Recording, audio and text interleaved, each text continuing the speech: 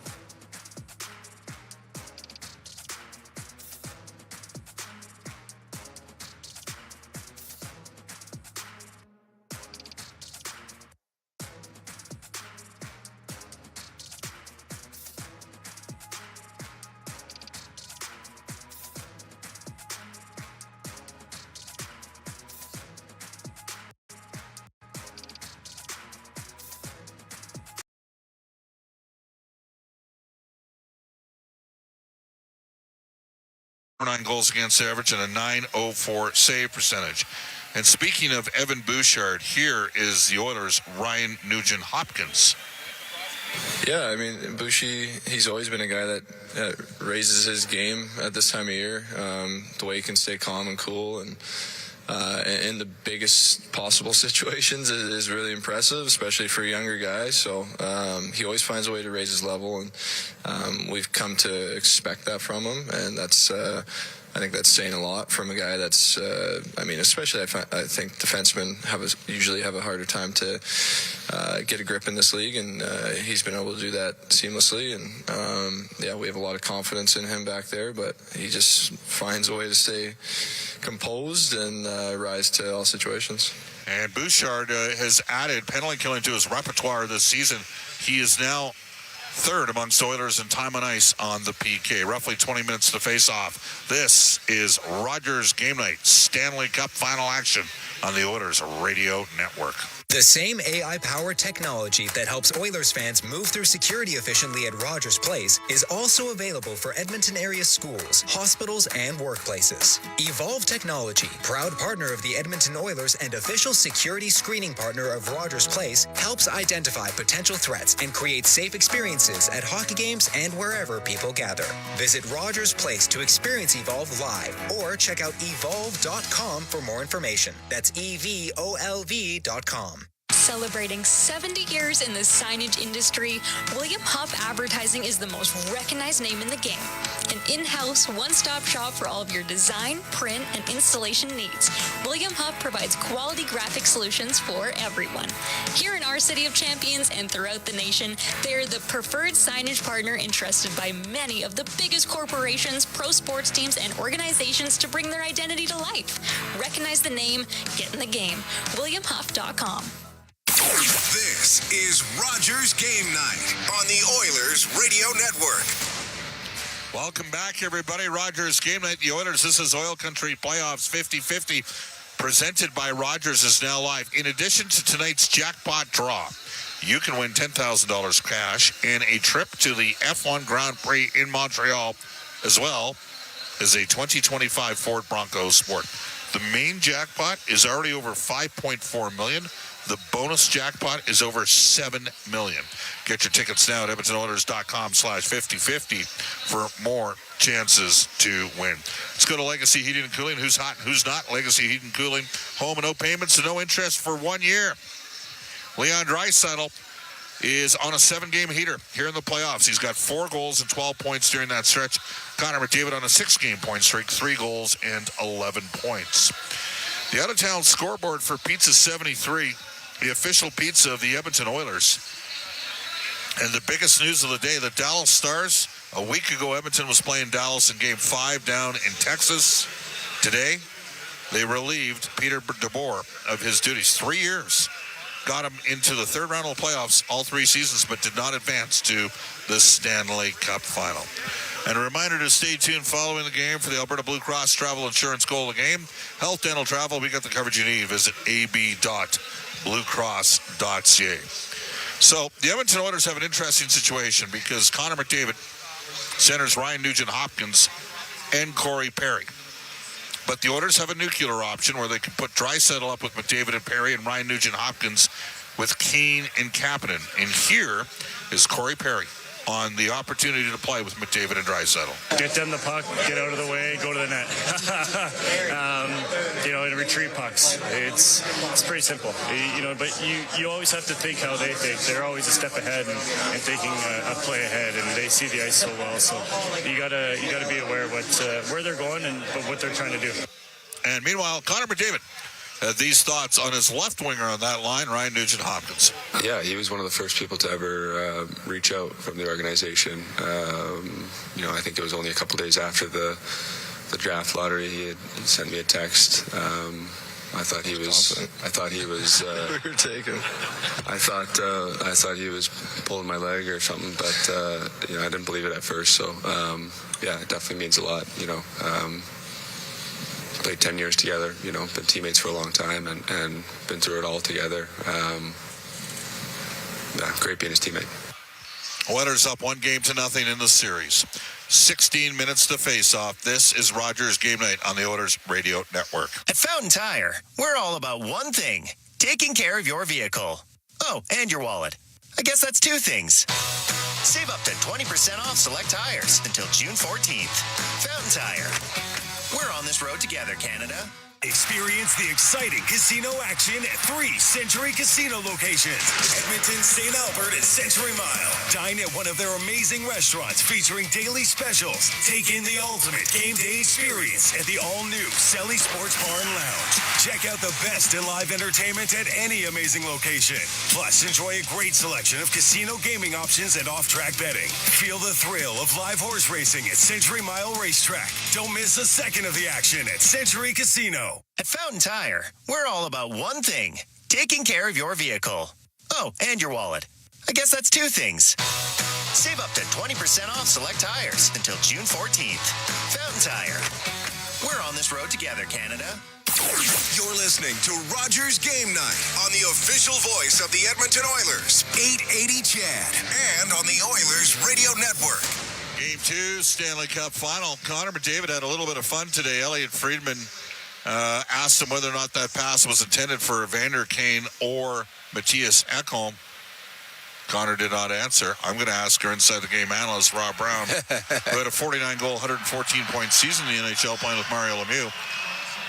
Would Mario have answered that the same way? Would he have not told you what it was? Mario would have winked. He just would have looked at him and winked. The way the pass came out, the way he let it settle right around where Kane was skating in, to me it looked like he was passing it to Kane. Yeah. But the difference between Connor and everyone else in the world is Connor can see through people. He can see things that could happen or should happen. So anyone else in the National Hockey League, I would have said that was a pass 100% to Kane. With Connor McDavid, there is the air of uncertainty because he's one player that could see through that. Oilers drew first blood. Yep. And I think they needed to. I think that's fair to say. You want to hold. I mean, it's this simple. If Edmonton wins every game at home in this series, they win the Stanley Cup. So let's get to a couple things here. Do you believe momentum carries from game to game? No, I don't. I don't, because if it did, the Florida Panthers would have won the Stanley Cup in Game 4 last year. Right. And the Edmonton Oilers would have won the Stanley Cup in Game 7. So I don't believe that it carries game to game, but I can tell you this. There's one team that's going to be a little more desperate tonight, and that's the Florida Panthers, because they don't want to fall behind 0-2. There is a less stress on the Edmonton Oilers tonight because they're up 1-0 in the series. So I don't believe momentum carries forward. I think that throughout this game tonight, there will be different things that happen, whether it's a big hit, a big goal, a bad penalty, big save. Something will happen that'll change the momentum or change the way a game goes at that point. I do believe the Edmonton Oilers are playing a little freer tonight because they've got Game 1 under their belt, and last year it took 4 games for them to get Game 1 victory. Based on the warm-up, we assume Leon Draisaitl's back between Evander Kane and Kasperi Kapanen. That's what I would do too. In the 19 minutes that they played together in game number 1, 14 of which was in the third period and in overtime, the Oilers had 36 shot attempts and Florida had 13. Is that tilting the ice? Well, and you know why Chris Knobloch does it at times. Is like things aren't going right. The second period was not good for the Oilers. They were the second best team. So in the third period, he said, okay, I'm going to put Connor and Leon together, and I'm going to dare you to try and stop them. And the Florida Panthers couldn't. They couldn't get out of their own zone. I know that Bryn talks up here about the Florida Panthers forecheck. Well, how do you break the Florida Panthers forecheck? Well, don't let them get into the offensive zone. Keep them hemmed up in their own zone. And that's what happened in the third period. I think you will see Leon with his own line until something goes wrong in this hockey game, and Chris Knobloch needs a spark, and he's got the biggest spark possible when he puts those two together. Yeah, there's no question about it.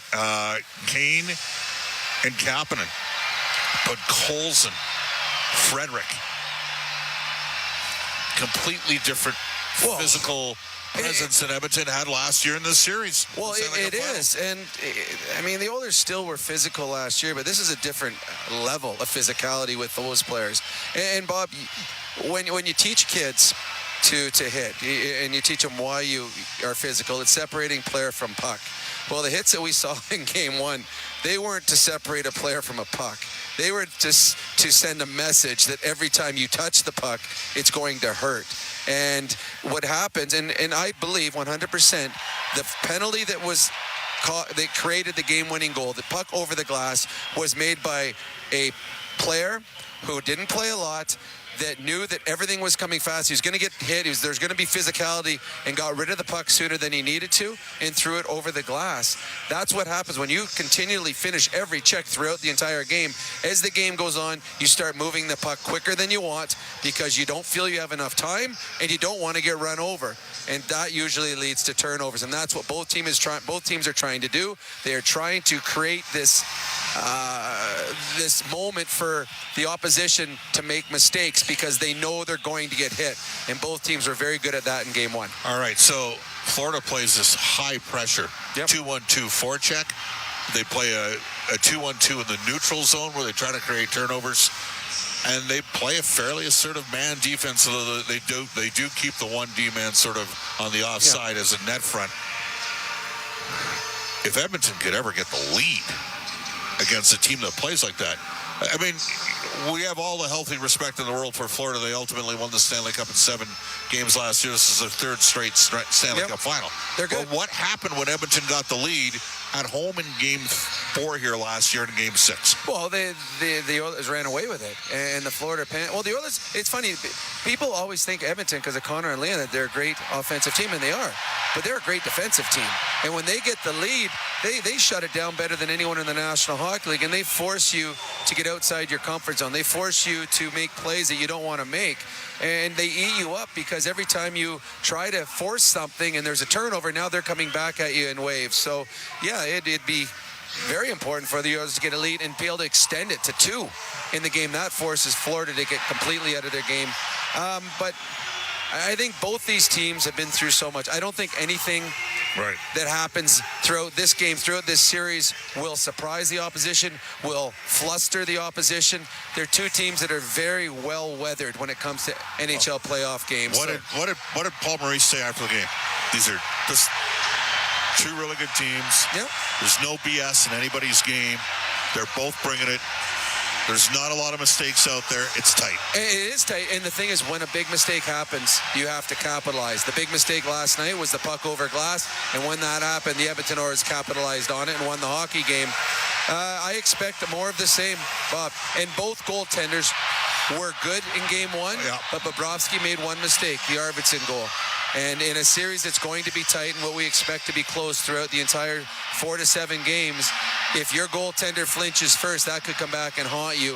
And in a 1-goal hockey game last game, the goal by Arvidsson, the one that should have been stopped by Bobrovsky, was the difference in the hockey game. All right, I think that, the Oilers had that challenge completely flipped the script in that game. Yep. Agreed? I do, and it's one, I like Knobloch said, I'd do it again. I have a hard time with challenges because I really don't know what is or what isn't. I think that's a fair assessment. And on that one, and give Florida credit. They got the call, and then they went out and took advantage of the bonus afterwards by getting the power play goal as well. So they took advantage of their opportunity. And again, on the other side, the Oilers didn't wilt. They found themselves behind 2 goals. They got better in the game when they got down by 2. Rob, let's go to the Ford keys to the game. Ford is the official partner of the Edmonton Oilers. Built Ford proud. Well, we saw last game that the Oilers were disciplined, but when they took penalties, the Florida Panthers scored a power play goal. So tonight, be physical as much as you can, but do it between the whistles. Do not take the silly penalties. Silly penalties will haunt you in a series that's going to be very, very tight. And 2, play off these fans. And what the fans want, they want goals, but they want hits. Every time you hit someone in this game, this place is going to go nuts. And you're sitting on that Florida bench, every time you get hit, the place goes crazy. It just takes a little bit out of your soul. So Edmonton Oilers feed off the fans. So I think this is the best defense since 1987.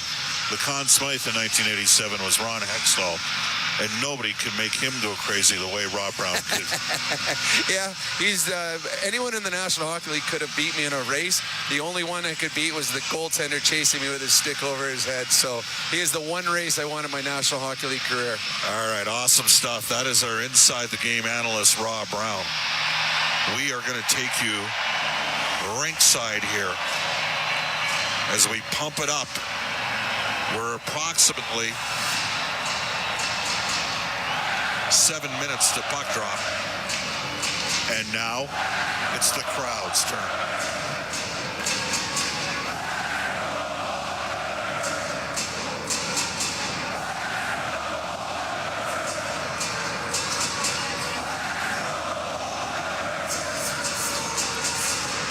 The Edmonton Oilers dressing room momentarily will open up, and it will get absolutely crazy at Rogers Place. You can hear the fans. They are ready to go. The Oilers up 1-0, winning game number 1 on a Leon Draisaitl power play goal. It was Draisaitl and Keane in particular. They were banged up in last year's playoffs. Vander Keane could only play 2 games. Leon fought through 2 separate injuries. Got into all 7 games. Now leads the Edmonton Oilers in playoff goals with 9.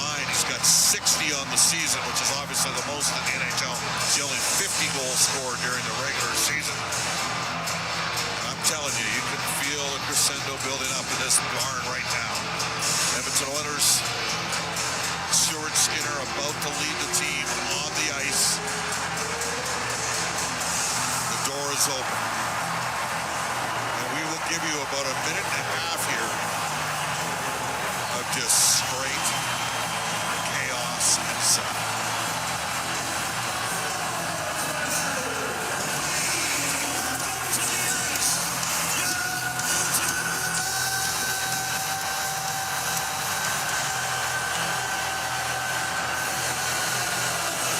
We are at 113 decibels in Rogers Place, and we're 4.5 minutes away from puck drop. Game 2, Stanley Cup Final.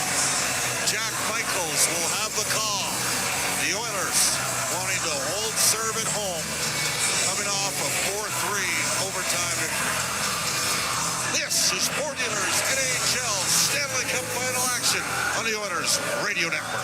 Blue-collar work deserves big dollar perks. Get a heavy wallet with Heavy Metal Equipment and Rentals. Heavy Metal Equipment and Rentals is hiring heavy equipment technicians, maintenance supervisors, PM servicemen, maintenance coordinators, and pretty much every other position that makes Alberta go. We help move the earth that makes Alberta grow. So why not work for a company that makes your bank account grow too? Visit heavymetalequipment.ca to find your new career. Heavy Metal Equipment and Rentals, helping you move the earth. Did you know that there are 9 Napa Auto Parts stores serving the greater Edmonton area and have been doing so for more than 50 years? Since Napa first opened in Edmonton, the community has grown and vehicles have changed, but you can always trust Napa Auto Parts to provide you with the expert know-how and the best vehicle parts. And if that isn't enough, every time you visit a Napa Auto Parts store when you present your AMA card, you receive an additional 10% discount on all retail parts and accessories. Visit your local Napa Auto Parts store for more offers and expert know-how. Napa Auto Parts is a proud fan of the Edmonton Oilers. RS Breakers and Controls, Canada's leader in new, used, tested, and obsolete circuit breakers, MCC buckets, bus plugs, and switches. They have everything you need to maintain your aging electrical infrastructure, ensuring it operates as good as new. Their 24/7 emergency response gets you back up and running quickly, saving valuable time and money. Minimal generators or modifications needed, and like-for-like replacements mean no special inspections. Don't replace, repair your legacy equipment with RS. Visit rsbreakers.com. You can't win it all without a great team, and Portage College is ready to see you through your educational journey. With certificates, diplomas, apprenticeships, degree pathways, and micro-credentials, Portage College has options for everyone. Take advantage of their small class sizes and true community feel, and you'll have all the support you need to complete your education and take your next step on the way to greatness. Visit portagecollege.ca to learn more about Portage College's programs and services. Portage College, it's about you. 18,000 1,347 here for Game 2 of the Stanley Cup Final. Alongside Bob Stauffer, I'm Jack Michaels. Let's get a look at your Coventry starting lineup for the Edmonton Oilers. Stuart Skinner in the pipes once again. He's won 5 in a row, as have the Oilers. Darnell Nurse and Brett Kulak defensively. Opening line centered by Leon Draisaitl, who scored twice, including the overtime winner in Game 1 as the Oilers rallied past Florida 4-3. Kapanen and Kane are your wingers. Now Robert Clark with the anthems. Say, can you see by the dawn's early light what so proudly we hailed at the twilight's last gleaming, whose broad stripes and bright stars through the perilous fight o'er the ramparts we watched were so gallantly streaming, and the rocket's red glare, the bombs bursting in air, gave proof through the night that our flag was still there. Oh, say does that star-spangled banner yet wave o'er the land of the free and the home of the brave.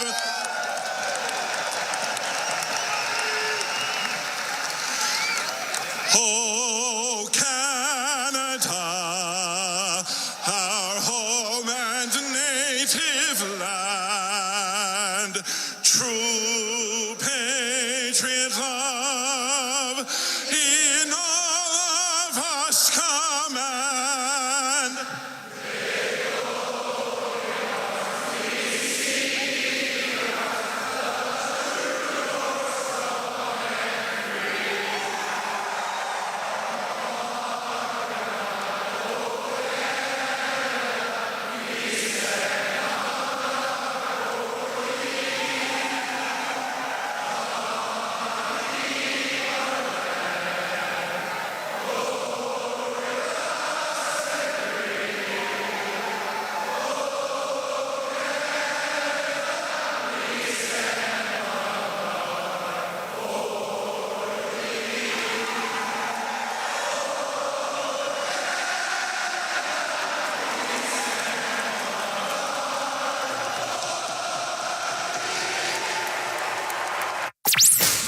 Tonight's exclusive NHL broadcast. Shoots and scores! But now it's Draisaitl off to Connor McDavid. Centers Kane for the hat trick. He scores! All the action called by the voices who know the game inside and out. This crowd explodes! Bob Stauffer and Jack Michaels on the Oilers Radio Network.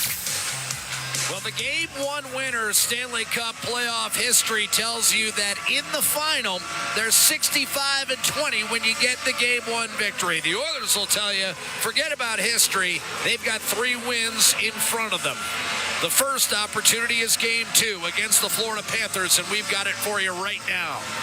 Alongside Bob Stauffer, I'm Jack Michaels. We told you the Oilers Coventry home starting lineup is brought to you by the official builder of the Oilers. Florida makes a change in its top 6. They'll flip Carter Verhaeghe up on the top line with Barkov and Reinhart trying to get those two going offensively. Forsling and Ekblad defensively. Bobrovsky and Ned, and we're underway as Barkov wins the faceoff against Leon Draisaitl.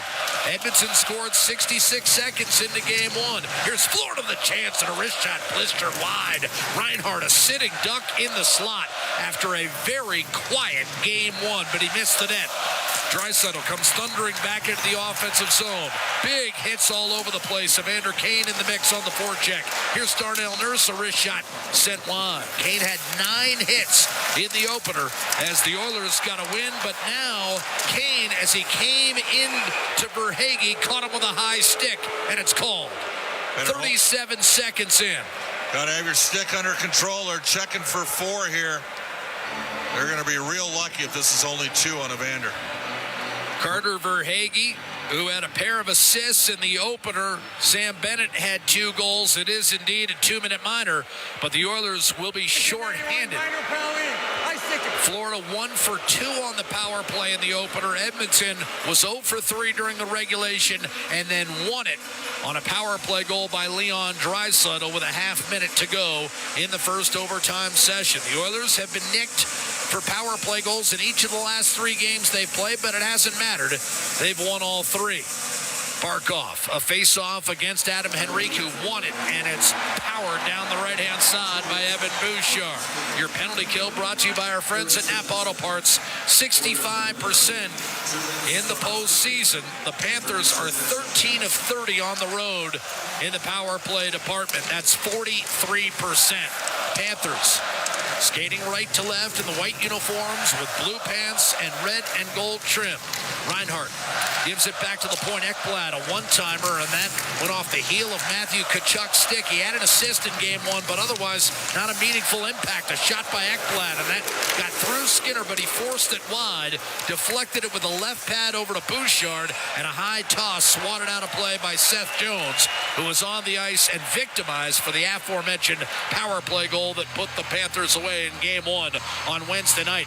Jones is lobbying, but in talking with referees Jean Hebert and Chris Rooney, they're going to move this face-off out to the neutral zone. Linesman Devin Berg and Ryan Gibbons. Bob, Edmonton thrived when it needed to on the power play, and this penalty kill comes at a point in the game where players will tell you they don't love getting a power play this early. Yeah, Bouchard first pairing now out there with Matthias Ekholm, and he's done a good job. He's got a strong stick. He's third in time on ice and penalty kill in the playoffs. I don't think we saw that happening at the start of the playoffs. Wristed down deep by Jones, Sam Reinhart. Well, when Edmonton struggled early in the playoffs against LA, they made that adjustment and got McDavid and Bouchard out there more frequently. A clear for the Oilers and Kasperi Kapanen, who may have been Edmonton's best player in Game 1, and he continues to work on the PK. Crowd's starting to really warm up to Kasperi Kapanen, and finally the Panthers are able to carve it out of there. Matthew Tkachuk wheels his way in, Bennett across, seamer pass, and a wrist shot that Rodriguez didn't get much on. It was partially tipped out to Verhaeghe, long shot deflected, open Nate Schmidt, quick dish, score! And Florida has taken a 1-0 lead. Sam Bennett, power play goal at 2:07.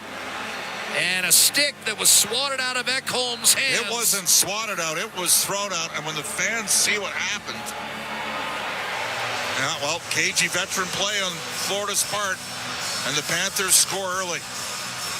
Schmidt and Rodriguez with the assists on Sam Bennett's 13th goal of the playoffs, and he has set a league record, Bob. Yep. That's his 12th away from home in the postseason. 12 of his 13 playoff goals are on the road. How good has Nate Schmidt been? Well, he has 3 assists in this series. Yep. On that second unit power play. So it's Florida on top 1-0. But again, the Oilers have won 5 in a row when their opposition scores first in the playoffs. Florida is flopping all over the ice. Nico Mikkola up the middle and spilled in by Luo Sturinen. Here's Ekholm up the left-hand side. Draisaitl kicks it free for Connor McDavid. Draisaitl, McDavid, and Perry getting a chip. McDavid backdoor, and Bouchard slammed it off the outside of the net. Rebound Perry, angled off the boards to Woolman. Now it's Draisaitl. Shot Bouchard, and that was deflected up on the plexi and sailed out of play. 2:48 having elapsed here in this first period. And Sam Bennett, who has been an absolute tour de force the last 3 years in the playoffs, has opened the scoring. Oh, go play. And that's what Edmonton did on the very next shift. Just go play. And you said why. Because they have been able to win games when other teams score first.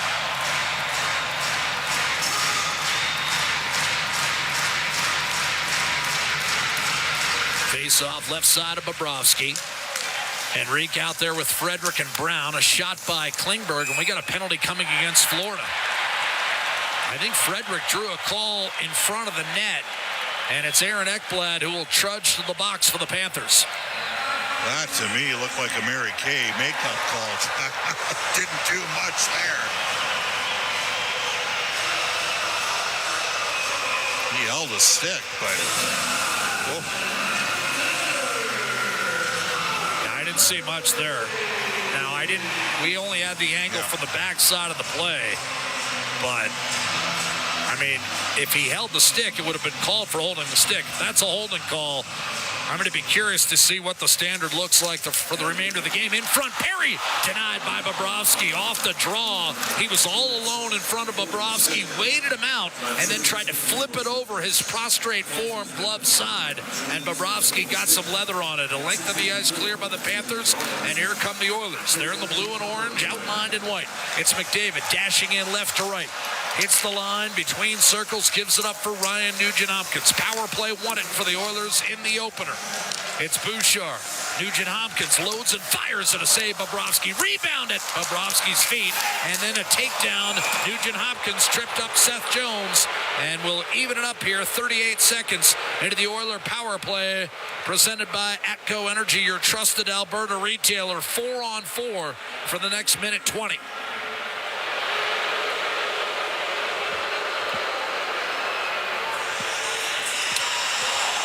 Not much. These guys are having a rough start here. Florida, Jack, I said it. They're flopping every time they're touched. They're trying to draw some more penalties. Edmonton got 4 power plays in the last game. Florida had 2.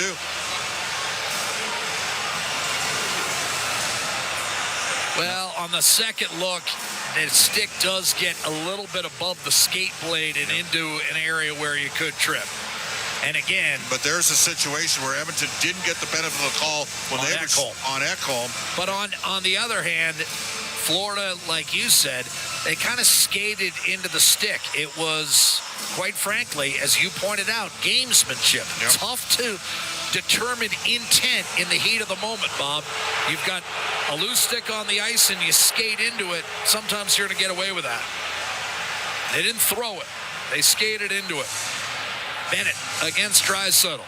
4-on-4, remember. This is not a power play for the Panthers, not just yet. They'll get an abbreviated 38-second power play eventually. Bennett has opened the scoring, and he wins the faceoff. Mikkola to Nate Schmidt, and he'll wind it around. And you've got Brad Marchand, who scored a power play goal for Florida in Game 1. Marchand, cross ice pass was deflected. Right now, Marchand and Perry share the active lead among players with 8 goals in the Stanley Cup Final. A drive by Mikkola, and that sailed high and wide of Stuart Skinner on the glove side. Florida, a 1-0 lead. Here's Brad Marchand through the neutral zone. A wrist shot right into the midsection, and then he puts some pressure on Skinner. Little ice shower, and takes some shots for his trouble, including one from Adam Henrique. We played 4 minutes, and it's 1-0 Florida. Sam Bennett from Nate Schmidt and Evan Rodriguez. Florida's come nasty in this game to start. They're getting in the Oilers' grill in front of the net, and they are flopping when they're getting touched. Oilers 50-50 jackpot approaching $6 million right now. Early bird prizing includes an opportunity to win $10,000 cash, a trip to the Formula One Grand Prix in Montreal, and a 2025 Ford Bronco Sport. Is that all? Great early bird prizing. Here's Bouchard up the right-hand side. Ekholm will drive it in deep. Back to collect is Kulikov, and he got mashed into the boards by Adam Henrique. Oilers trying to pry that loose. Arvidsson did so for Henrique. Checked by Kulikov. Knocked off Henrique's stick. He's able to recover and try to center, but that was deflected out of play by Forsling with 4 1/2 gone by here in the first period. And Florida having grabbed a 1-0 lead. The Panthers, this is their 4th appearance in the Stanley Cup Final for Edmonton. It's a non-Classic 6, if you will, record.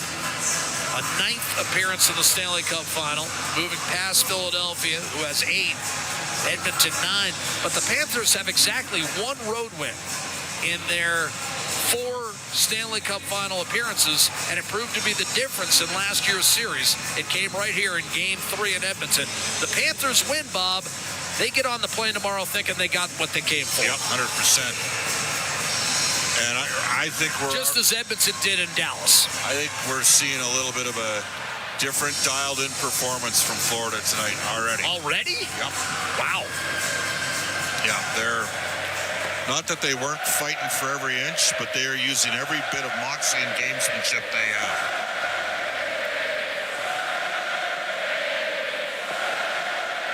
Oiler fans serenading 36-year-old goaltender Sergei Bobrovsky, who was gallant in defeat on Wednesday, 42 saves. Made a great save off of Corey Perry. But he allowed the goal that kind of changed the complexion of the game. On Victor Arvidsson, yeah. But he was good. Off the draw, Draisaitl and McDavid in this 4-on-4. Panthers bump it out of the neutrals, or out to the neutral zone. And eventually it's Sam Reinhart who gained the line with a wrist shot that was fought off by Stuart Skinner. That one got on him quickly. Mikkola able to hold the zone. Now Barkov challenges Bouchard, forces a turnover. Mikkola to Reinhart. Mikkola's shot, and that went over the right shoulder of Skinner, but wide, held in by Reinhart. Off the one check, threw it down low for Barkov. Barkov quiet offensively, a solid defensive game, but Florida would like more from him offensively tonight. The Oilers send it back to center. Now the Panthers go on an abbreviated power play. Nugent-Hopkins still in the box for another 20 seconds. Sam Bennett fires a pass, mishandled by Seth Jones. He's able to keep it alive for Tkachuk down low behind Stuart Skinner. Tkachuk within the trapezoid. They'll feed Bennett, heading for the net. Shot saved. Skinner backhander, and that was sifted wide by Ekblad. Rodriguez, quick one-touch back. And out of the box comes Ryan Nugent-Hopkins, and the Oilers are able to kill off that abbreviated chance for Florida. Bennett finishes his check on one-time teammate Brett Kulak. The two broke in Calgary, driving in left-hand side. Oh, big hit on Ekblad, and he tumbled to the ice surface. Janmark all over him, and Ekblad withstood it, got it to Bennett, and it was flipped off the glass for Tkachuk back to center. Klingberg, a sharp pass. Janmark will give it up. Rich shot save made on Frederick by Sergei Bobrovsky, and Frederick has been robbed a couple of times in this series already. Panthers shovel it down low. It's Reinhart. Tracked by Lundell. Centering pass intercepted by Podkolzin. Luostarinen on the puck. Podkolzin, who forced the penalty that led to the game winner in game one, does a nice job of feeding it back to the Florida blue line. Forsling will smash it back in for the Florida Panthers. Draisaitl comes up with it on his backhand. Little spin move. Steal. Marchand to the net. Luostarinen, a backhander denied by Skinner. What a setup for Brad Marchand. Held in by Dmitry Kulikov at age 37. Marchand can still play, partner. Kulikov, the dish, a centering pass, and another save by Skinner on Luostarinen, who was driving the net hard. Nate Schmidt kicks it back to the point. Reinhart, little give and go with Schmidt. Schmidt will keep it on his stick and then center. That one off Nurse's skate and somehow stayed out. That looked like it might have pinballed in. Draisaitl came up with a ricochet and fires a dart to Kapanen. Back defensively is Nate Schmidt, and Kapanen will toss to the opposite corner for Evander Kane. Run off the puck by Reinhart, and Kulikov under control for Florida sends it over to Nate Schmidt. 12 and a half minutes to go in the first period. It's 1-0 Florida. Beautiful move, but then McDavid stripped again by Schmidt, and he got belted by Victor Arvidsson. Arvidsson ahead. Kane breaks loose to the net, shoots and scores.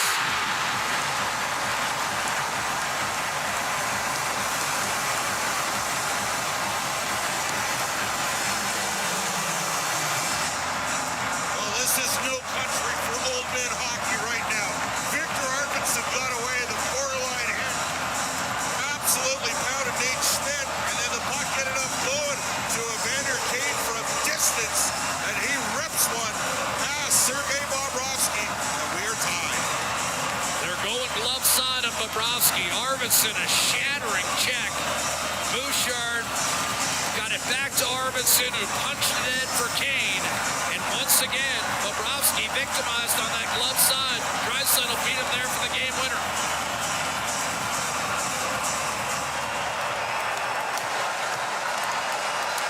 We're tied at 1. This is game 2 of the final.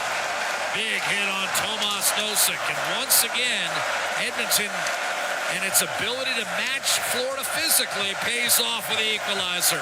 McDavid will chip and charge his way in. Mikkola to Seth Jones. Crowd serenading Sergei Bobrovsky. Jesper Boqvist hits the trailer. Shot Gadjevich and a save made by Stuart Skinner. Rebound Evander Kane. He'll launch it back to center. Settled by Jones. Gustav Forsling will pound it right back in for Florida. Carter Verhaeghe down low, shoveled in front, deflected. Couple of looks, and Skinner able to come up with it against Alexander Barkov. 11:31 to go in the first period. I almost think you have to be in the building, but I'm going to try to describe as well as I can. These two teams haven't even played 5 periods yet, but they're demonstrably better periods than we've seen all season. Pulsating hockey in the Stanley Cup Final. Of course, it would have to be. Edmonton, Florida, tied at 1. This is Game 2 of the final. The Oilers Radio Network. Our people, our team. It's what business owners almost always say is their most important resource. But strong businesses don't just find great people. They make sure their teams stay healthy, engaged, and performing at their best. A benefits plan from Alberta Blue Cross is more than just drug and dental. They support the whole person with flexible coverage levels that fit the size and circumstance of your business. Find a plan that gets results at ab.bluecross.ca. Businesses deserve the best protection against cyber threats. Alltech offers state-of-the-art IT and cybersecurity solutions to safeguard digital assets. The team of experts at Alltech are dedicated to providing the highest level of security, ensuring that data remains safe and operations are seamless. With Alltech, businesses can focus on growth while the rest is handled. From advanced threat detection to comprehensive data security, Alltech has it covered. Choose Alltech for reliable and effective cybersecurity.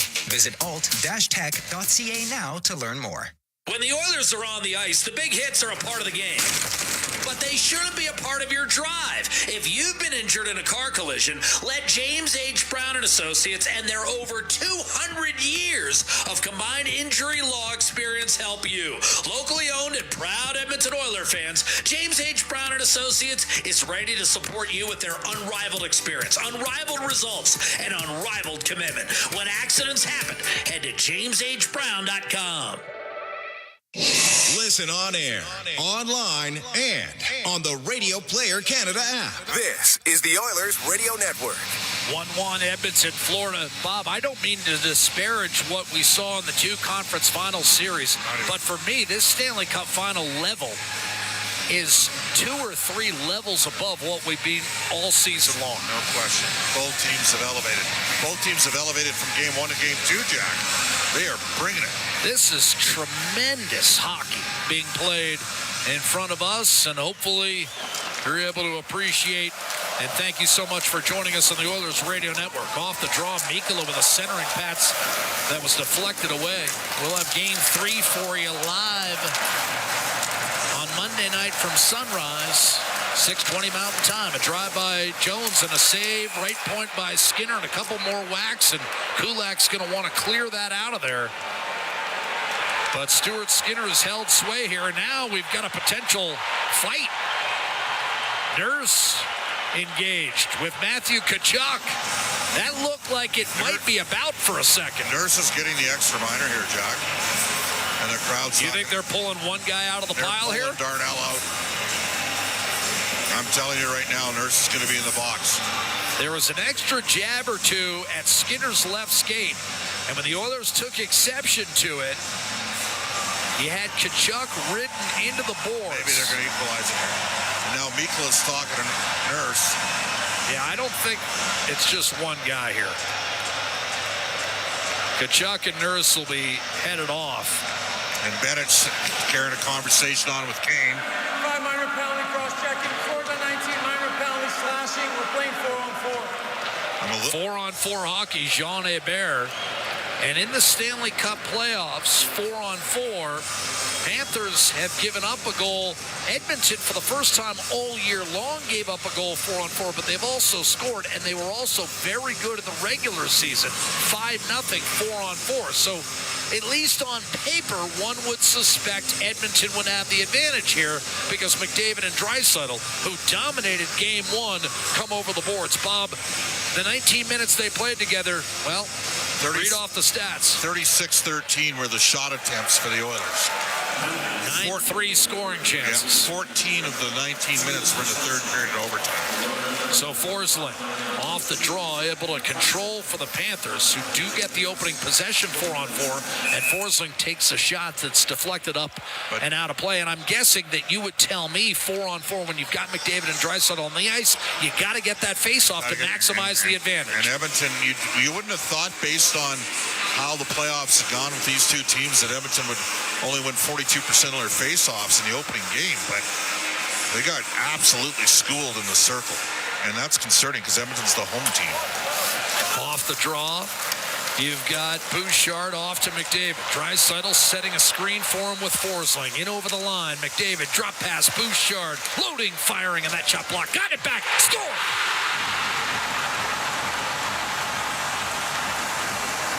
2-1 Edmonton.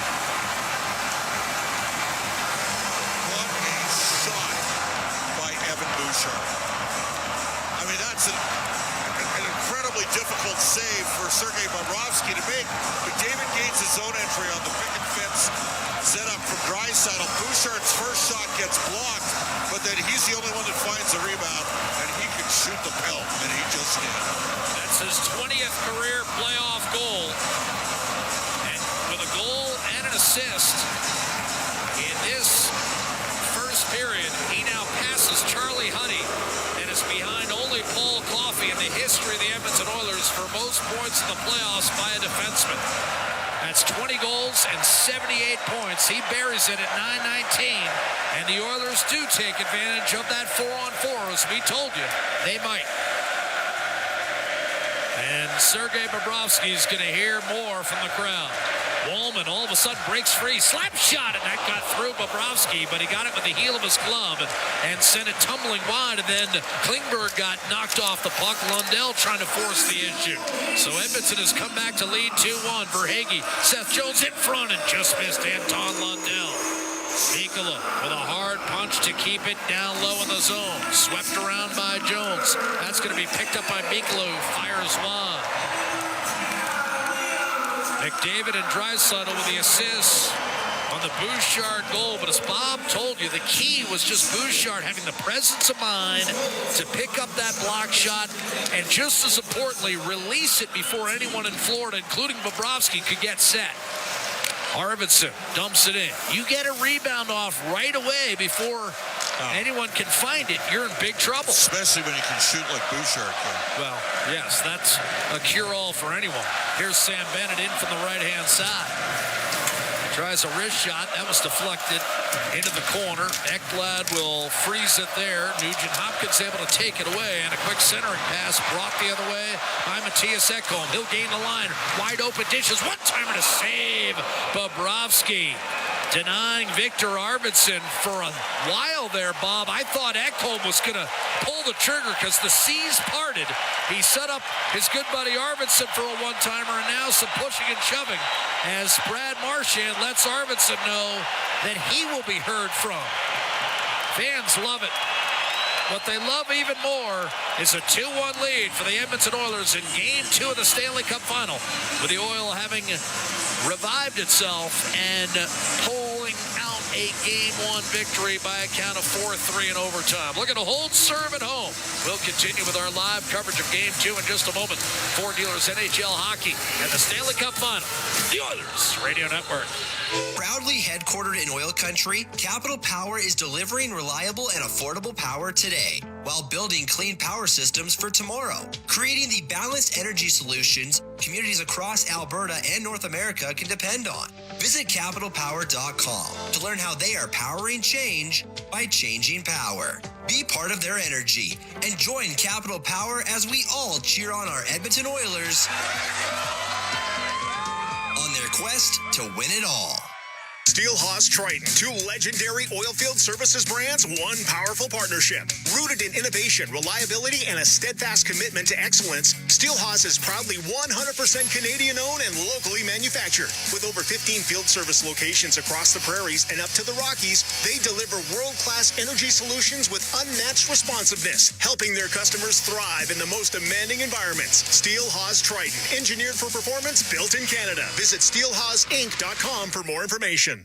Real Canadian Superstore has more ways to save than any other major grocer. Check out their weekly flyer for PC Optimum offers, deals on club size, no name, and always low-priced everyday items. Visit in-store to find everything from fashion and home decor to toys and electronics. And don't forget their new Fresh Promise on produce. If your produce isn't fresh, they'll replace it and refund it. There are so many ways to save at Real Canadian Superstore. See their flyer for details. All games, all seasons. You're listening to the Oilers Radio Network. Live from your Legacy Heating and Cooling broadcast booth, I'm Jack Michaels alongside Bob Stauffer. The Oilers 2 and the Florida Panthers 1. Back-to-back goals from Evander Kane and Evan Bouchard. And Bob, 2 goals in 100 seconds. Both teams' quick striking capability. Here's Bouchard watching as Woolman finds Draisaitl off the draw. Back to Woolman, and then he drilled it right into the chest of Sergei Bobrovsky. Evan Bouchard has come out in this first period and handed off an assist to go along with his go-ahead goal. Evander Kane, his 6th of the postseason, Bouchard 7th. And there's more healing tactics off this last whistle. This time, Evander Kane involved. Yeah, no question. Him and Mikla. Jack, it's got to be stated, after the 2-1 goal, the Oilers had 2 looks. Woolman was flying, and he almost beat Sergei Bobrovsky. But to Bobrovsky's credit, after, on a setup from Ekholm to Arvidsson, he made a terrific stop. And again, to get over there, Bob, because I thought Ekholm might have had the better opportunity. And he, of course, scored the game-tying goal in the third period of Game 1. Off the draw, Kane had a shot deflected into the waiting arms of Bobrovsky. He'll put it on the deck for Luostarinen, who then overskated and allowed Kapanen to nudge it back into the offensive zone. Here come the Panthers, right to left. Marchand, Luostarinen. Sends it down low to the long-time Bruins stand-down and a captain the last 2 years. Draisaitl took it away from Marchand. Klingberg up to Kapanen. Did not get it out of the zone. Here's Nate Schmidt breaking free. Beautiful dish. Backdoor wrist shot. Score. Seth Jones beat Stuart Skinner on some kind of look. That was a breathtaking play. Luostarinen backdoor, and Jones makes no mistake to tie it. But once again, it's Nate Schmidt, the trigger man. His lateral movement, like he could always skate, and he's been their best defenseman in this series. It's not even close. I mean, that is the Oilers, unfortunately, Kapanen, he's got to get that puck out of the zone. The Oilers had a chance to get it up the wall and out. He couldn't do so. And then Schmidt beats 2 players with 1 pass because of his lateral movement, opens the ice up, and then Luostarinen backdoor to an activating Seth Jones, and we're tied. What a hockey game so far. It was a great goal. And just as importantly, Lundell able to seal off Klingberg so he can't handle the backdoor cutting Seth Jones. Off the draw, here's the dish, but Colson, a shot by Kulak, drops at the feet of Janmark, and he can't tuck it home. Instead, punched forward by Carter Verhaeghe. You said it, Bob. What a first 12 minutes here in Game 2 of the Stanley Cup Final. For that matter, we have had 2 fabulous games. Big hit, put Colson on Reinhardt. But the Panthers will attack 2-on-2. Barkov, a backhand and a save. Skinner on Carter Verhaeghe. And just as Edmonton threatened to extend its lead, Florida, fresh off the game-tying goal, almost regains the lead on the next shift. Yeah, no question. I mean, this has had a lot going on here, to say the least. Tremendous game. And 2 teams playing at a high caliber. Wow. Yes, there's always mistakes, Bob, but these teams are also making some plays. Right now, Edmonton's having problems off the Florida cycle defensively, and Florida's having problems off the Edmonton forecheck. 2-2, 7:56 to go in the first. Off the draw. You've got to feed Ekblad. A one-timer ripped by Rodriguez, and once again, Bennett topples into Skinner, and now Skinner's hurt. Did Skinner hit the back of his head on the ice? Right now, the way Skinner is writhing on the ice, we may see Calvin Pickard in this game.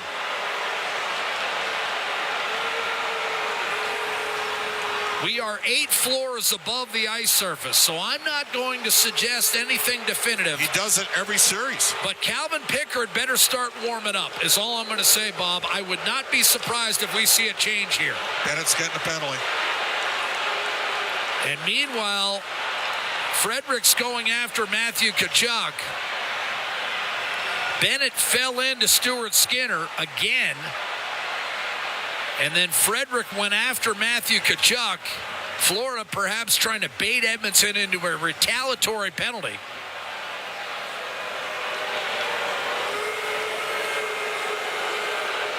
Skinner being attended to on the ice by head athletic trainer T.D. Force. Calvin Pickard is limbering up in the tunnel and getting ready. Minor penalty, goaltender interference. There's the goaltender interference whistled against Sam Bennett.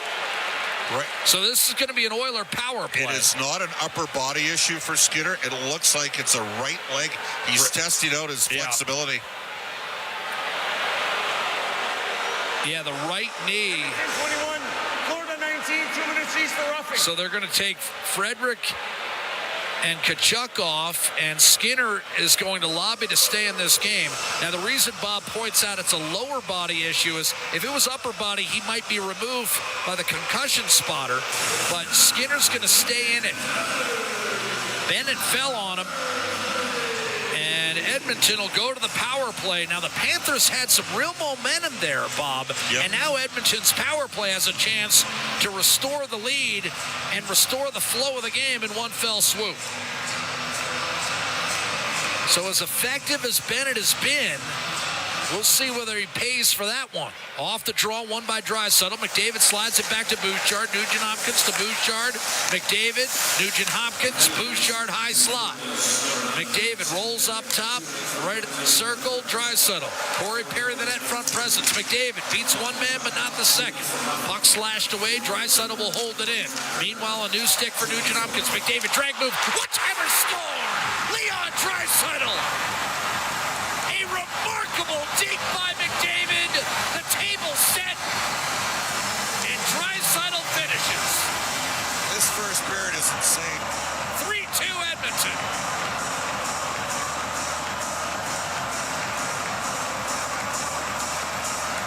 Wow.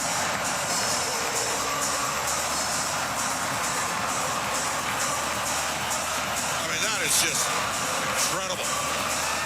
Draisaitl scored his 50th career Stanley Cup playoff goal on the overtime winner.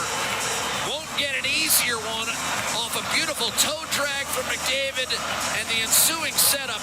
He danced around Barkov, and then he completely faked Aaron Ekblad out of his protective equipment. Draisaitl finishes his 10th of the playoffs, 3-2 Oilers. And I don't think you'll see a better period anywhere, any level of hockey. Here's Nosek, drilled by Enrique. That's because we're watching the top level of hockey. This is as good as it gets. Kulikov to Schmidt, a wrist shot wide. Well, you've got athletes in every city, but the collection of talent on the ice, it's not just talent. That's what's amazing about this series is you've got mid-level players that look like they are absolutely playing the best hockey of their careers, and the reason is they are. Florida's able to loft it back down inside the Edmonton blue line. Kulak to Nurse, sent back to center. Bouchard already has 3 points, and now an offside will be whistled against the Florida Panthers. And Sam Bennett maybe flirting with that edge. One time too many. His club had a lot of momentum, having just tied the game and threatened to regain the lead. He falls on Skinner, who stays in the game, and then McDavid right around Barkov, toe drag on Ekblad, and Draisaitl a finish past a spread-eagled Sergei Bobrovsky. 3-2 Oilers. So both teams 1 for 2 on the power play. The Oilers with one more even strength goal. Bouchard, how's that for a first period? That means both teams at even strength are a combined plus 35. It's Edmonton plus 18 and Florida plus 17 for the playoffs. Panthers walk it back in right to left. Sam Reinhart choked off the puck. Kapanen with a clear inside the Florida blue line. Seth Jones. Got a glove pass here. Mikola's going to the box here. Mikola going to the box. And once again, it's going to be a penalty to just Florida here. Florida 77, minor penalty, roughing. A roughing call on the backside. Now, we saw Mikola go after Nurse on the prior shift. This time he charged into Kasperi Kapanen, his countryman, and caught him up high. Jack, get the puck to Bouchard right now. Punched him right in the head. That's even that. I don't know, Bob. That's got the left paw up there. Off the draw, Bouchard. Dishing, Nugent-Hopkins. McDavid, a shot on the feet of Sergei Bobrovsky. A smart play, but Bobrovsky, to his credit, able to come up with a save after giving up 3 goals on the first 11 shots he's faced. He almost squeaked that past him. I have to say, I mean, we've seen 5 power plays in this game. We could have easily seen 3. Yeah. I think if that went the other way, Bob, you would not have been happy. And the Bennett penalty was the penalty, and unfortunately, the Kane penalty was the penalty. That's a high stick. Barkov off the draw, won by Draisaitl. Here's Bouchard sliding it over Nugent-Hopkins. McDavid to the net, right around Forsling. Centering pass swept out, but held in the zone by Bouchard. Nugent-Hopkins back to Bouchard. Edmonton looking to build on a 3-2 lead. And we've still got more than 5 minutes to play in this first period. Draisaitl off balance, a tough pass that McDavid's unable to handle. And Sam Reinhart wisely will take a skate in his own zone, give it up to Forsling. Perry had not cleared, and the Panthers finally released the puck back into the Edmonton zone. Atco power play brought to you by Alberta's trusted retailer, Atco Energy. It's Bouchard, a back pass to McDavid. He dashes in left to right and got clattered into by Luostarinen and Nosek. Jones did not get it out. Draisaitl with a big paddle knocked it down. Fed it back to McDavid, now back on his feet and sending it out for Evan Bouchard. Saucer to McDavid off his right skate. Kicked it to Bouchard. Now Draisaitl, top of the right circle, takes a quick peek. McDavid right through Jones, tried to center. That was deflected. Draisaitl opens up. Bouchard, a one-timer blocked. Rebound. A shot fought off by Bobrovsky against Nugent-Hopkins, who tried to bank it in off the goaltender. Perry taken down. Penalty coming. Seth Jones will be whistled for a hold, and it's going to be 5-on-3 for 33 seconds. Got a score here for Edmonton. They've had a couple 5-on-3s in the playoffs that they haven't scored on, Jack. Well, they get one here for a full half minute. Because you just have a feeling there's going to be more penalties called tonight. You think so? We've had 6 power plays, and we've played barely 15 minutes. I mean, you got to capitalize because you know there's going to be... I mean, Jones absolutely took down Perry. No question. Grabbed him around the waist and threw him down. He looked like his dad Popeye wrestling Charles Barkley for a rebound underneath.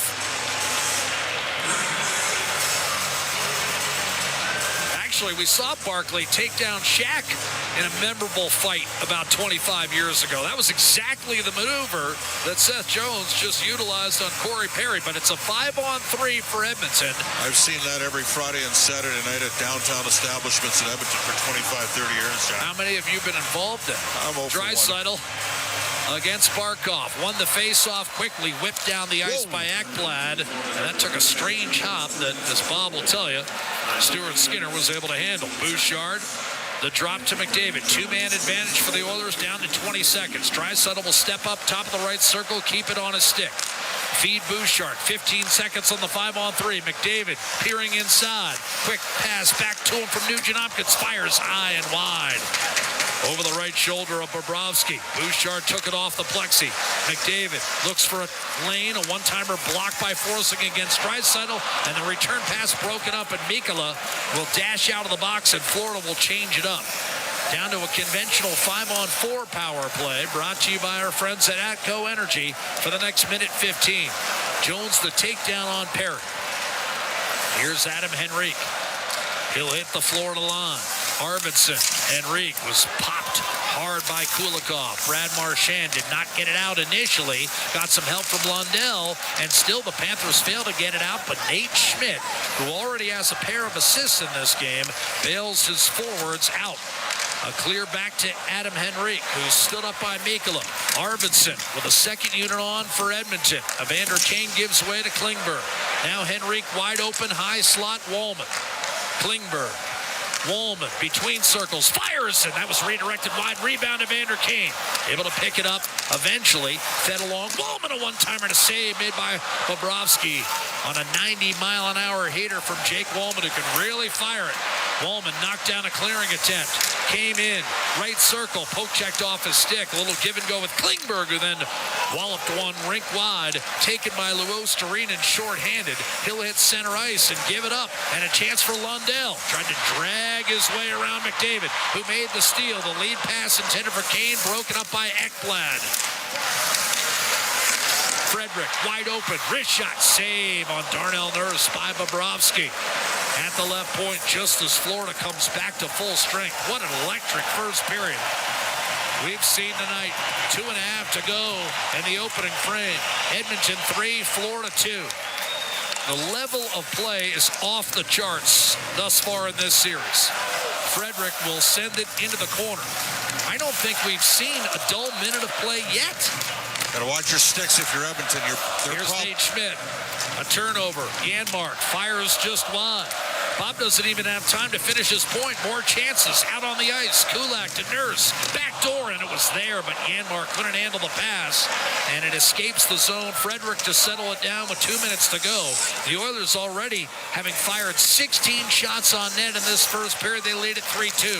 Connor Brown, a little give and go. It seems like Brown has hardly played. Nate Schmidt takes over for Florida. The outlet, Jesper Boqvist. A little bit of a drive-by. Janmark back on it, and now battling for control is Boqvist against Bouchard, who guides it back to Matthias Ekholm. On to Arvidsson. He got popped at center ice, and it came free for Dmitry Kulikov. 90 seconds to go, first period. Florida trailing 3-2. Boqvist funnels it down low for Thomas Nosek. He tried to center. Gadjevich, a shot denied by Skinner. Big save coming, and we got a penalty against Edmonton. It's going to be Bouchard for the cross-check. Time 18:41, and Florida awarded its third power play of this first period. Well, if you're just tuning in, I'm sorry. Bob and I cannot tell you haven't missed a thing, because you've missed a lot. 7 power plays, 5 goals. Terrific hockey across the board by both teams. And Florida will try to send us into the dressing room, deadlocked at 3. When we come back, the Oilers buy a goal at Rogers Place, but shorthanded with 4 dealers. NHL Hockey, the Oilers Radio Network. Hey, Edmonton. Big moves need big talent, and AMJ is your go-to partner. For all local residential and commercial relocations, AMJ delivers a smooth, stress-free experience. AMJ, your team for every move. Contact your local branch today. Bloom Benefits offers amazing coverage that even the toughest hockey players can get behind. With excellent coverage, they offer things like massage. You want to go? Counseling services. Let's go. Dental coverage. That was not offside. And eye exams. With custom health coverage for any group of any size, Bloom Benefits make every team better, stronger, and healthier. Plans start from just $54 a month. Rethink your benefits today at bloombenefits.ca. At Northern Lakes College, students work, raise their family, and complete their certificate, diploma, or partnership degree. With NLC's supported distance learning model, you can do it all in a flexible online classroom. Explore a variety of programs from academic upgrading to university studies, including a wide range of courses available through continuing education. Skate into your new career in a learning environment that works for you. NorthernLakesCollege.ca. The education you want, the flexibility you deserve. Hey, Edmonton. Big moves need big talent, and AMJ is your go-to partner. For all local residential and commercial relocations, AMJ delivers a smooth, stress-free experience. AMJ, your team for every move. Contact your local branch today. Edmonton 3, Florida 2. Well, Hagler Hearns gave you 3 great minutes and an epic 3-round fight. This one feels a lot like Ward Gaddy. It's been terrific for almost a full 20. Panthers on the power play. Oilers on an Napa Auto Parts penalty kill. 3-2 hockey game. Edmonton on top. Wallman, no stick. No stick. 5-on-3.5. Reinhardt to Seth Jones, top of the right circle, defended by Ekholm. Nugent Hopkins and Henrique up top, trying to force a turnover. Kachuk from beneath the goal line. Barkov surveys. Slide step to his right. Angles it off the boards to Seth Jones. He'll walk the line. A shot. And that was deflected wide. Ekblad. 40 seconds to go in the period. Florida in search of the equalizer. Cross-ice pass ticked. One-timer Jones and a save. Stuart Skinner. Rebound eludes Ekblad and crawls outside. Ekblad will leave it at center.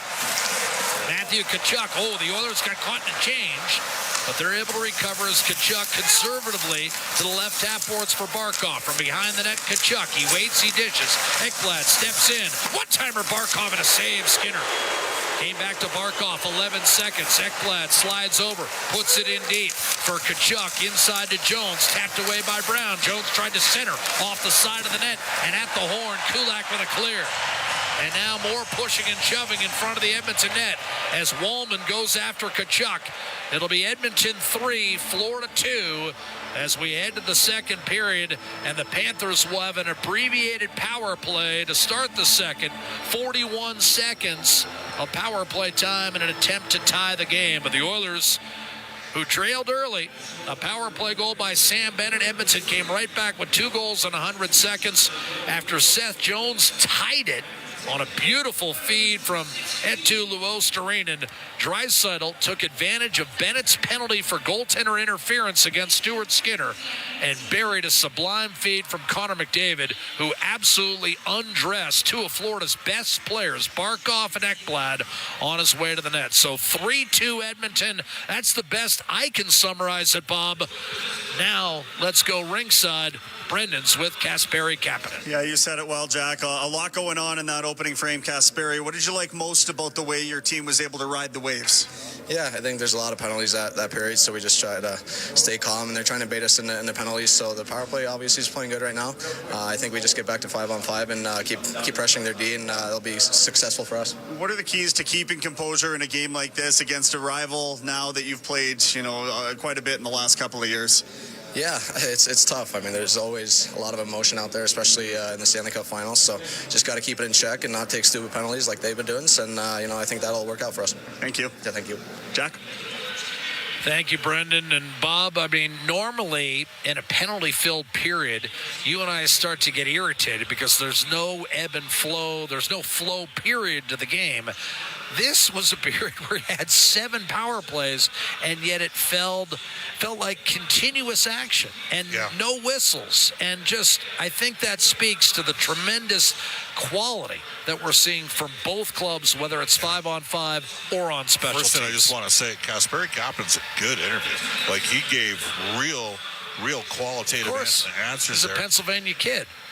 We're very well spoken. Kasperi Kapanen. Yeah, he grew up in Philadelphia. There you go. Yeah, 100%. Sure. It's not your typical, just like Barkov, he's not your typical Finn. Barkov has the Russian parents. Kapanen grew up basically an American kid, finishes his second language, believe it or not. Yeah, well, that's 2 more than I can speak. But, I sit here watching this.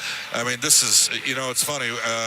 We have a mutual friend in Boston by the name of Pete Blackburn. And the What Chaos podcast. Right. Which you were on today. Are you trying to get a little cross-promotion? No. And he does the podcast with DJ Bean. And I remember Pete referring to the Edmonton-Calgary series a few years ago as the quote-unquote cocaine circus series. Well, this first period was a little bit of that. And think of a couple of the usual suspects out there. Darnell Nurse and Matthew Kachuk. And look, Florida's come here with a mean on. They are, they're trying to get in front of Stuart Skinner. Evan Bouchard. The only thing I'd say to Edmonton is, he's got a goal and 2 assists, and you get a power play. Get him the puck. Let him rip it. He's got the hot stick going. The Oilers have a PK here that they got to kill about 40 seconds of boost in the box. This is frenetic energy at just an absolutely elite level tempo, and it has been awesome to watch a highly entertaining hockey game to this point. Yeah, and And again, Bob, we don't often say it because usually it's a grind to get to this point. But to see the elevation from the conference finals to the final on both teams' part, because quite frankly, at times in the conference final, Edmonton did it to Dallas, Florida did it to Carolina. You had one team making the other look ordinary, and you and I aren't used to seeing that in the Final Four. But now we're at the Final Two, and it's just a hellacious matchup of two teams playing exceptionally well. I got to ask you a question, though, and I mean this with all sincerity here. In game number 1 of this series, why did Nate Schmidt only play 17-18? Because He's been fabulous. They had 3 defensemen over 30 minutes. He is a third pairing guy, but you're right. It was an overtime game, so you had an 80-minute game, and he only played 17. Because he's been terrific. I mean, he's involved in every goal they score. Well, that's what I mean. You got mid-level guys who have found next level, and you and I have seen that with guys like Matthias Janmark. The playoffs come, for that matter, Kasperi Kapanen, who might have been Edmonton's best skater the other night. I know Draisaitl scored twice, including the winner, but anyways, it's game on tonight. We got a lot. It's fabulous hockey. A lot of runway left. That was an awesome first period. And Bob and I won't be surprised if we have another 79-minute type of game tonight. Edmonton, Florida, Game 2 of the Stanley Cup Final. The Oilers took Game 1 4-3 in overtime, and they lead Game 2 3-2. Straight ahead, Bryn and Rob. We're live from the 8th floor of Rogers Place in our Legacy Heating and Cooling broadcast booth. It's the Stanley Cup Final at Ford Dealers NHL Hockey.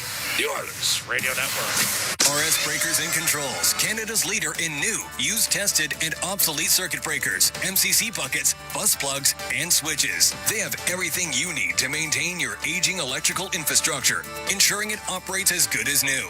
Their 24/7 emergency response gets you back up and running quickly, saving valuable time and money. Minimal generators or modifications needed, and like-for-like replacements mean no special inspections. Don't replace, repair your legacy equipment with RS. Visit rsbreakers.com. Stay connected with your community and enjoy the latest updates and exclusive access to concerts and events by becoming an 880 Ched Insider. Don't miss out on a single moment. Sign up now at 880ched.com and click on Ched Insider Newsletter to become a vital part of Edmonton's premier news and talk community.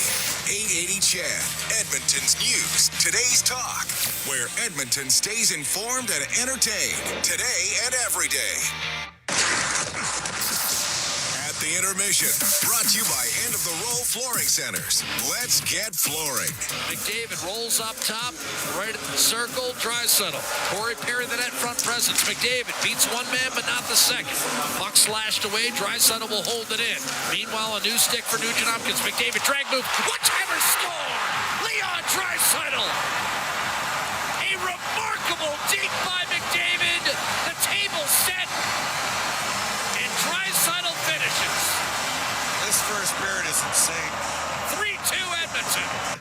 And that's our Highlight Zone brought to you by Century Casinos. All in, all games, all season.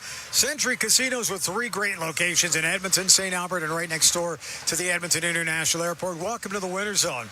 Welcome to the first intermission. After 20 minutes of play, I'll let Rob extrapolate on this, but let me sum it up. Wow, what a period. Entertaining. High event. It's funny. We talked before the game about the discipline and how neither team can take silly penalties. And in that period, there was a lack of discipline and a lot of silly penalties. And we saw an incredible amount of skill. We saw absolutely brutal hits. We saw some big saves at certain moments. That was as high in energy 20 minutes of hockey that I think I've seen in years. I remember at one point I'm sitting in the press room, my brother's here, he's with Canadian Press, and I'm sitting with my brother, and I'm like, I look up the scoreboard, and it's 15:30 left. And I said, we haven't even played 5 minutes. I know. And I've seen more entertainment in this first 5 minutes than we have in entire games.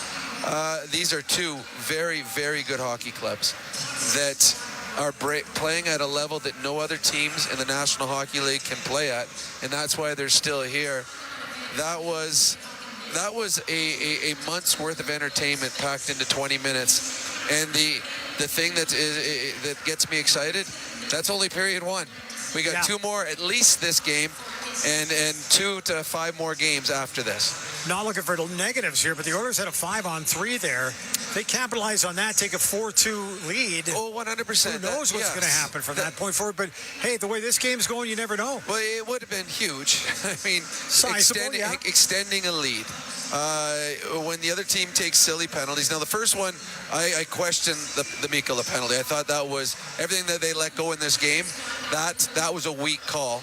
The call on Jones in front of the net, that was a tackle. That was something out of WWF. Like, he picked Perry up and threw him down. At that point, Jones is like, this is the only way I'm going to stop the puck from going in the net. Yeah. So that was a penalty. So, yes, the Oilers had a chance to extend the lead there.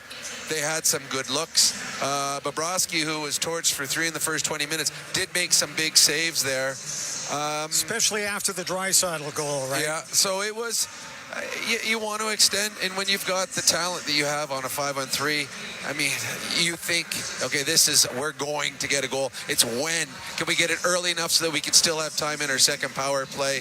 But the way that both teams are offensively tonight, I'm not sure extending the lead by 1 is going to be enough. Both teams, I listened to Bob and Jack talk about it, and then we came in. I don't know if there's enough words to explain how entertaining that was and how good these two teams are and how excited I am to get to watch at least 40 more minutes tonight. Okay, so coming up in period 2, are we going to continue to see those kind of penalties being handed out? I think both teams' coaches coaches calm down here? Well, both teams' coaches are going to be talking in the dressing rooms. Okay, enough with the penalties. Yeah. The Florida Panthers have a good power play. They've already scored 1 goal tonight and had a couple good looks on their other. The Edmonton Oilers have got 1 power play goal and probably could have 2 or 3. You can't take dumb penalties against good power plays. You just can't. And I would think both coaches are going to have conversations with their teams. We need discipline. There's a lot of players that haven't played a lot in this game because they played 5-on-4 both ways most of that period. I would expect it to be a much calmer game, penalty-wise the rest of the way, but entertainment-wise, wow. I don't know. I mean, it's going to be tough to top. You have the best in the world dancing. I mean, Connor McDavid, the only thing faster than Connor McDavid's feet are his hands. And on that play there, I mean, he stick-handled in about an 8-inch spot and turned inside out. 2 fantastic hockey players. And then the pass. He had about an inch and a half that he had to hit to make sure it went through the sticks of the Florida Panther. I think it was Forsling coming back, and he does. And then Leon does what Leon does. You give him a puck in that area, he's not missing. I got to point out that Ekblad had 12 shots on goal in that period. 12 shots on goal? Sorry, that shift. Sorry, pardon me. Sorry. You know what? What are you talking? Normally I'd apologize. I'm not apologizing for that because it seemed like he had 12 shots on goal. What did I miss? And who knows what we're going to see coming up in the second period, but I know one thing. It's coming up fast. We're going to take a break. Oilers with a 3-2 lead on the Panthers. Are you okay over there? Got your heart going a little bit? Well, I'm like, I thought it was paying I know. attention. It just seemed like hey, what can I tell you? 3-2 Oilers leading the Panthers after 20 minutes of play. Coming back with period number 2 shortly. Whew. At the Intermission is brought to you by End of the Road Flooring Centers. Let's get flooring. This is your Ford Dealers NHL Hockey and the Oilers Radio Network. Fridays just got fired up. Prime rib for $20.99. Coors tankards for $9.99. And White Claw and Olay deals after 4 p.m. Only at the Canadian Brew House. Our house is your house. Rogers is Canada's largest and most reliable 5G network. We're made for Oilers fans. You can stream Leon scoring in Leduc. Watch Tide tie things up in Tofield. Or check out Connor doing Connor things in Kalmar. And even watch Stewart steal the show while you're in Sedalia. Try saying that 3 times fast. Rogers, proud partner and fan of your Edmonton Oilers.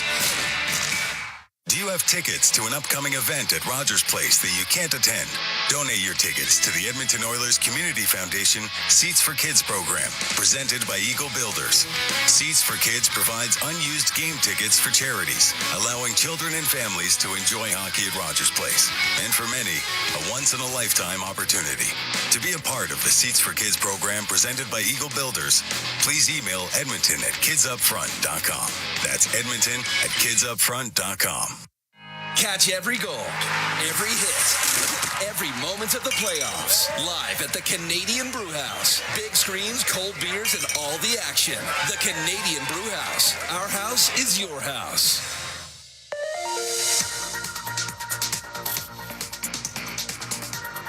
With Global News, I'm Thomas Dias. The defense lawyer for David Michael Moss says his client should be in a psychiatric hospital, not prison, with Moss now appealing his life sentence for second-degree murder in the brutal stabbing death of a 7-year-old girl 5 years ago.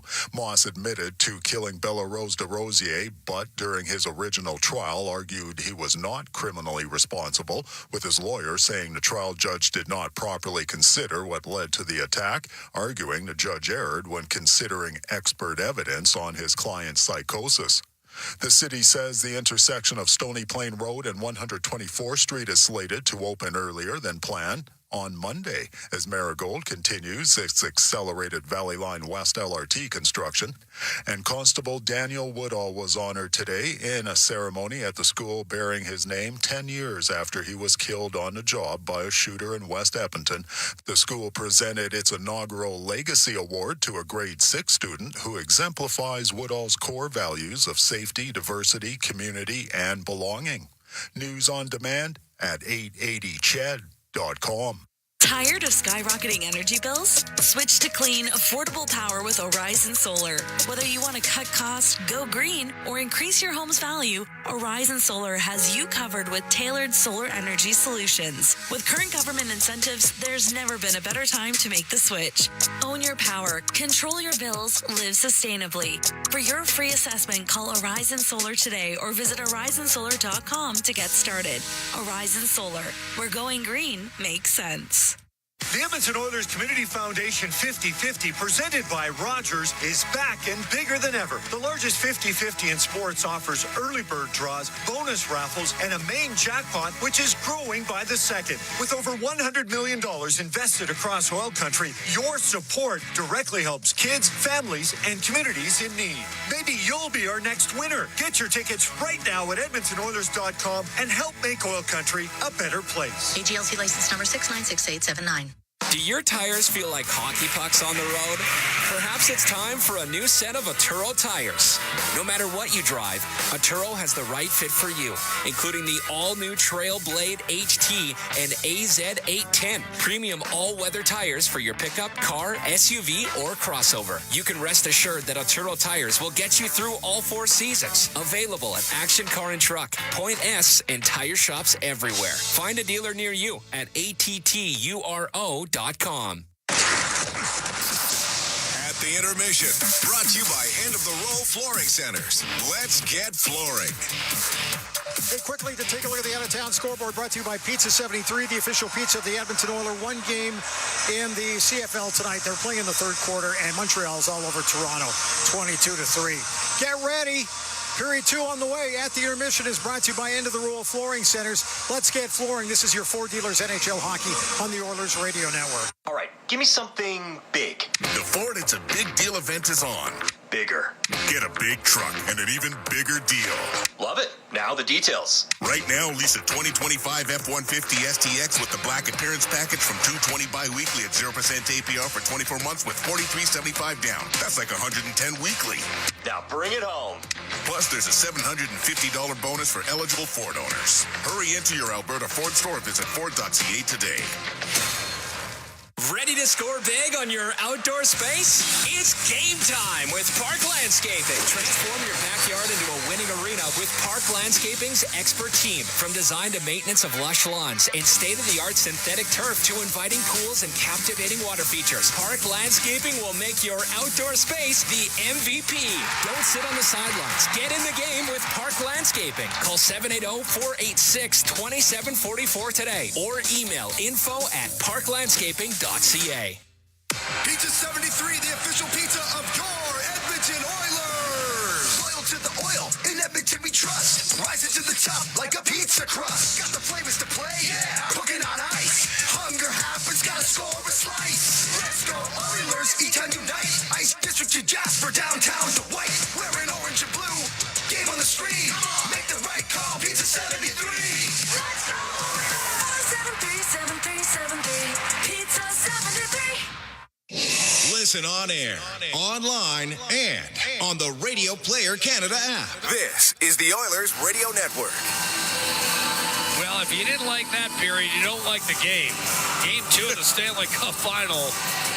Just a sensational opening 20 minutes. Florida will be on the power play for 41 seconds, trying to tie it up as Edmonton has scratched out a 3-2 lead behind a goal and 2 assists from Evan Bouchard. Leon Draisaitl with a goal and an assist. Connor McDavid with 2 helpers, and Evander Kane has scored his 6th of the postseason.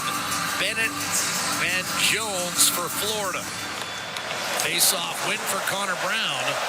And the Oilers will start this shorthanded situation with a Jake Wallman blasted into the Florida zone. The other Napa Auto Parts penalty killers, Brown, Wallman, Ekholm, and on the far side and controlling in the corner with some good work is Matthias Janmark. It's Brown shoveling it up the left-hand side, did not get it out. Janmark crowding Seth Jones, and now Barkov. Slippery down the right-hand side. Barkov will twist it behind the net. Tkachuk checked against the corner board, so it's Barkov.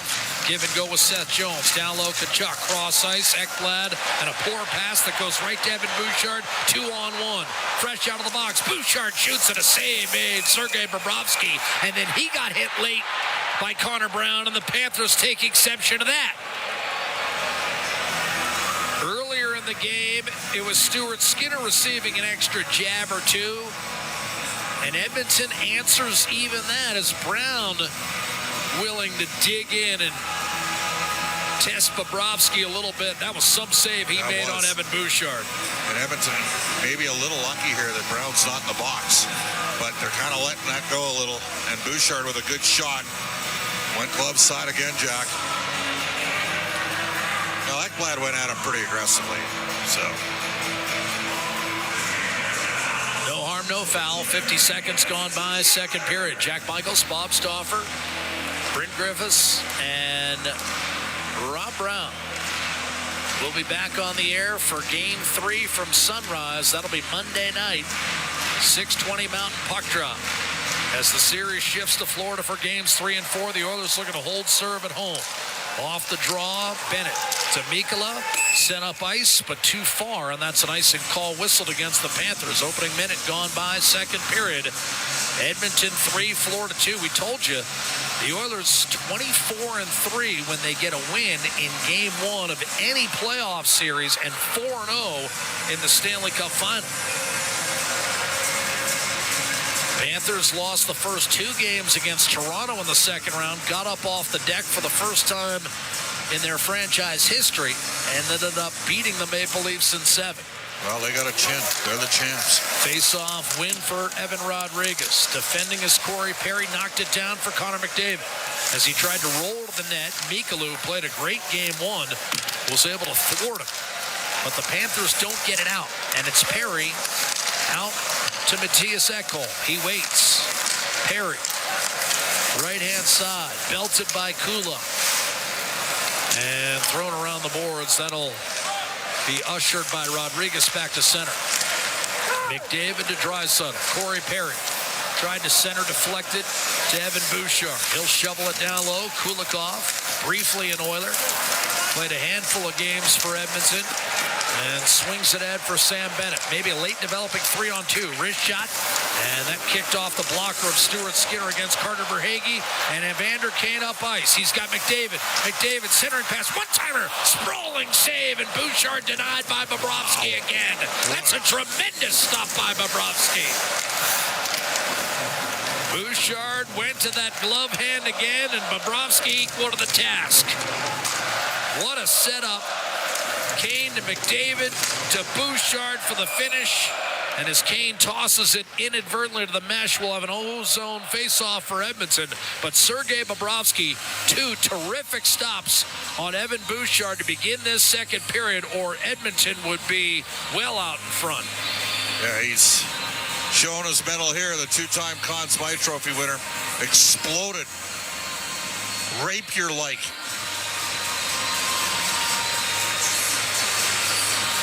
Face-off to Bobrovsky's right-hand side.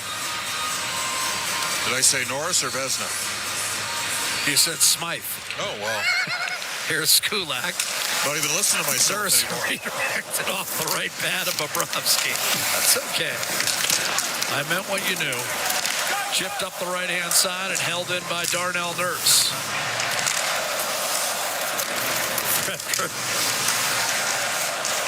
Left half boards Brown.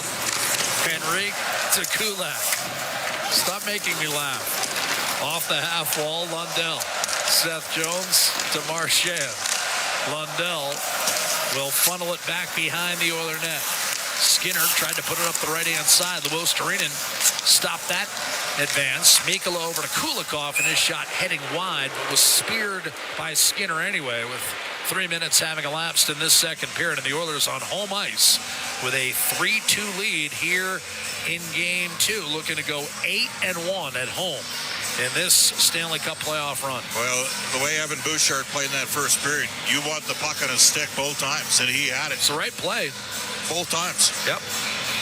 And normally you and I would be hesitant to say that with McDavid, but that was still the right play. 100%. Sergei Bobrovsky had to make a better save on Bouchard than he would have had to against McDavid. Off the draw. Long toss, Wallman back in the Oilers zone. He finds Kasperi Kapanen left wing. Puts the brakes on. A hard pass to Draisaitl, who fires and denied. Bobrovsky centering pass. And a wrister unable to be unloaded, and then Kane had it blocked. First Klingberg couldn't get through, and then Kane, a big hit. He flattened Kulikov, but here come the Panthers. Nosek forced out wide by Klingberg. A wrist shot grazes the side of the net, and Klingberg took a wallop to get it up to Kapanen right-hand side. Klingberg only now regains his feet. Aaron Ekblad. Pressure from Kane up ice to Sam Reinhart. He's had a quiet series. Barkov driving toward the net. Had his pocket picked by Victor Arvidsson, who's been engaged. Klingberg and Wallman trying to bust up the cycle. It's worked around Aaron Ekblad. First overall pick in 2014. The top 4 from that draft are all in this game. Ekblad will shovel it down low. Off the plexi, you've got Barkov. Moves it for Reinhardt. A one-timer ripped from distance, but wide from Gustav Forsling. And it's tossed, but not out. Again, Reinhardt able to knock it down.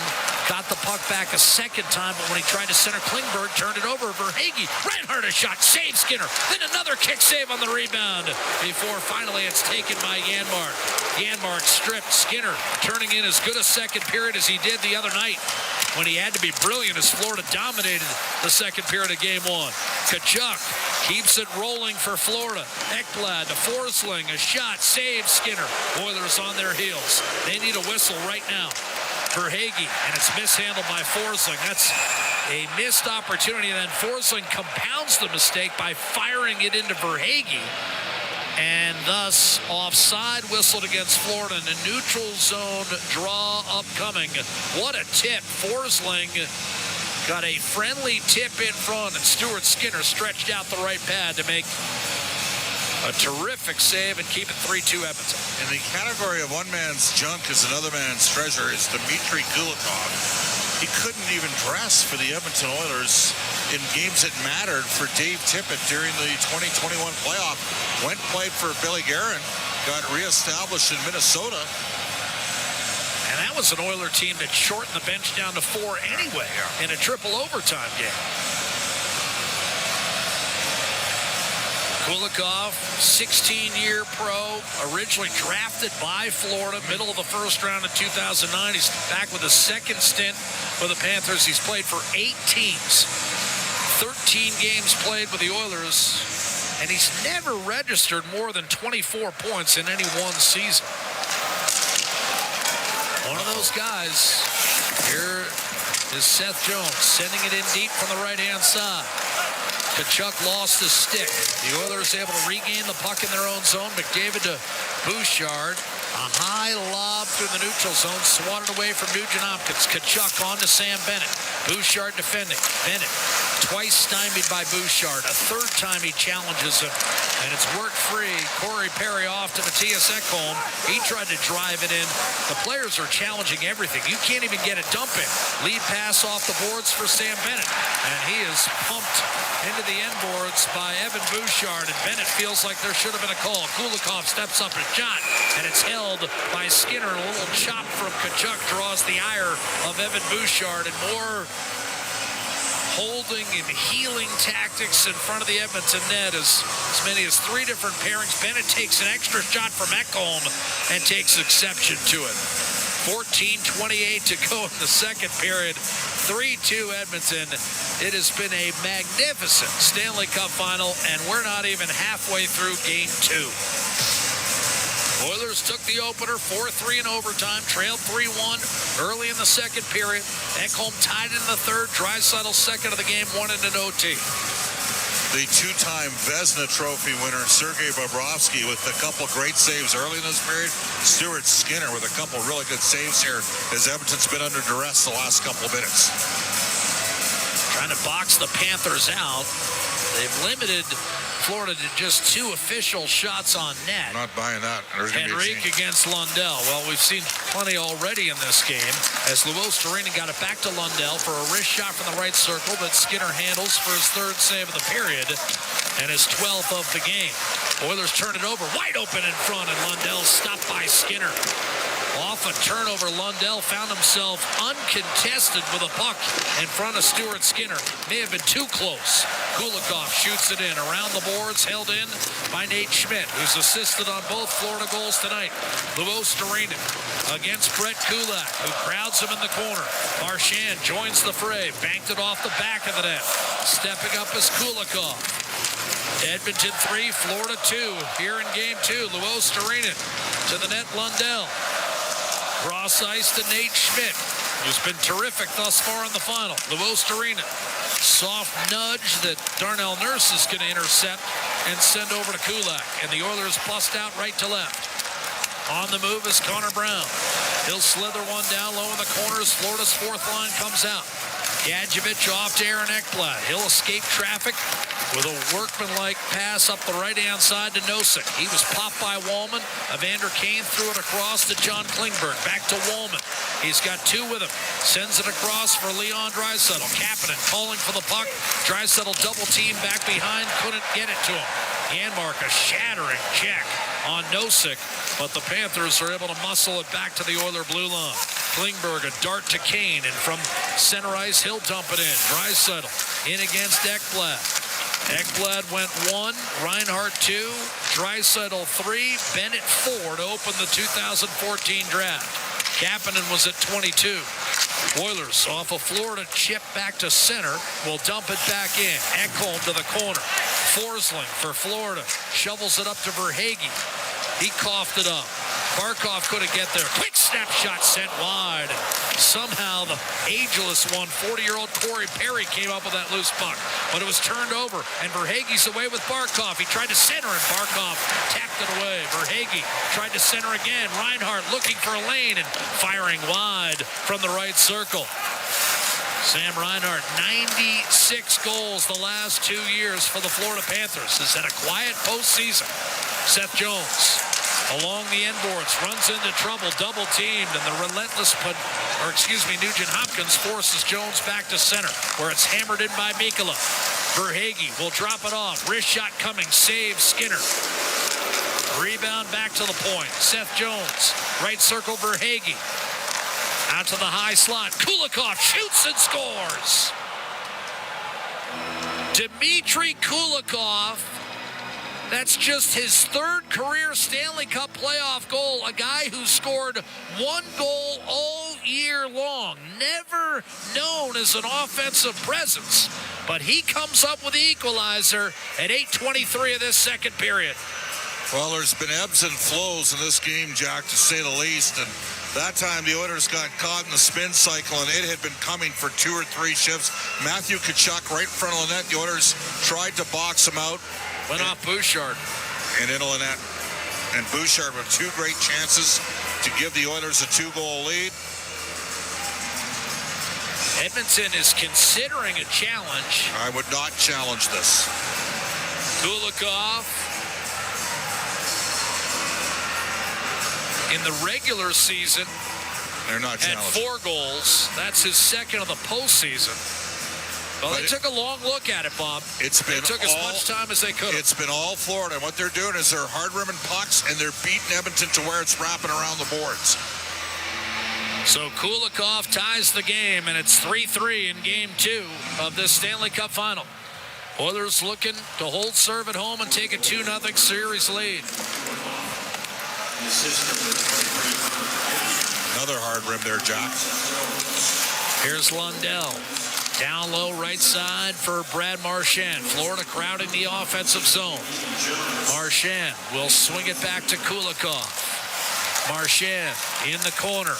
Trying to break free is Lundell. But Janmark won't let him escape.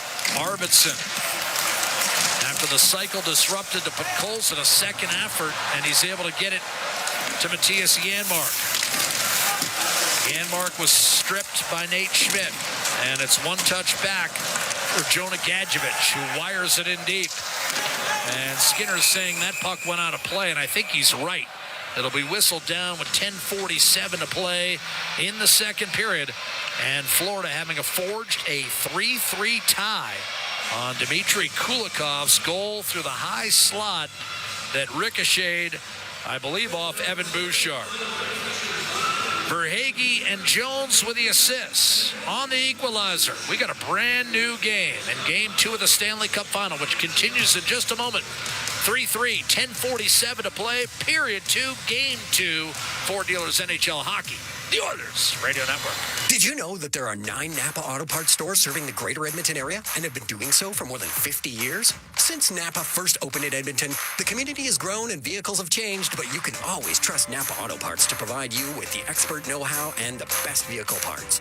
And if that isn't enough, every time you visit a Napa Auto Parts store when you present your AMA card, you receive an additional 10% discount on all retail parts and accessories. Visit your local Napa Auto Parts store for more offers and expert know-how. Napa Auto Parts is a proud fan of the Edmonton Oilers. Did you hear what happened to Rick while he was building his fence? Yeah, he hit a natural gas line. They had to evacuate his entire neighborhood at dinner time, too. I bet he didn't make any new friends that day. It cost him a ton to get the line repaired. I wonder why he didn't get his underground utilities marked. Don't be that person. If you're digging on your property, request a locate for natural gas lines. It's free and can prevent serious injury or financial loss. And you won't upset the neighbors. Visit clickbeforeyoudig.com. A safety message brought to you by ATCO. MIC is a leader in medical imaging and the official medical imaging provider to the Edmonton Oilers. Make MIC your choice. Whether you're a professional athlete or a weekend warrior, the game doesn't stop for injury. MIC's sports medicine imaging specialists can help you get back in the game with a timely and expert diagnosis. Go where the pros go. For a location near you, visit mic.ca. All games, all season. You're listening to the Oilers Radio Network. 3-3 hockey game, midway point, Game 2. Oilers took Game 1 in overtime, 4-3. And it will be at least 4-3 by the time this game is complete. A huge hit on Kapanen. Kapanen absolutely erased Nico Mikkola. But the Panthers worked the perimeter in the offensive zone. Jones, a shot that hit his own man, Barkov, and that fluttered into about the 6th row near side here at Rogers Place, site of tonight's Game 2 of the Stanley Cup Final, which is tied at 3. Jack, right now, Florida's winning all the little puck battles. They're hard-ribbon pucks, usually down the left side, and it wraps around back behind the goal. And the Oilers are having problems picking that up. And then that time, Skinner turned the puck over on a stationary breakout attempt. Luostarinen.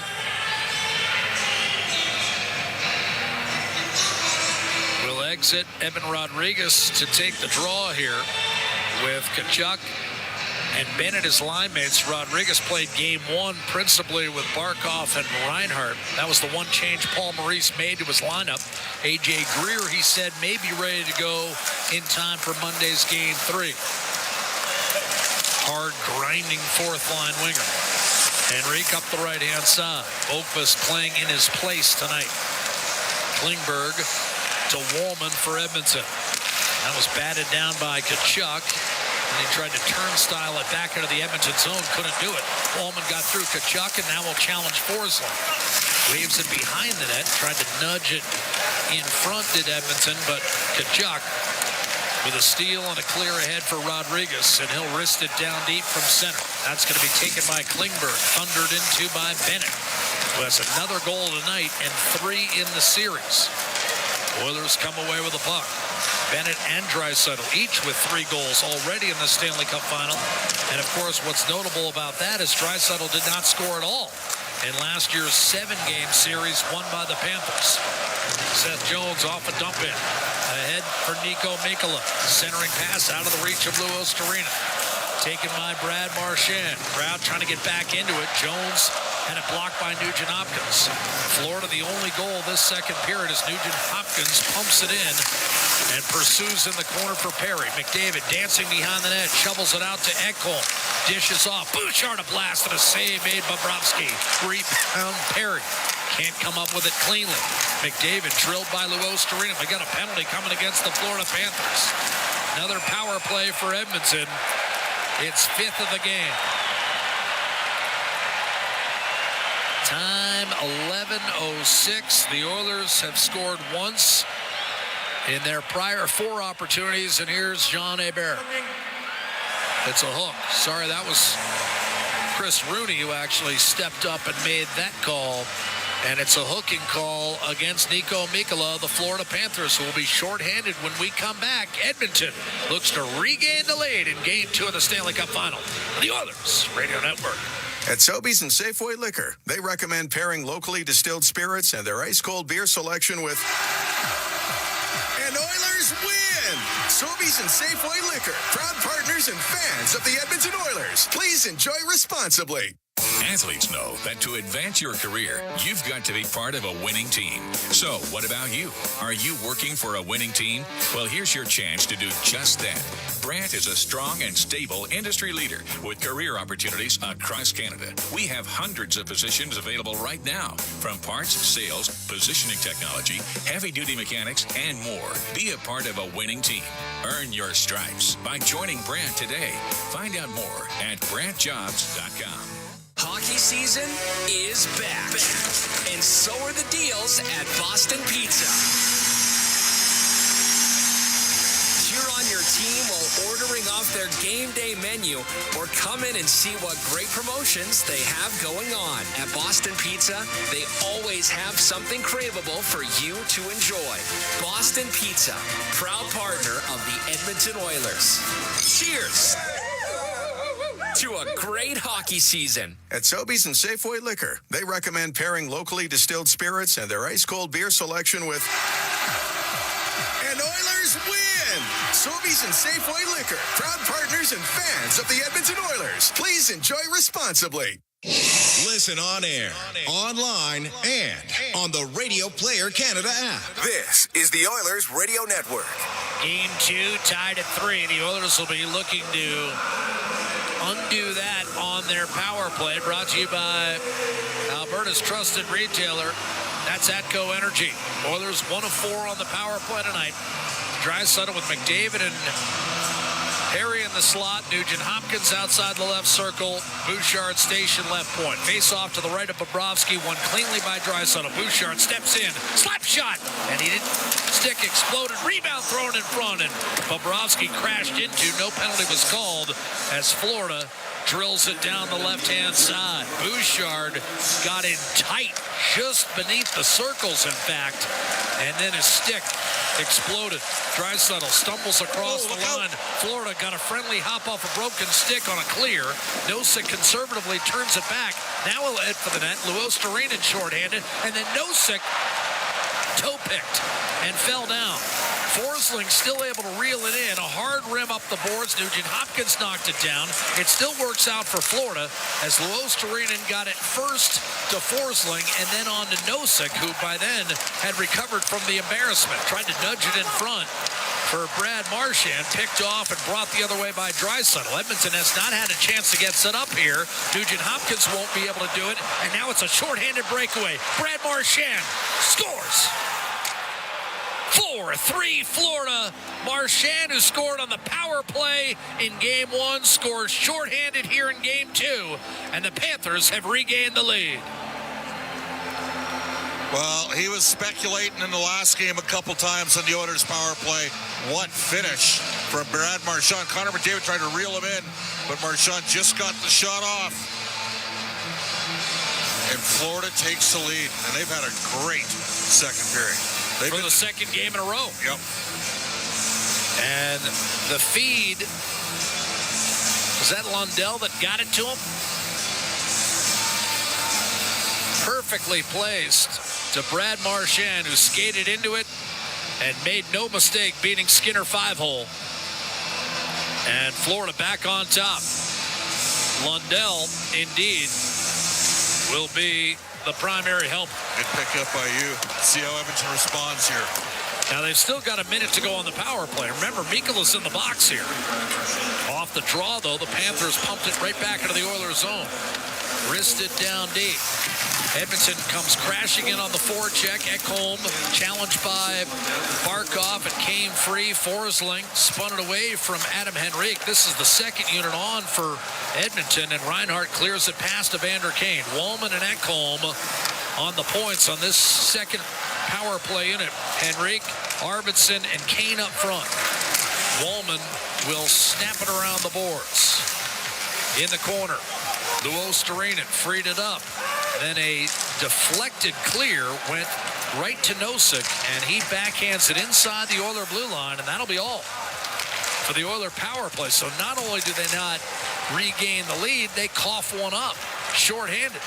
Nosek walks in right-hand side, shovels it down low. The Oilers did not give up a ton of shorties this year. I think something like 4. But they give up one here. And Edmonton trails 4-3. First time Florida has led since Kane tied it 7.5 minutes into the first period. Ekholm will shovel it in. Crowd trying to revive Edmonton as the Florida Panthers, with their second lead of the night.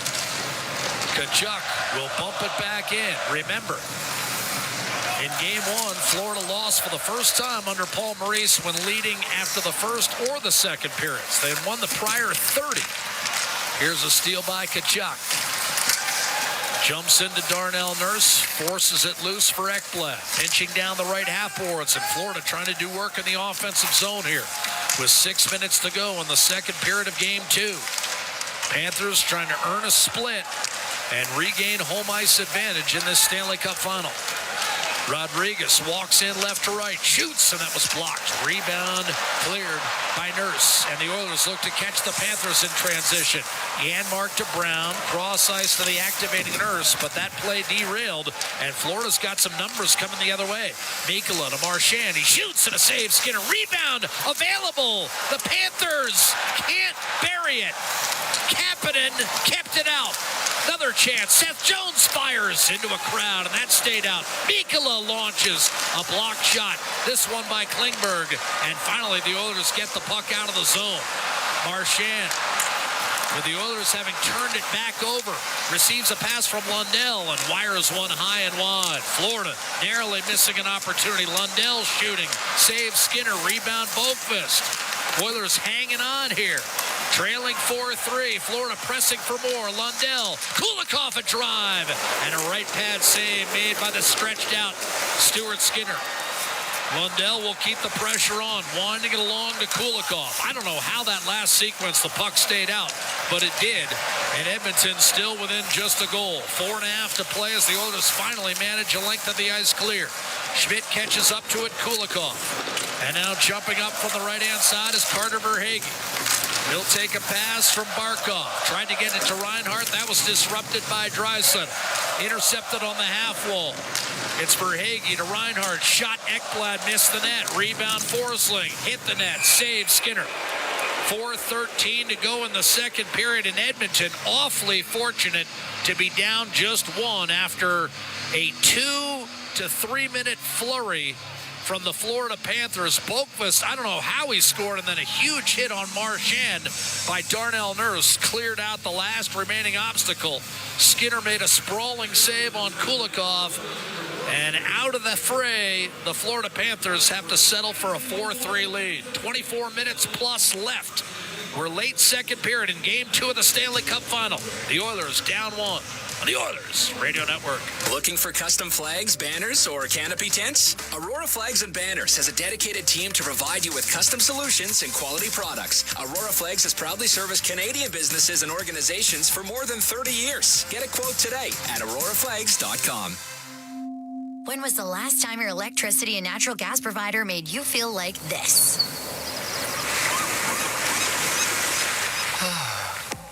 Low rates, no strings attached, year-round perks, and local energy experts who always have your back with Encore by Epcor. Find that carefree energy feeling at encore.epcor.com/carefree. Customers are free to purchase natural gas or electricity services from a retailer of their choice. For a list of retailers, visit ucahelps.alberta.ca or call 310-4822 toll-free. Pizza 73, the official pizza of your Edmonton Oilers. Loyal to the oil, in Edmonton we trust. Rising to the top like a pizza crust. Got the flavors to play, yeah. Cooking on ice. Hunger happens, gotta score a slice. Let's go Oilers, E-Town unite. Ice District to Jasper, downtown to White. Wearing orange and blue, game on the street. Make the right call, Pizza 73. Let's go Oilers. 737373, Pizza 73. Looking for custom flags, banners, or canopy tents? Aurora Flags and Banners has a dedicated team to provide you with custom solutions and quality products. Aurora Flags has proudly serviced Canadian businesses and organizations for more than 30 years. Get a quote today at auroraflags.com. All games, all season. You're listening to the Oilers Radio Network. 4-3 Florida, 4:13 to go in the second period. And off the draw, Kulak lays it up the right-hand side. Florida puts it back into the Edmonton zone. And a giveaway. Barkov a shot. Blocker save and a big one made by goaltender Stuart Skinner. Nugent Hopkins out there with Kane and Brown as McDavid and Draisaitl will be reunited with the Oilers once again trailing. They were dominant in Game 1 when they were put together in the third period with Edmonton trailing in that game. The Oilers rallied, outshot the Florida Panthers 24-9 in the third period in overtime. Seth Jones from the right circle to Forsling, a wrist shot blocked, and the rebound launched down the left-hand side. Too much on it. This is going to be an icing call whistled against the Oilers and Ryan Nugent-Hopkins. 3:23 to go in the second period. Florida has battled back from a 3-2 deficit to take a 4-3 lead. Jack, this has been total domination. After the two great opportunities for Bouchard, one coming out of the box and then the 3-on-1. Since then, it's been all Florida. Shots on goal in this period, 12-5. In the 2 second periods, the Panthers have outshot the Oilers 28-13. We saw the same thing on Wednesday. And I think that the long change in this period combined with their ability to hard rim pucks has given Edmonton some problems. Off the draw, Nurse tried to hard rim. It was held in by Aaron Ekblad. Panthers working for an insurance goal. Forsling, and it's spun away by Brown. Bobrovsky carefully guides it to the corner. Forsling around the boards to Aaron Ekblad. Up the right-hand side, Matthew Tkachuk will steer it in. And again, the Panthers have scored 4 goals tonight without big offensive showings from guys like Barkov, Reinhart,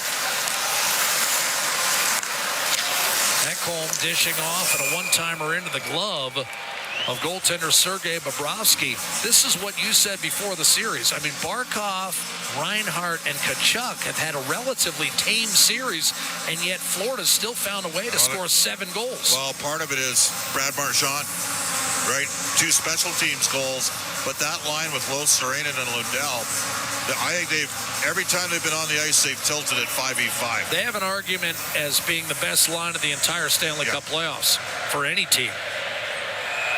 Face-off, left side of Bobrovsky.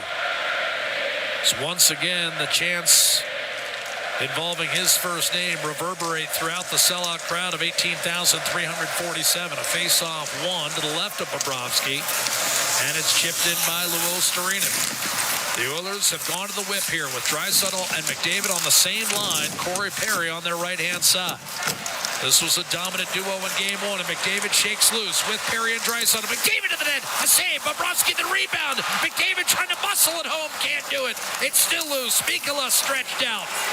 Florida nearly scored to make it 5-3, and somehow McDavid unable to finish to tie the game. Marchand breaks loose to the net. Wrist shot save, Skinner, and then the rebound dislodged by Luostarinen, and that extra whack, and they're going to send Luostarinen, I believe. No, they're sending the Oilers for the retaliatory slash, I do believe. Luostarinen with an extra jab. Chris Rooney with a call. 2 Edmonton minor penalty cross-checking. Bouchard, another cross-checking minor. Perry pleading his case, but this one will go Florida's way. It's a mammoth kill here for Edmonton at the end of this period. I think it was the second one, Bob. He would have gotten away with the first one. It was the second one. And Luostarinen sitting there going the marbles half to even here. We've been shorthanded 5 times. How did that stay out? Unreal. Wow. Just rolling across the blue paint as McDavid tried to power it home. And then Luostarinen with a little extra jab. And we've seen both teams do it throughout tonight's game. And Bouchard gets called for the second cross-check. Jack got to get a kill here. Have to get a kill here, Edmonton. Henrique, Nugent-Hopkins, Nurse, and Kulak. That's your Napa Auto Parts penalty-killing foursome. Nurse trying to get it out off the draw. Seth Jones will hold on to it. Aaron Ekblad comes off the left half boards. Saucered across to Tkachuk. On to Seth Jones from the right half boards. Twisted back. Matthew Tkachuk steps up, shoots, and a save made by Skinner. Rebound Ekblad with 1:40 to go in the second period. Edmonton led 3-2 after one. Florida with 2 goals here in the second period, having regained the lead. Adam Henrique with the length of the ice clear. Kulikov tied it. Off a deflection. Evan Bouchard inadvertently had that puck go in off him, and then Brad Marchand set up by Lundell shorthanded. Florida trying to convert a power play here. Tkachuk to Barkov. Left point, offensive zone, Seth Jones. Down low beneath the faceoff circle, got himself in trouble, turned it over. Ekholm races over, but he won't be able to clear.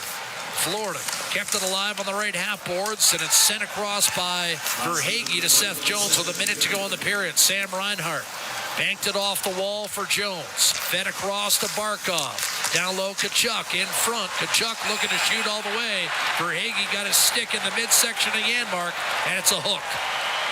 That'll even it up.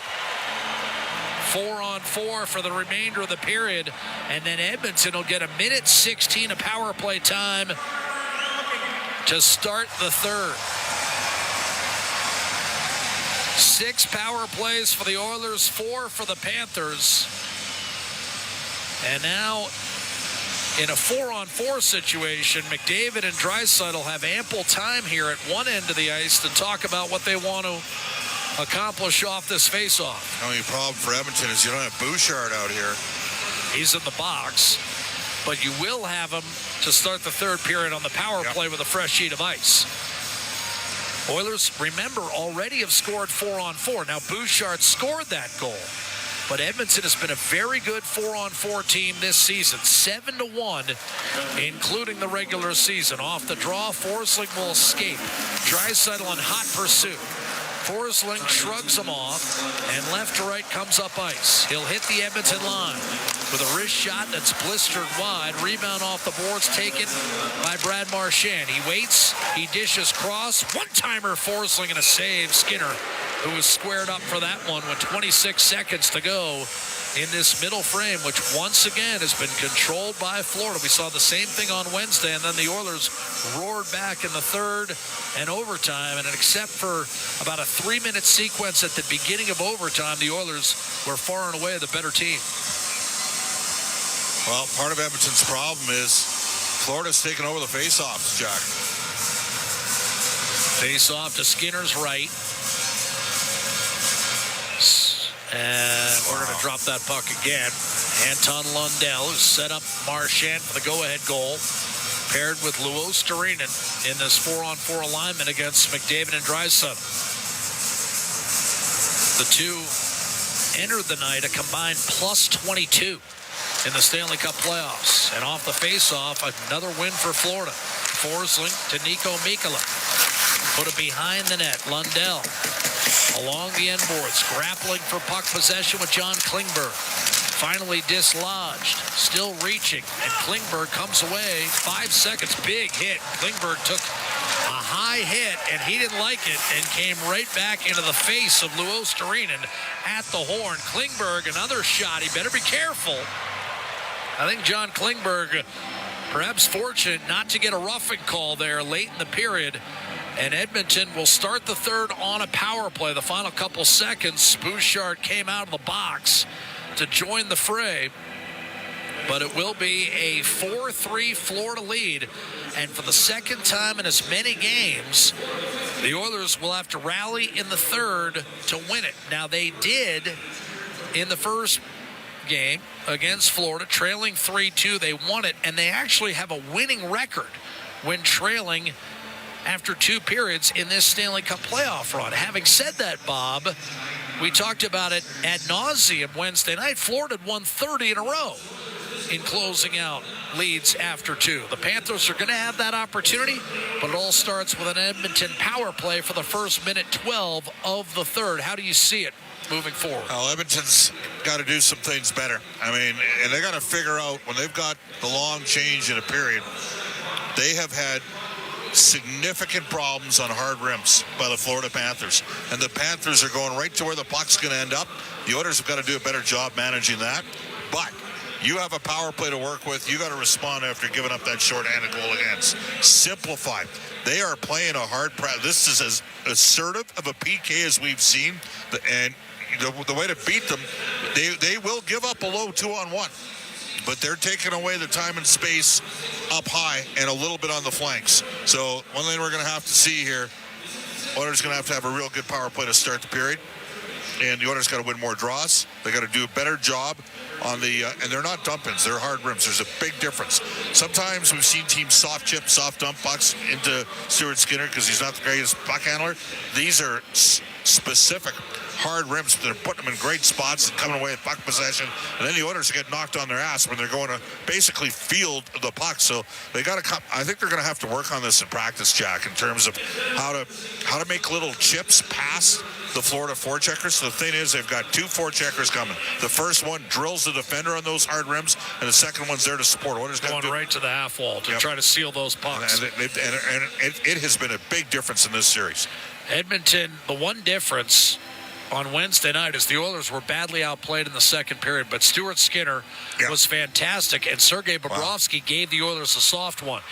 Here tonight in the second period, Florida has something to show for that second period. And Bobrovsky made 3 unreal saves, 2 off Bouchard, 1 off McDavid. And the 2 on Bouchard were in the first 3 or 4 minutes of the second period. And Jack, I got to say it, like, you got a 5-on-3 for 30 seconds. It's the third time the Oilers have had 5-on-3s. They keep losing draws. They can't get set up. They can't get into the net. But their power play has tended to score in the playoffs when it's mattered, and it's going to matter here early in the third. Certainly mattered in Game 1 when they got the opportunity. Leon Draisaitl buried the game winner. He's got a goal again tonight, his 10th of the playoffs. That's been offset by yet another goal from Sam Bennett, his league-leading 13th of the Stanley Cup playoffs. That's more than half his total from the regular season.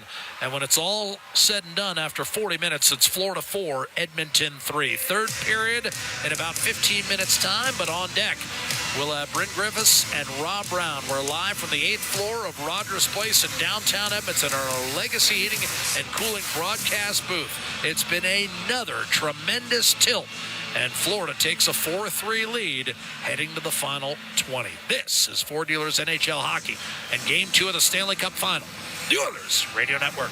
Tired of skyrocketing energy bills? Switch to clean, affordable power with Horizon Solar. Whether you want to cut costs, go green, or increase your home's value, Horizon Solar has you covered with tailored solar energy solutions. With current government incentives, there's never been a better time to make the switch. Own your power, control your bills, live sustainably. For your free assessment, call Horizon Solar today or visit horizonsolar.com to get started. Horizon Solar, where going green makes sense. It's our YEG with 880 Chad. There's something for everyone at the Alberta Circus Arts Festival, June 19th through the 22nd. Learn to juggle, walk on stilts, or take in shows from across the globe. Enter now at 880ched.com for your chance to win. Then, whether you're a hardcore gamer or a virtual noob, GameCon has something for every enthusiast. Get the joysticks out June 13th to 15th for a full weekend of fun. Enter at 880ched for a free play now. For details on these and more events, visit 880ched.com. At the Intermission, brought to you by Hand of the Row Flooring Centers. Let's get flooring. McDavid dancing behind the net, shovels it out to Ekholm. Dishes off. Bouchard a blast and a save made by Bobrovsky. Sergei Bobrovsky made some big stops, but you know what? It was all mostly down on the other end. But that's our highlight zone brought to you by Century Casinos. All in, all games, all season. Century Casinos with 3 great locations in Edmonton, St. Albert, and right next door to the Edmonton International Airport. Welcome to the Winner's Zone. Welcome to the second intermission. After 40 minutes of play, the Florida Panthers now with the lead, 4-3, after a rather dominant second period. Well, it's funny, Bryn. It's almost a replay of what we saw in Game 1. In Game 1, I thought the first period was both teams played well. I thought the Oilers were a little bit better. They didn't have the lead, but I thought they outplayed Florida slightly. Same thing tonight. I thought both teams were very good in the first period. I thought the Oilers were slightly better, and tonight they were rewarded for that with the lead. The second period of Game 1 was dominant by the Panthers. Dominant by the Panthers. And Stuart Skinner kept the Oilers in it, and Bobrovsky let in a weak goal. Tonight, second period, dominant again by the Florida Panthers as they were all over the Oilers. Skinner made a number of big saves. The difference, though, is Bobrovsky made 2 or 3 big saves. There weren't a lot of looks on Bobrovsky, but there was Connor McDavid came in all by himself, Bouchard all by himself twice. Yes. And Bobrovsky made those saves. Same as in game number 1. The Florida Panthers have a 1-goal lead going into the third period with the Oilers on the power play. Here we are, Game 2. Panthers up by 1, Oilers on the power play. So the similarities are very, there's a lot of them. You just hope they continue with the way that Game 1 went and the Oilers find a way to come back in this hockey game. Their power play is going to have to be better, Bryn, to start the third period than it was in the second period. Florida is very aggressive.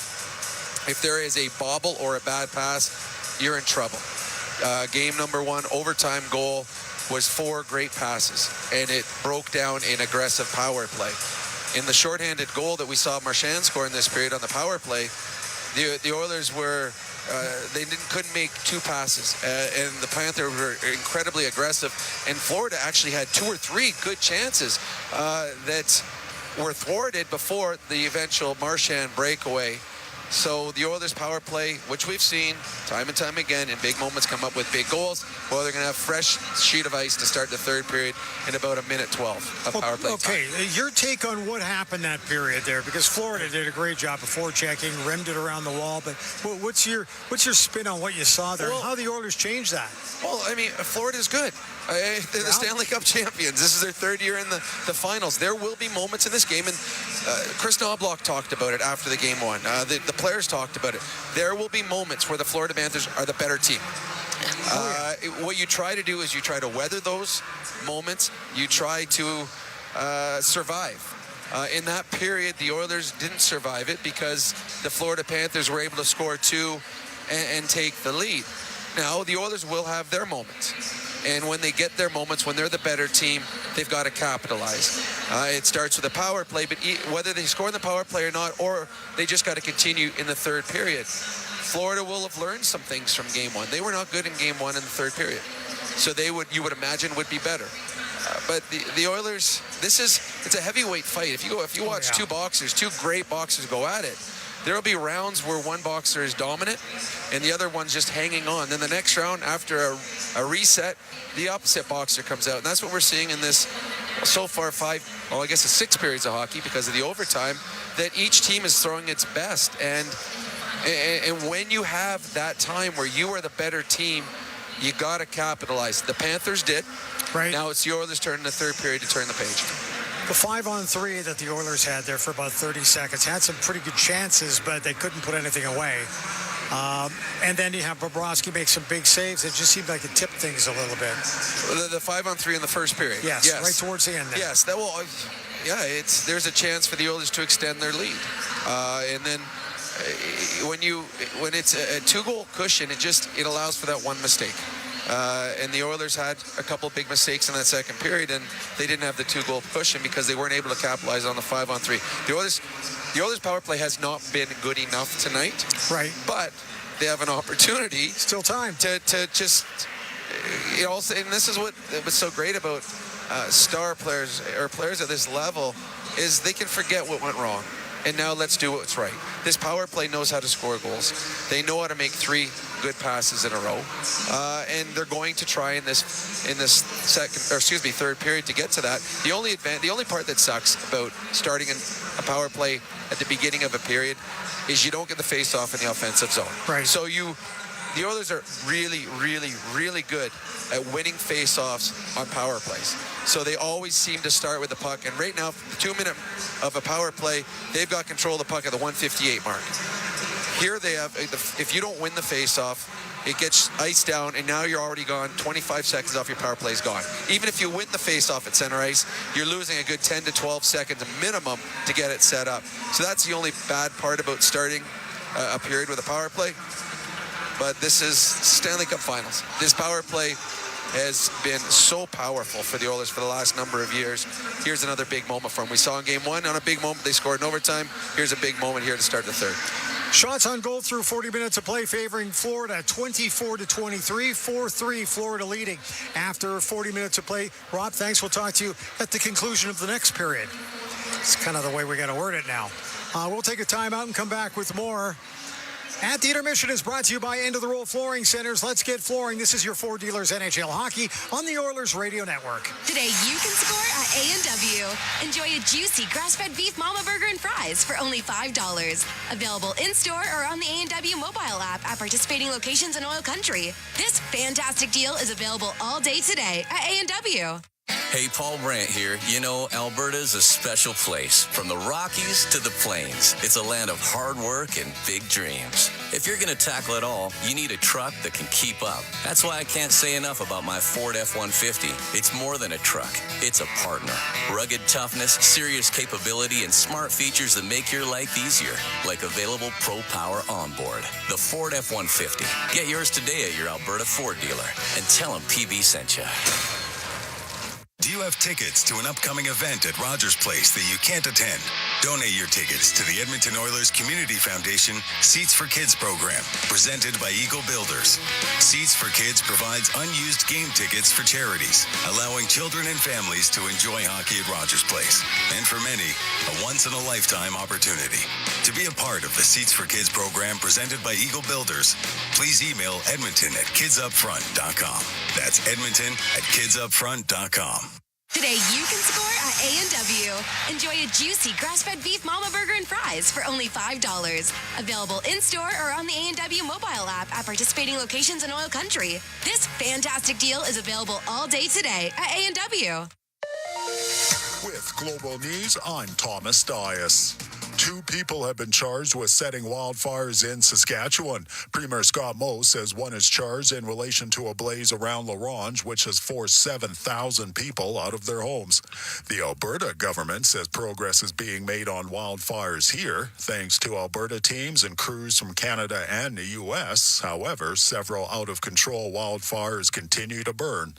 Alberta government scientists have published a study saying old coal mines are leaking chemicals and poisoning fish downstream. The report says any new mining in the Rocky Mountains by coal companies could lead to the population collapse of species in Crow's Nest Lake. The province has issued an advisory in response to the study, asking people to limit their consumption of fish from the lake due to high levels of selenium. And the city of Edmonton is advising residents to be safe on the water this year with a mandatory life jacket bylaw in place for people on all types of vessels. Police say their marine units will be out ensuring boaters are being safe. News on demand at 880ched.com. Do your tires feel like hockey pucks on the road? Perhaps it's time for a new set of Atturo tires.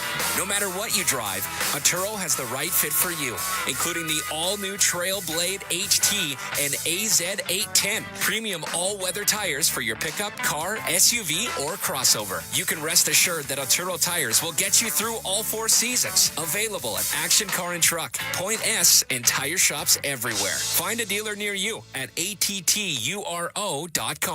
Did you hear what happened to Rick while he was building his fence? Yeah, he hit a natural gas line.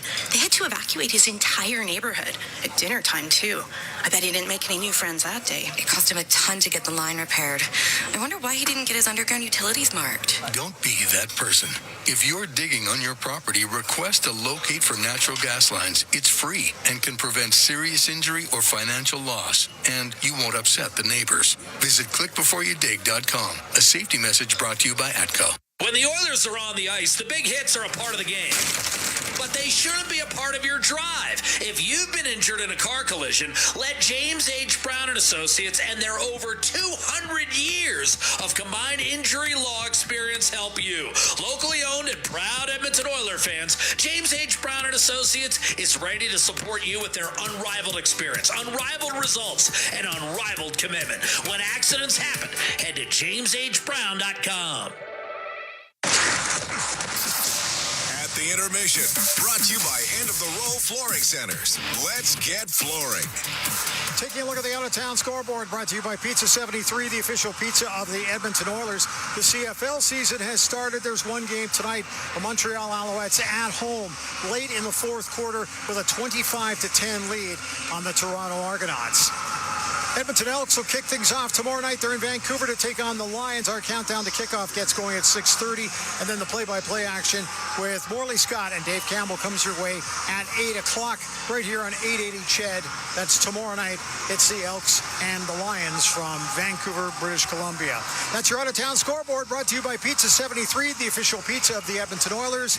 The third period is coming up next. At the Intermission is brought to you by End of the Row Flooring Centers. Let's get flooring. This is your Four Dealers NHL Hockey on the Oilers Radio Network. Proudly headquartered in OilCountry, Capital Power is delivering reliable and affordable power today while building clean power systems for tomorrow, creating the balanced energy solutions communities across Alberta and North America can depend on. Visit capitalpower.com to learn how they are powering change by changing power. Be part of their energy and join Capital Power as we all cheer on our Edmonton Oilers on their quest to win it all. Over the last decade, the world of work has changed dramatically. It's a change that can cause a disconnect between a company and its employees. But a partnership with Aon can help by making decisions that create a more flexible, engaged, and resilient workforce. Aon's experience and expertise, global understanding, and advanced analytics ensure that every client is better informed and better advised so that they can make better decisions. Whatever the next decade brings, Aon is in the business of better decisions. Chemco is more than just a trusted local name. Chemco has been building industry across Canada for more than 60 years. From engineering through to commissioning, construction, maintenance, and beyond, Chemco's multidiscipline approach stands firmly on the belief that Chemco cares. It's not just what they do, it's how they do it. Visit Chemco.com and discover how they can support your project today. Chemco, proud fans of the Edmonton Oilers, serving and supporting communities across Canada for over 60 years. Listen on air, online, and on the Radio Player Canada app. This is the Oilers Radio Network. A power play-filled night in Game 2 of the Stanley Cup Final has taken absolutely nothing away from this game. High quality, Florida 4 and Edmonton 3. As we go to the third period, the Oilers will try to do what 30 previous playoff opponents could not do for a second consecutive game, and that's beat Florida when trailing after 2. The Oilers did it in Game 1, rallying with a game-tying goal by Matthias Ekholm and the game winner from Leon Draisaitl in OT. They trail 4-3 tonight as Brad Marchand's shorthanded goal, his 9th in 22 Stanley Cup Final games. That's a most among active players, has put Florida on top. But Edmonton will be on the power play, remember, as we begin this third period. McDavid, Draisaitl, who will take the face-off. Corey Perry, Ryan Nugent-Hopkins, and Evan Bouchard. Oilers coming left to right, looking to hold serve at home and take a 2-0 series lead to Sunrise, Florida, site of Monday's Game 3. The Panthers win the face-off, and it's hammered in by Aaron Ekblad. Bob and I will have Game 3 live coverage. Puck drop at 6:20 Mountain Time on Monday night. Here's McDavid, jitterbugging his way into the offensive zone. Nugent-Hopkins to Bouchard with a goal and 2 assists tonight already. Takes a pass from Draisaitl. One touches it across to McDavid. Pressure from Nosek, and Florida really, as Bob talked about, hard pressure on the puck. But Draisaitl, a spin move, creates for McDavid. Left circle, cross ice, and that was tipped. Good read, and an excellent tip by Luostarinen. Regained by Draisaitl. Nugent-Hopkins off the right half boards. Bouchard with 25 seconds left on the Atco power play. McDavid, no shot against Ekblad. A second time. Peers in, shoots off the pads of Bobrovsky. Rebound Nosek, put it on the half wall. McDavid belted by Nosek, but kept it alive for Bouchard. McDavid, left circle down low. Perry, a backhander, and he sifted it up over top. Came off the glass. Bouchard to Draisaitl. Cross ice, open man, chopped wide. And that will do it. A hard hit on Corey Perry by Nosek. McDavid had it punched away by Luostarinen. And all of a sudden, Florida with a chance. Verhaeghe against a tiring Bouchard. Hard to the net. Verhaeghe, and Bouchard interfered with him just enough to disrupt, and no shot. Mikkola takes one, and that deflected wide of Stuart Skinner. Rebound to Vander Kane up the left-hand side for Connor Brown. At his own blue line, he'll look for Darnell Nurse. The Oilers are 1 for 6 on the power play tonight with a shorthanded goal against. And right now, that's the difference in the game. Kulak guilty of icing as he needed to get another stride to center, and he didn't. So with 18-16 left in regulation, you've got Panthers 4, Oilers 3. So a lot of top pressure from the Florida Panthers on the Oilers power play. Taking away Bouchard's shot, but also trying to attack the flanks where Draisaitl and McDavid are. And they still have the poise to get their sticks in lanes, they've done because a great job. When McDavid curled away, it looked like there was an opening, and it never materialized. Schmidt defending Connor Brown off the rush. Down the left-hand side, off the draw. Schmidt able to peel it out of there for Matthew Tkachuk. Again, it's been a quiet series thus far offensively for Tkachuk. Sam Reinhart is banged up. And, of course, their captain, Alexander Barkov. Adam Henrique puts it up the left-hand side, tipped away by Tkachuk. This is the 305th game that Sam Reinhart and Gustav Forsling have played for Florida over the last 3 years. 305 out of 310. It's the fourth most ever. In the history will be the new co-owners. Gadjevich might have gotten away with knocking the stick out of the hands of Klingberg as Edmonton pushes back to center, and Florida funnels it right back in. Fourth line out for Paul Maurice, the head coach of the Panthers. Up the right-hand side, Vasily Podkolzin. He'll dump it behind. Maurice, 82-73 lifetime in his career. Won that long-awaited Stanley Cup last year. Panthers come away with it. Lundell had it and lobbed it inside the Oiler line. Chris Knobloch's 28-14, the third best winning percentage among coaches in the history of the Stanley Cup playoffs who've coached at least 25 games. He trails Sather and Toe Blake, 12 cups combined. A dump in for Florida. A wrist shot by Marchand, guided to the corner by Skinner and outside the zone. Taken by Florida's Aaron Ekblad. Sam Reinhart up to Luostarinen as the sellout crowd urging the hosts on. Edmonton is 7-1 at home in the playoffs. Florida's 8-3 on the road. Barkov in the corner. Stripped by Kasperi Kapanen, who forces it back to center. Right now they're taking all the time and space away from the Oilers. And a lot of play between the blue lines right now. Draisaitl sent it across for McDavid. They're on the same line. McDavid is shot off the rush, and that was deflected wide. Jabbed away from Nurse and soccered out of the zone by Sasha Barkov. Kulak on a reset for Edmonton. That's a win for Florida. That shift. Well, any shift where McDavid and Draisaitl don't convert what usually is a vast percentage of the quality scoring chances we're on the ice together.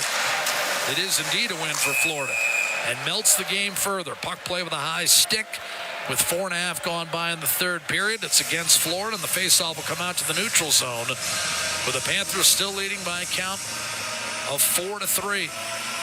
20 Edmonton Oilers have scored a goal at one point in the Stanley Cup playoffs. Which of the 20 can come up with the equalizer? That's what many in the crowd wonder right now. Fourth line on the ice for Florida. The Oilers get Nugent Hopkins and Kane out with Frederick. Kane has a goal tonight. Nugent Hopkins wins the face-off. He's had a quiet series to this point. Nurse up the middle for Frederick, knocked off his stick. Nate Schmidt will snap it back in. Collected by Klingberg in his own zone as Boqvist moves in. Gadjevich, a huge hit on Klingberg. Nugent Hopkins answered with one of his own. Short side offering by Nosek, but that clattered off the corner boards and all the way inside the Florida blue line. 0 shots, first 5 minutes of this period for Edmonton. And the Panthers don't have a shot on goal either, but of course they have the lead. So what you're really saying is the neutral zone has been where the action is in this third period. 5 minutes without a shot for either hockey club. Actually, Edmonton's been credited with one. All right. But your point is still valid. We haven't seen a lot of high-quality chances here in this third period. Luos Turinen engaged with Woolman. And you have to be careful here. 10 power plays already have been awarded in this game. 6 for Edmonton, 4 for Florida. I don't think either coaching staff would be particularly enthused with the officiating in this game. It's been a chippy, dirty affair. But the Panthers forecheck in the second period, they drilled the Oil. And they probably deserve to be up, Jack, by a goal in this game. They've done a great job in the PK. They got the shorthanded goal. Henrique wins the faceoff from Lundell. Slam down the middle. Bobrovsky thought there should have been icing. None was called. Nico Mikkola up the right-hand side. Bobrovsky, lifetime in the Stanley Cup final. A record of 5-8. Here's Victor Arvidsson. Flips it in. That's grabbed by Aaron Ekblad. Tried to clear it. Connor Brown. Mikkola and Jones trapped in the corner. Luos Turinen tried to bump it out of the zone. Mikkola will have a secondary option to clear, and he does with a twisting backhander up to Luos Turinen, who will bang it behind Stuart Skinner. And it's been a quiet 6 minutes. This is what Florida would love. Low event hockey. Anything but in the first period. Draisaitl and McDavid back on the ice. McDavid trying to beat Carter Verhaeghe. Hits the trailer. Bouchard a shot. And a save made. Sergei Bobrovsky. Boy, Bouchard has a goal and 2 assists tonight, but Bobrovsky has made 3 difficult saves one-on-one against Evan Bouchard, and that was another. Yeah, McDavid got the zone entry. There was a bit of a flyby, and give credit, Bobrovsky tracked that puck late and came up to save Bouchard almost. They're shooting glove side all day long, and Bobrovsky has been equal to the task. That was another shot glove side by Evan Bouchard, and you astutely point out he had a bit of help there with a couple of screens. Forsling flings it back the other way off the draw. Took a big hop, and they're going to wave off icing. Ekholm will take control behind his own net, pursued by Verhaeghe. Up the left-hand side, Corey Perry. They'll shoot it in, and they're going to wave off icing there. McDavid tried to shovel it in front, clipped the side of the net. Perry kept it alive for his captain, and McDavid angles one out to Evan Bouchard. Across to Matthias Ekholm. Wrist shot, and that disappeared into the sweater of Ekblad, and Florida makes certain of a clear. Remember, it was Ekholm with a third-period game-tying goal on Wednesday. Reinhart backhands it in, and he'll change. Ekholm a reset. Edmonton completes a line change as well. Nearly 7 minutes gone in the third period. The Oilers staggering their way through the neutral zone. Evander Kane still in possession of the puck as he shovels it in. Nate Schmidt got himself in trouble. Mishandled, then was checked by Kane, but Tkachuk there with secondary support, and Kulikov nudged it just far enough to center. Nurse will shoot it right back in for Edmonton. Batted out of midair by Rodriguez on a clear from Schmidt. And once again, Nurse launches it right back in.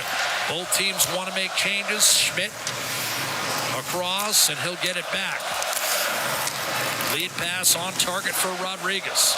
Looking for Nosek. Closing quickly is Kasperi Kapanen. Gadjevich muscles it inside the Oiler line. Klingberg up to Nurse. Lead pass right-hand side, but Colson tripped up. And Bobrovsky, on a pass that came off the boards, found Ekblad with the outlet to Jesper Boqvist. Racing in, gives Florida a little speed on this fourth line. Drops it for Nosek. Trapped by Janmark. Quick shot from the corner. That sailed wide. Rebound. Mikkola smacks it down low. Seth Jones rolls over the boards. Keeps Kapanen hemmed in for now, but Janmark will break free of traffic and dish off to Jake Wallman. He'll snap it in from center around the boards and picked up in one motion McDavid. Back on the ice for Edmonton. Perry fills the lane. The drop pass Draisaitl gives it up. Wallman loads and fires, and that shot deflects up and out of play. Mikkola got himself in the lane with 11:40 to go in the third period. It's airtight in terms of room to be had in this game 2 of the Stanley Cup Final. And as we've moved along in this game, further shrink-wrapped. Florida 4, Edmonton 3, 11:40 to play in what is shaping up as a classic Stanley Cup Final Game 2. This is Ford Dealers NHL Hockey, the Oilers Radio Network. Hey folks, Paul Brandt here. Around these parts, we work hard, play hard, and we demand the best. Sometimes you need a truck that's a cut above. The Ford Super Duty. Tough enough for any job with the style and luxury you deserve. It's as powerful as it is refined, with cutting-edge features that make every drive a pleasure. In short, this ain't your everyday pickup. The Ford Super Duty. Drive the finest truck Alberta has to offer today at your Alberta Ford dealer. And tell them PV sent you. Our people, our team. It's what business owners almost always say is their most important resource. But strong businesses don't just find great people. They make sure their teams stay healthy, engaged, and performing at their best. A benefits plan from Alberta Blue Cross is more than just drug and dental. They support the whole person with flexible coverage levels that fit the size and circumstance of your business. Find a plan that gets results at ab.bluecross.ca. Legacy Heating and Cooling jingle auditions take one for Ryan Nugent-Hopkins and Zach Hyman. Are you ready, guys? We were born ready. Heck yes, Nuge. Drop the beat. Call Legacy. Call Legacy. We freaking killed it, Nuge. That's what I'm talking about, Zachary Martin Hyman. Nice guys. We're going to sell a lot of air conditioners. Hey, doesn't Legacy offer no payments and no interest for a year on those? Yeah, well, thanks for the assist on the copy points there, Nuge. It's just what I do. Legacy Heating and Cooling. All games, all seasons. You're listening to the Oilers Radio Network. 11:40 to go in the third. Bob, Florida trying to kind of conjure up its own version of a boa constrictor, trying to squeeze what has been a high-energy game and choke it right down to the bare essentials. Barkov against McDavid, and off the face-off. Perry to the net, drag move, then reverses, centers, and a save, Bobrovsky. What a play. With Draisaitl and McDavid on the doorstep, it was McDavid who was stopped. Carter Verhaeghe the other way. Corey Perry with a beautiful dish, known as a finisher, but that, of course, was turned on its head when he helped set up the game winner on Wednesday night, and that was another perfectly executed play. Draisaitl splits defenders to the net. Denied by Bobrovsky. Draisaitl kind of bumped it ahead to himself. From the corner, McDavid tried to hit Ekholm, and that pass eluded him. Florida quick change with 11 minutes to play. And McDavid and Draisaitl reluctantly will follow suit. Victor Arvidsson on to Connor Brown. Streaks in right-hand side. Hammered by Mikkola. Seth Jones, check finish by Adam Henrique, but he took the hit to make the play, and here comes Sam Bennett, who, dare I say it, Bob, has been a little quiet in the last period and a half for the first time in this series. Edmonton clears back to center, slashed back in by Nate Schmidt. Darnell Nurse on the puck for the Oilers. Kulak swung it off the glass, streaking over. Lundell off balance. And Brown is able to wedge it in for Edmonton. Florida moving right to left in the third. That's a lead pass that Luos Storinen did not make a touch on, and I don't think it would have mattered anyways. Icing all the way against the Panthers, who have split 52 shots on net evenly with the Edmonton Oilers. Florida led 1-0 early. Draisaitl scored early in Game 1. Bennett tonight early in Game 2 on the power play. Kane and Bouchard answered, and it was 2-1 Edmonton. Jones tied it. Draisaitl answered on the power play. 3-2 Oilers after one, but Kulikov at even strength and Marchand shorthanded in the second bring us to the current 4-3 margin for the Panthers. Face off right of Bobrovsky.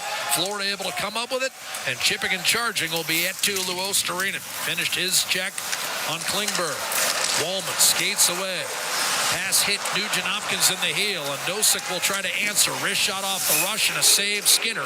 And Nosek, the smart play, skated right at the Edmonton goaltender. Teams have been doing that throughout the 6 periods that have been played. And Skinner forced to freeze it. We'll have an ozone draw for Florida when we come back. 9:53 to play in the third. Panthers 4, Edmonton 3. This is Game 2 of the Stanley Cup Final, live from sold-out Rogers Place in downtown Edmonton. The Oilers Radio Network. At Sobeys and Safeway Liquor, they recommend pairing locally distilled spirits and their ice-cold beer selection with...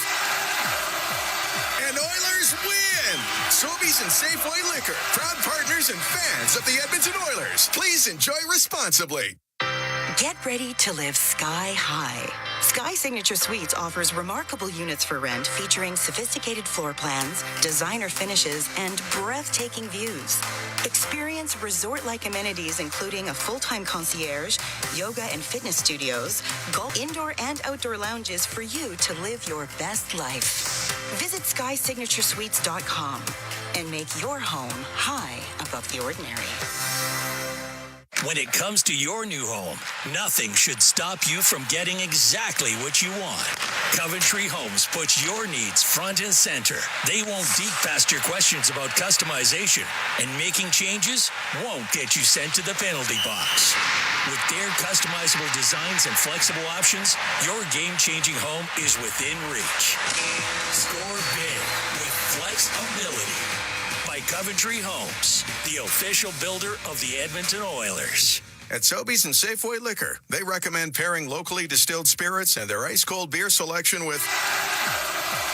And Oilers win! Sobeys and Safeway Liquor, proud partners and fans of the Edmonton Oilers. Please enjoy responsibly. Listen on air, online, and on the Radio Player Canada app. This is the Oilers Radio Network. Florida trying to even this series at a game apiece, get the split they wanted on the road. Going home for games 3 and 4 in Sunrise next Monday and Thursday night right here on the Oilers Radio Network at 6:20. It's Jack and Bob live from our Legacy Heating and Cooling broadcast booth off the draw in the Oilers zone. A clear by Darnell Nurse is cut off by Sam Bennett. 9:45 to play. Florida evens the series. The Panthers will seize home ice advantage in this series. Here's Enrique. Beautiful move to his backhand, a save off the rush. Rebound, and Bobrovsky got a piece of that. And a clear up to Evan Rodriguez with Brett Kulak back. And Kulak was able to easily shrug off Rodriguez and send it over to Darnell Nurse for a hard rim up the left-hand side. This should be icing against Edmonton, and that's the call with 9:16 remaining in the third. Bobrovsky stoning Adam Henrique. Edmonton's 5th shot of this third period. They'll need at least 5 more, in my estimation, to have a realistic shot at tying this one up as Florida trying to shift into lockdown mode. They've loaded up their line here, Jock, and Oilers got to get the puck out here. Barkov won the face-off. Panthers work the perimeter. Verhaeghe out in front. A quick shot short side. Testing Skinner, who makes the save. Stuart Skinner over the last 3 years, this is what he does. He may give up 3 or 4, but he usually gives his club a shot. Doesn't allow the opponent to pull away. Verhaeghe will deliver a soft chip back into the Oilers zone. Put Colson off the middle of the ice. Connor McDavid back out with Perry and Draisaitl. Those 3 reunited in the second period. Draisaitl a steal on Verhaeghe. Puck maintenance a premium for both clubs. It Ill-advised turnover could swing the game decidedly in the other direction. High flip Forsling. Batted down by Ekholm and rifled in by Anton Lundell. Marchand, who gave the Panthers a lead with a shorthanded goal in the second period, here with a giveaway. And Edmonton's got a 3-on-2. Draisaitl to McDavid, left wing across. Perry's open, shoots, and a blocked shot. Forsling went belly down to get a piece of that cross ice, smacked at him in air by Draisaitl. What hand-eye? Panthers with a chance to clear. Luostarinen, harassed by McDavid, forces it back to the Edmonton line. Ekholm centered off the boards. Draisaitl through Forsling, centering pass. Perry had his pocket picked at the last second and was wrestled down by Luostarinen. The Panthers launch back to center. Bouchard will keep the pressure on. And a very late, was it offside ball? Very late on McDavid. And then Bennett and Bouchard came together. Bouchard went down in a heap, and that time it was Edmonton trying to bait Florida into a call. And Jake Wallman has been around this stuff all series long. 7:47 remaining in the third. Florida 4, Edmonton 3. Some kind of block from Gustav Forsling.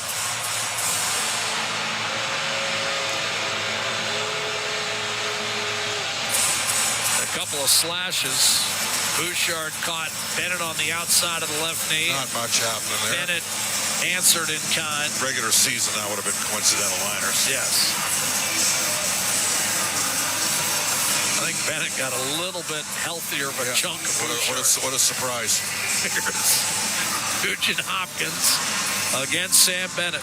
Shots are dead even at 28 aside. Florida 4, Edmonton 3. Bennett wins the faceoff. 7:45 remain in the hockey game. Bennett checked at center by Klingberg and lofted back in for Kane. His shot deflected behind the net. Connor Brown trying to hunt that one down. Florida able to escape. Nate Schmidt sends a high floater. Tkachuk skates into it, sends it around the boards. Didn't realize he had Bennett with him. Bennett able to make a play on the right half boards, and Florida wants a change. Jake Wallman under control for Edmonton. John Klingberg right-hand side. Chipped in softly by Evander Kane. First on the puck, Kane trying to create space for Brown. Wrapped it around the boards. Nurse, Florida's fourth line out here with 7 minutes to play in a 4-3 game for the Panthers. Nosek, a hard check on Nugent Hopkins. Each team has had two separate leads. Kulak, a shot, and that was blocked. Up top by Gadjevich. Nosek to Gadjevich, and it's nudged out for Boqvist. They'll try to get around Darnell Nurse. Nothing doing. Boqvist stymied by Nurse, and Kulak with a clear. Forsling off to Sam Reinhart. Tried to chip it past Brett Kulak, but got triple teamed, and Kulak knocked it down and weaved his way through the neutral zone. Ekblad got a healthy chunk of Kulak. Crowd wanted interference. Forsling rammed it off the right-hand glass back to center. Henrique for the Oilers to Evan Bouchard, who has a goal and 2 assists tonight. Henrique tried a shot from the half wall, and that was throttled by Forsling and nudged out safely to Verhaeghe, who took a healthy pop from Kapanen. Poke check by Ekblad, frees it up for Rister Indy from Sam Reinhart. Kapanen pulls it free off the half boards with 5:55 left in the third period. Florida 4, Edmonton 3. Crowd ratcheting it up once again as McDavid and Draisaitl along. It's McDavid to Matthias Ekholm. Puck dislodged from his stick, and likewise on Draisaitl. Bouchard up the middle, and Lundell broke it up intended for Corey Perry. Then a backhand flip eventually finds Luostarinen. He'll dump it in. Skinner nearly gave it away and did so. Anton Lundell pumped it around the boards for Seth Jones. Down low to Matthew Tkachuk. Top of the right circle. Guides one to Lundell. Heads for the net. Shot Lundell. Saves Skinner. Rebound Nico Mikkola. Behind the net Tkachuk. Stepping up Rodriguez. Unable to seal it off. Perry launches it ahead for Draisaitl. Intercepted by Mikkola. Matthew Tkachuk shovels it down low. An example of Mikkola not losing sight of where Leon Draisaitl was. 100%. That was a heads-up play. Panthers force a giveaway. It's Reinhart, centering pass off the pads of Skinner. Loose, digging after it, and Draisaitl finally peels away from Evan Rodriguez and avoids a check from Reinhart. Gets it up through center. Nugent Hopkins will chip and charge in. Bobrovsky elects to keep the puck moving. Kulikov to Rodriguez, who's going to be guilty of icing here. 4.5 minutes to go as the whistle sounds. And the Panthers still leading the Edmonton Oilers 4-3. Now, McDavid and Draisaitl just finished a lengthy shift. I don't think they're coming on here, even with icing against Florida. We saw a little bit greater desperation from Florida. Dominant second period, and they are showing why they, what was that record, 31-0 when leading after two. They've showed it here in the third. This has been a clinic from them. Long way to go, though. 4.5 minutes remaining. Barkov against Evander Kane, who came up with a key face-off win for Frederick. Wallman across Klingberg, drag move, looks for a lane, and now forced to back off by Sam Reinhart. Klingberg walks that line, dishes off to Wallman left point, send it down low, out in front for Bobrovsky, a kick save, rebound loose and available for just a moment. Janmark could not put it home, but Colson trying to rake it out of the corner, and now we'll have a whistle as Nate Schmidt was caught in a compromising position in the corner with the puck lodged underneath his prostrate form. 4:09 to go in the third. It's Florida 4, Edmonton 3. We'll be back with what shapes up to be a fabulous finish. It's Game 2 of the Stanley Cup Final, and it's right here on the Oilers Radio Network. Oilers playoff ticket giveaways are on at the Canadian Brewhouse. Plus $1 off tankards of Molson Canadian and Coors Light during every game. The Canadian Brewhouse. Our house is your house. End of the Row Flooring Centers is not only Canadian owned and operated, but we've been your go-to flooring center since 1986. The reason is simple. We make your flooring project easier. Rather than a tiny sample, upload a photo of your room at endoftheroll.com and instantly see what your dream flooring looks like in your house. Thousands of styles just clicks away. End of the Roll Flooring Centers. We've been flooring Canadians for 4 decades. Visit endoftheroll.com. 12870 St. Albert Trail and now open at 580 Parsons Road Southwest. When was the last time your electricity and natural gas provider made you feel like this?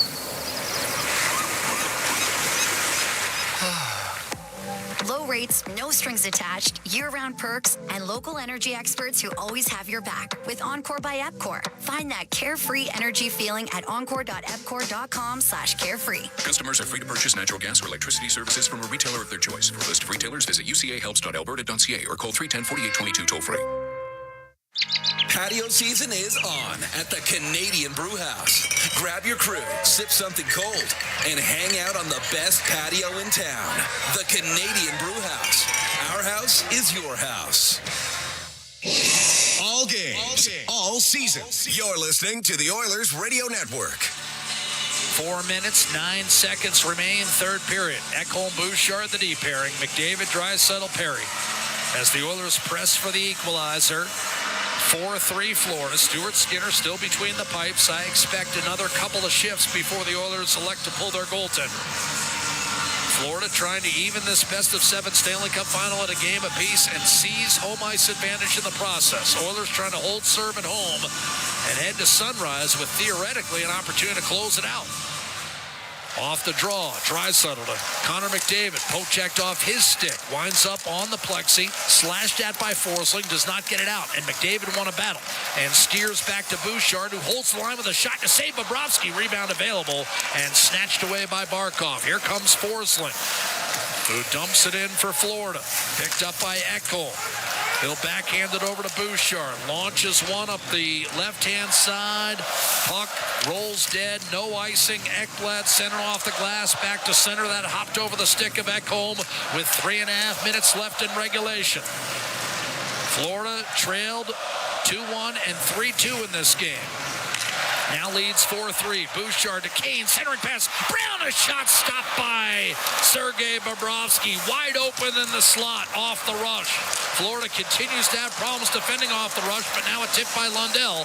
Frees it up for Luo Starinen. And the Panthers bang it down low. Bobrovsky comes up with a crucial stop on Connor Brown, who has 5 playoff goals to his credit. Kulak likely guilty of icing here with 2:59 to play. The shots are even at 30 apiece, and Connor Brown came with an eyelash of tying the game. Oh, great touch pass there from Evander Kane. And And again, glove side, and Bobrovsky fought it off. He hasn't been perfect on that glove tonight, but he's made a couple of key stops. And this is a key sequence here. 3 minutes left in the game. Edmonton's got to regain the puck. Get their big dogs back out there. Bennett against Nugent-Hopkins won the face-off. Schmidt, did he hold the zone? He did. Kulak tries again to clear. Evander Kane will. But it's tossed back in by Matthew Tkachuk from center, and we're down to 2:45 remaining. Hard rim by Nurse. Arvidsson was buried. There's not going to be icing here. Bobrovsky unhappy. Makes certain that Gustav Forsling knew it was no icing, and then Bennett didn't get a touch on an outlet.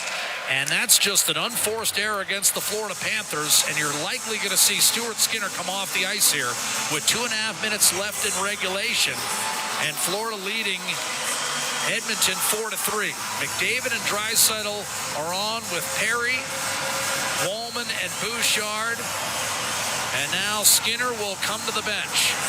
And that means the extra attacker is going to be Ryan Nugent-Hopkins. Bennett's at about 35% in the playoffs. Draisaitl's at 52%. Walman and Bouchard, two guys who could shoot the puck, Bob. Yep.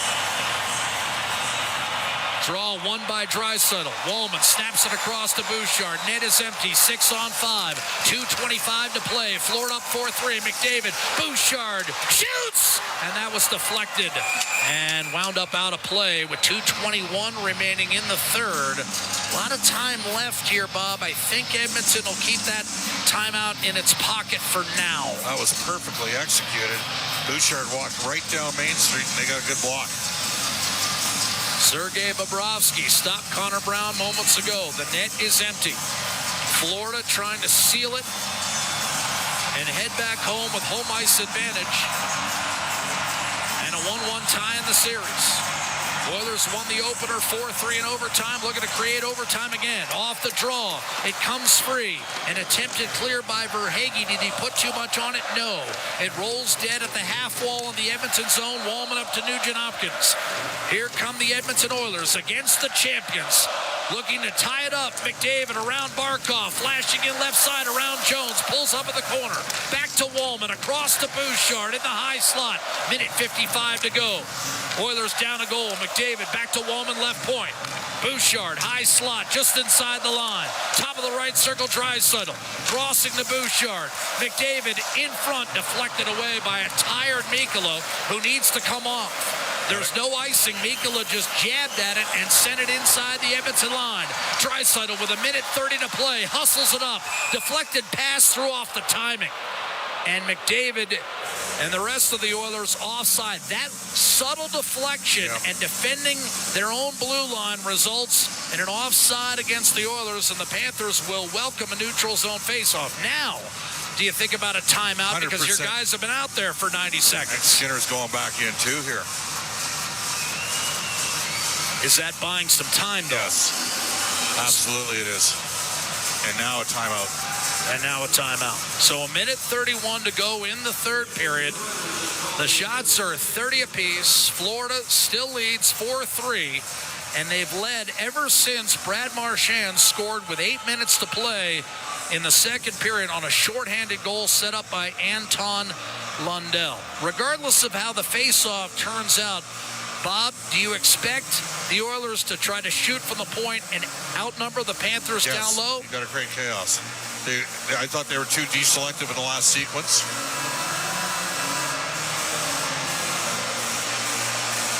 Florida, having seen a 3-1 lead disappear in Game 1, which evaporated into a 4-3 overtime loss for the Panthers. If Edmonton wins the draw, obviously. Skinner straight to the bench. Right now, Skinner is on the ice above the circles, or right on the hash marks. So Edmonton has McDavid, Draisaitl, Nugent-Hopkins, Ekholm, and Bouchard. Skinner at the hash marks. Barkov against Draisaitl, neutral zone face-off with 1:31 to play. Puck sitting there, kicked over to McDavid. Ekholm will swing it around the boards. Corey Perry has come on as the extra attacker. The puck does not leave the zone. Perry kept it in. Draisaitl down low, double team, loose in the corner. Panthers digging, trying to carve it free. Barkov went down, sent back to the point for Bouchard. Across, he'll get it back. Bouchard, drag move around Luostarinen. To the corner, McDavid. He waits. Back to Bouchard, minute to go. McDavid, left circle, cross ice, one-timer. Save Bobrovsky on Draisaitl. Hard rim off the glass, that's out of play. Face off in the offensive zone upcoming. Bobrovsky, 2 massive stops on Connor Brown off the rush, and Draisaitl in his office deep in the right circle. What a look and what a save by Sergei Bobrovsky. Oh, almost identical to the goal that Leon got called back on against Toronto in here back on February 1st. Draisaitl against Barkov. Ekholm and Bouchard, the point men. Perry hugging the right half boards. McDavid and Nugent-Hopkins in the slot. It's loose, and McDavid picks it up to Bouchard. Ekholm, Bouchard, cross ice pass tipped high up on the plexi. Florida will try to pin it there. McDavid shovels it back to Ekholm. 40 seconds. Bouchard between circles. McDavid left side. Shot blocked. Rebound tossed. Flubbed. Second opportunity. Panthers bank it off the wall. Could be icing, and it will be. With 30.5 seconds to go, the Panthers unable to get a change here. Still 4-3 Florida. The Panthers angled it off the boards, but they're not home free. A half minute remains. Edmonton already having taken its timeout. Florida at 53% in the face-off circle, Jack. Crucial draw here. It'll be Draisaitl and Barkov one more time. McDavid and Perry stacking the paint. Mikkola working the ice in the blue paint. Wollman is back on the ice to join Bouchard, giving Edmonton a second cannon from the point. And Draisaitl and Barkov will have to reload. Face off to the right of Sergei Bobrovsky. 4-3 Florida. Here's the finish. McDavid and Perry trying to bust inside the circle. The puck is finally dropped. It rolls loose. McDavid kept it alive. Bouchard under pressure. Got it through Mikkola. Down low in the corner. Panthers can't clear. Wollman shot. Save. Bobrovsky. Rebound. Score! Corey Perry has tied the game. 18 seconds to go. And we are tied. Can you believe that? Jake Wollman, the decision to deploy Jake Wollman, a long-range bomber.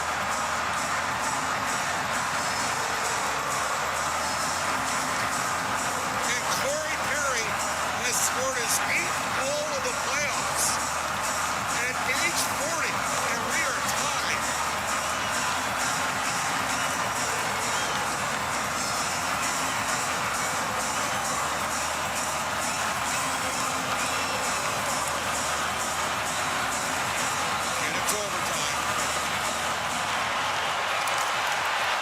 The draw.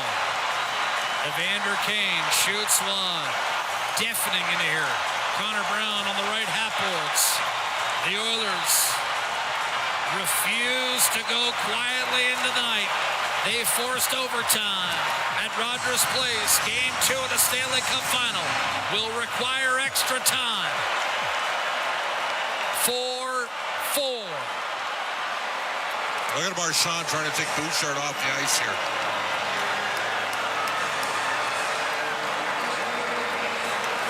Corey Perry, at age 40, finds a loose puck in the slot and tucks it inside the left goalpost.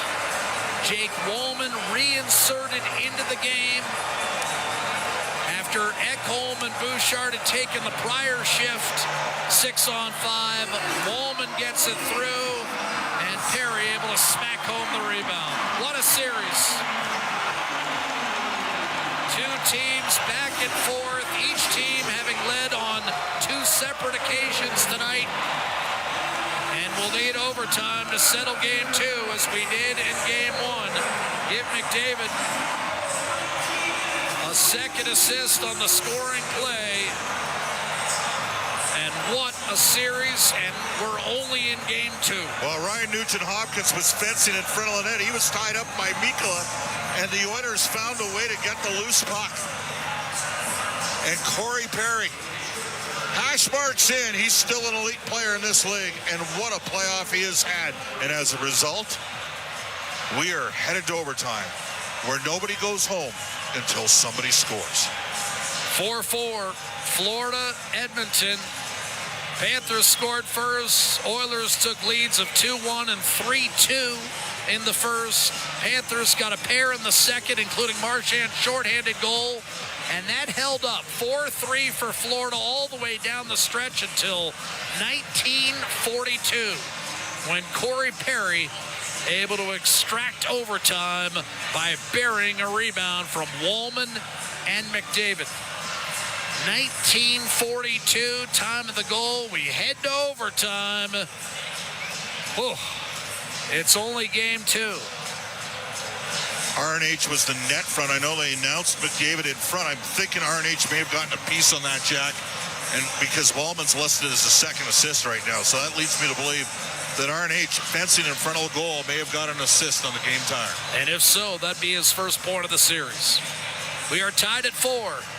The Oilers outshot the Panthers 9-5 in that third period. Florida played as well as you could possibly play down the stretch, but took an icing with a half minute to go, give the Oilers a glimmer of hope. And as we've seen throughout the Stanley Cup playoffs, and certainly Quentin Byfield found out, well, you can't give this team a second chance. Otherwise, you've got to go win it in overtime. And the Oilers are a perfect 4-0 in Stanley Cup overtime playoff games this season. We'll find out whether Florida can break that streak and even the series, or whether the Oilers will send the Panthers back to Sunrise with 2 disheartening losses. 4-4 through 60. Overtime a dozen minutes away. Next up, Bryn and Rob. This is Ford Dealers NHL Hockey and the Stanley Cup playoffs for the Oilers Radio Network. Tired of skyrocketing energy bills? Switch to clean, affordable power with Horizon Solar. Whether you want to cut costs, go green, or increase your home's value, Horizon Solar has you covered with tailored solar energy solutions. With current government incentives, there's never been a better time to make the switch.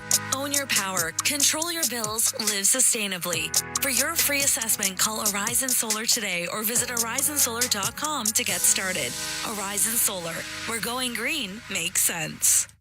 It's our YEG with 880 Chad. There's something for everyone at the Alberta Circus Arts Festival, June 19th through the 22nd. Learn to juggle, walk on stilts, or take in shows from across the globe. Enter now at 880ched.com for your chance to win. Then, whether you're a hardcore gamer or a virtual noob, GameCon has something for every enthusiast. Get the joysticks out June 13th to 15th for a full weekend of fun. Enter at 880ched for a free play now. For details on these and more events, visit 880ched.com. At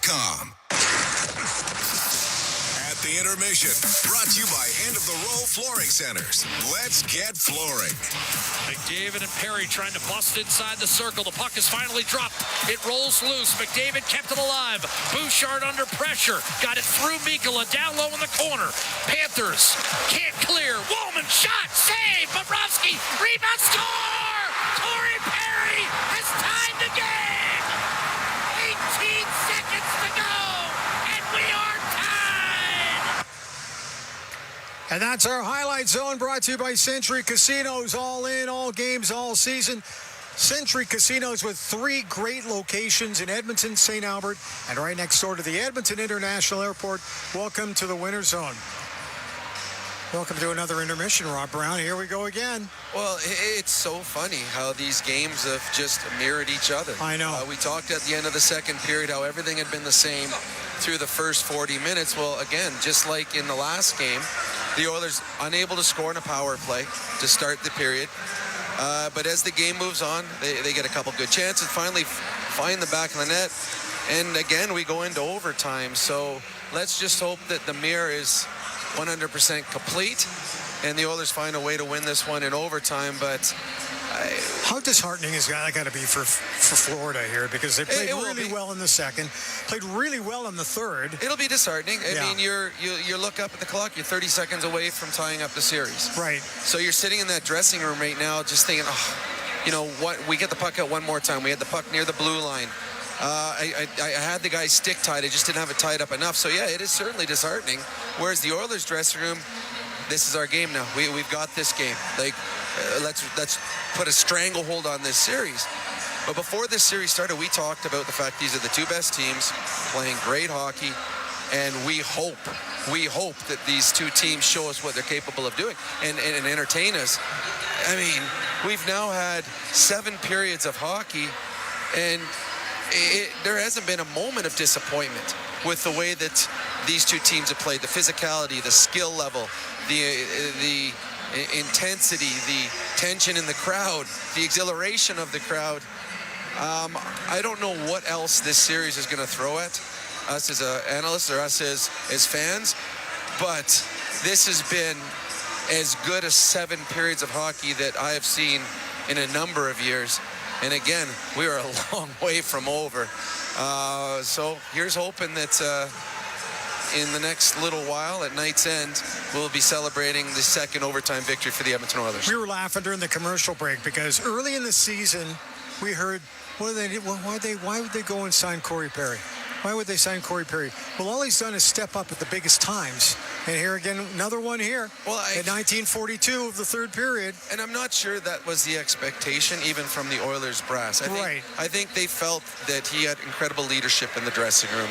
He's a guy that can mentor young players. He's a veteran presence that nothing is too big for him. I'm guessing, and I could be wrong, but I'm guessing the offensive output over the season was probably a little more than the Oilers expected. Sure. And now he's got 8 in the playoffs, which is, I'm thinking, is that not second for the Oilers on the for this team in the playoffs? I think they're all big ones, that's for sure. I think Leon Draisaitl is the only Oiler with more goals than him in the playoffs. I mean, this is Corey Perry, 40 years old. Only Leon Draisaitl, who's could be the MVP of the National Hockey League this year, has more goals than him, and none bigger than that for the Oilers this year. What a moment for Corey Perry, and what a moment for the 18,000 plus that are here tonight. Bob and I were talking to him a couple of weeks ago, and we didn't even want to bring up the age thing because Bob would be almost old enough to be his dad. I could be old enough to be his dad, but what a season he's had. What a great playoffs he's had. Let's get out of this as fast as we can right now because we're going to take a bit of a break, and then we're going to come back. We'll get everybody all set to go for the first overtime. We are seeing one hell of a hockey game tonight. It's been absolutely fabulous. At the Intermission is brought to you by End of the Roll Flooring Centers. Let's get flooring. This is your Ford Dealers NHL Hockey on the Oilers Radio Network. Do you have tickets to an upcoming event at Rogers Place that you can't attend? Donate your tickets to the Edmonton Oilers Community Foundation Seats for Kids program, presented by Eagle Builders. Seats for Kids provides unused game tickets for charities, allowing children and families to enjoy hockey at Rogers Place. And for many, a once-in-a-lifetime opportunity. To be a part of the Seats for Kids program presented by Eagle Builders, please email edmonton@kidsupfront.com. That's edmonton@kidsupfront.com. With Global News, I'm Thomas Dias. The defense lawyer for David Michael Moss says his client should be in a psychiatric hospital, not prison, with Moss now appealing his life sentence for second-degree murder in the brutal stabbing death of a 7-year-old girl 5 years ago. Moss admitted to killing Bella Rose DeRosier, but during his original trial argued he was not criminally responsible, with his lawyer saying the trial judge did not properly consider what led to the attack, arguing the judge erred when considering expert evidence on his client's psychosis. The city says the intersection of Stony Plain Road and 124th Street is slated to open earlier than planned on Monday as Marigold continues its accelerated Valley Line West LRT construction. And Constable Daniel Woodall was honored today in a ceremony at the school bearing his name 10 years after he was killed on the job by a shooter in West Edmonton. The school presented its inaugural Legacy Award to a grade 6 student who exemplifies Woodall's core values of safety, diversity, community, and belonging. News on demand at 880ched.com. Did you hear what happened to Rick while he was building his fence? Yeah, he hit a natural gas line. They had to evacuate his entire neighborhood at dinner time, too. I bet he didn't make any new friends that day. It cost him a ton to get the line repaired. I wonder why he didn't get his underground utilities marked. Don't be that person. If you're digging on your property, request a locate for natural gas lines. It's free and can prevent serious injury or financial loss. And you won't upset the neighbors. Visit clickbeforeyoudig.com. A safety message brought to you by ATCO. The Intermission, brought to you by End of the Row Flooring Centers. Let's get flooring. McDavid and Perry trying to bust inside the circle. The puck is finally dropped. It rolls loose. McDavid kept it alive. Bouchard under pressure. Got it through Mikkola, down low in the corner. Panthers can't clear. Wallman shot, save. Bobrovsky, rebound, score! Corey Perry has tied the game. 18 seconds to go, and we are going to overtime. Before we do, let's take a look at the out-of-town scoreboard, brought to you by Pizza 73, the official pizza of the Edmonton Oilers. We were just talking earlier about the fact that now the CFL season is lapping over with the conclusion of the Stanley Cup final. Well, we had one game tonight. Montreal 28-10 over the Toronto Argonauts. That's a final from down east. As for the Edmonton Elks, they'll take on the Lions in British Columbia in Vancouver tomorrow night. Our countdown to kickoff here on 880 Ched gets going at 6:30. It's the Elks and the BC Lions at 8 o'clock right here on 880 Ched. That once again going tomorrow night. Morley Scott with the play-by-play, Dave Campbell with the color, and our countdown to kickoff obviously with Courtney and with Blake at 6:30. Well, it's been very exciting. Very, very exciting hockey game, and there's more to come. Overtime is on the way. We are tied at 4. The out-of-town scoreboard brought to you by Pizza 73, the official pizza of the Edmonton Oilers. Hang in there. As we said, overtime is up next. At the Intermission is brought to you by End of the Row Flooring Centers. Let's get flooring. This is your Four Dealers NHL Hockey on the Oilers Radio Network.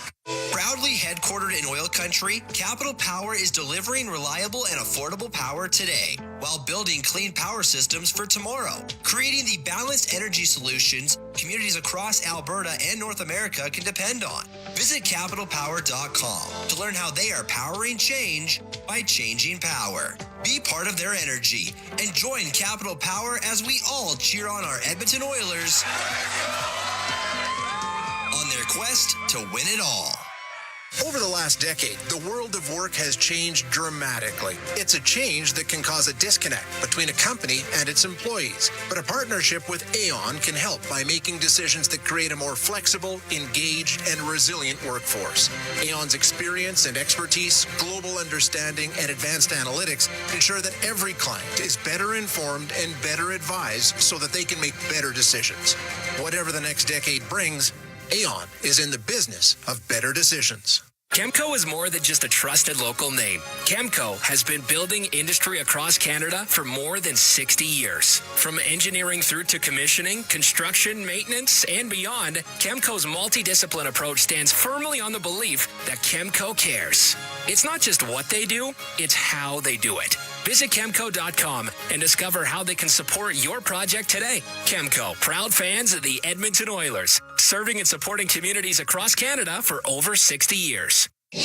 Listen on air, online, and on the Radio Player Canada app. This is the Oilers Radio Network.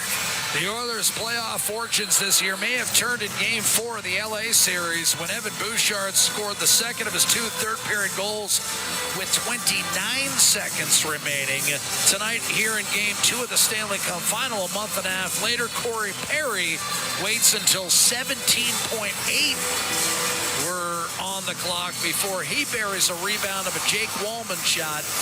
And the Oilers have forged a 4-4 tie through 60 minutes, and we will decide this one in overtime. The Game 1 winner in the Stanley Cup Final has gone on to win 14 of the 18 games that were decided in that overtime. And, of course, in 2014, you had L.A. and the Rangers start the first 2 games of the Stanley Cup Final with an overtime. And L.A. ended up winning that series on yet another overtime game winner by Alec Martinez. So, did they split the first 2, or did L.A. get both game 1 and I game 2. knew you'd ask me that, and I can't. I'm sorry, quite Jack. remember. So, thank you for putting me on the spot. Well, I didn't know. 4-4. I did not know it. We head to the final. We head to the overtime session. I mean, what's Florida thinking right now, Bob? Is there a degree? They played good. They're thinking they're fine. That's what they're thinking. And it's there for both teams to go get. Edmonton, Florida will begin the overtime. It's a long change, and that's something we saw in the first couple minutes where the Panthers on Wednesday night threatened Stuart Skinner, were repelled a couple times, and then Nosek threw one over the glass for a delay of game, and Draisaitl capitalized with an overtime winner in the final half minute. That was Wednesday night. Now we begin overtime here in game 2. I looked it up. Williams and Brown scored in the opening. So LA won both 3 of the 4. 3 of the 4 victories in that Stanley Cup final game in OT. Against the man that's working the TNT broadcast tonight. Face-off win for Alexander Barkov, and it's wristed down deep, and off a deflection it will come right back into the Florida end and handled by Bobrovsky. The Oilers will keep McDavid, Draisaitl, and Perry together for the first shift of this overtime in game 2. The crowd roaring, a flip ahead, battle for the puck, and Aaron Ekblad comes away with it for Florida. Sent fishtailing in by Carter Verhaeghe. Stuart Skinner with Barkov bearing down on him. And now Evan Bouchard reversing it left side for Leon Draisaitl. Crowd in an absolute frenzy after Perry had tied the game. Bouchard up the gut for McDavid. All of a sudden, 3-on-2. McDavid challenging Mikkola. Tried to slide it through. Deflected. Draisaitl snapshot. Save made by Sergei Bobrovsky. And here come the Panthers. Draisaitl needs a change. Wristed into the waiting glove of Skinner by Tkachuk. And it's a reset for Brett Kulak. So opening minute. And Draisaitl snapped one into a crowd, and Bobrovsky was able to make the save, and Florida clears the rebound. Nugent-Hopkins and Kane out there. Lundell defending Evander Kane. Trent Frederick, the third member of this line, and he takes the puck from Seth Jones, who was slow to react. Kane waves it around the boards for Darnell Nurse. Crowd in an uproar. You can hear them behind me. Luo Storinen against Connor Brown, who nearly tied the game before Perry did. Kulak back behind the net. Mishandled. This time by Kulikov, and a soft wedge shot is kneecapped in by Brad Marchand, who now wants a change for Florida. Nurse up to Connor Brown, building speed through the neutral zone. He'll attack left wing with a backhand floater that lands in the midsection of Sergei Bobrovsky, who stopped 42 shots on Wednesday night but couldn't hold the lead. Florida saw a 3-1 advantage evaporate into a 4-3 overtime loss. And now tonight, seconds away from tying the series and seizing home ice advantage, Florida stunned again, this time on a Corey Perry equalizer. Here's Henrique. Lining up for the face-off. And the captain, Barkov, unable to get it cleared. A shot by Woolman. Big hop off the boards out in front and taken by Nate Schmidt. He'll send it up the right-hand boards for Sam Reinhart. Shoveled in by Verhaeghe. Skinner to handle. Quick to the corner. Reversed by Klingberg over to Jake Woolman, who got the assist on the game-tying goal at 19:42 of the third period. We've played 2 minutes here in overtime. Tied at 4. Oilers attacking right to left. Complete change now. Woolman, having allowed it to materialize up to Janmark. He's stifled at center. Panthers tried to muscle it in, and it was sent back the other way by Janmark. Mikkola out to Sam Bennett. A giveaway at center. Kasperi Kapanen walks in and shovels behind the net for Janmark. Won't be able to make the play. Sam Bennett scampers back to center for Florida. Lost the puck. Mikkola followed it up. Kapanen able to settle it down for Edmonton and send it over to Brett Kulak. He'll race it through the neutral zone. A high flip into the opposite corner. Mikkola. Kulak trying to follow it up. Brad Marchand able to escape with puck possession. Ahead for Evan Rodriguez. Right circle shot through the slot untouched. And now Corey Perry off to Connor McDavid. He's got Forsling. McDavid to the net. One hands it wide. Rebound taken by Rodriguez up the right-hand side. Draisaitl wants icing, and he'll get it with 3.5 gone by in overtime. And Edmonton, a 4-4 tie with the Florida Panthers, and an O-zone draw coming up with their top players on the ice. Connor McDavid, world-class speed. Gustav Forsling, plus 166 in the regular season with Florida. Defended that as well as anybody can. Forsling picked up on waivers from Chicago. Draisaitl wins the faceoff. Bouchard gets it back and fires, and that was a blocked shot. Marchand has the rebound and sends it up to Rodriguez. He'll hit the red line and fire it off the corner glass, and that'll allow the Panthers to get fresh troops on the ice for a neutral zone faceoff with 16:26 to play in the overtime. Remember, Edmonton's a perfect 4-0. If you're thinking about overtime heroes, well, Perry and Verhaeghe each have 5. The only 2 players in the history of the game with more are Rocket Richard with 6 and Joe Sakic 8 in the Stanley Cup playoffs. But then again, you've got Draisaitl, who, if he would score the overtime winner, that would set a new league record for most in a single playoff campaign, as he already has 3. A steal by Sam Reinhart, and from center ice, he'll dump it in. Draisaitl had 1 against LA, 1 against Vegas, and then the game 1 winner the other night. Bouchard a steal, up to Draisaitl, lumbers through the neutral zone, sets it free for Connor Brown, hammered against the boards. Draisaitl and McDavid operating in the offensive zone, broken up. Reinhart will dump it in from the red line, and a bouncing puck. Skinner one-hands it over to Jake Wallman, and the Oilers have puck possession one more time. Wallman with McDavid in front of him. Directs a pass to Draisaitl, left wing. Draisaitl a shot and a save. Bobrovsky. And he will hug that to his chest with 15:42 to go in overtime. Of course, Leon Draisaitl had never scored a playoff OT winner before this year, but he's got 3. And he tried to squeeze one through there, and Bobrovsky, and he fought it off. That's in the Gretzky anecdotal shot category. Right. You got to shoot it if you're going to score. You miss 100% of the shots you don't take. Is that the line? Yep. I usually butcher that, Jack. Here's Kane off the draw, collected by Seth Jones, launching up to Matthew Tkachuk, who went down to one knee and can't do anything with the puck. Klingberg shovels it off the boards. Florida at some point is going to need some contributions from guys they've relied on for this last 3-year stretch of going to the Stanley Cup final. That should have been icing. Skinner knocked it down. They waved it off immediately. Wallman up the right-hand side, and they'll wave off this one as well as Bobrovsky comes over to hand it off to Seth Jones. Up to Evan Rodriguez. Ambles out of his own zone. Swept in by Nosek. Florida gets its 4th line out here as Gadjevich with pressure in the offensive zone. Evander Kane launches down the right-hand side. That's smacked down at center.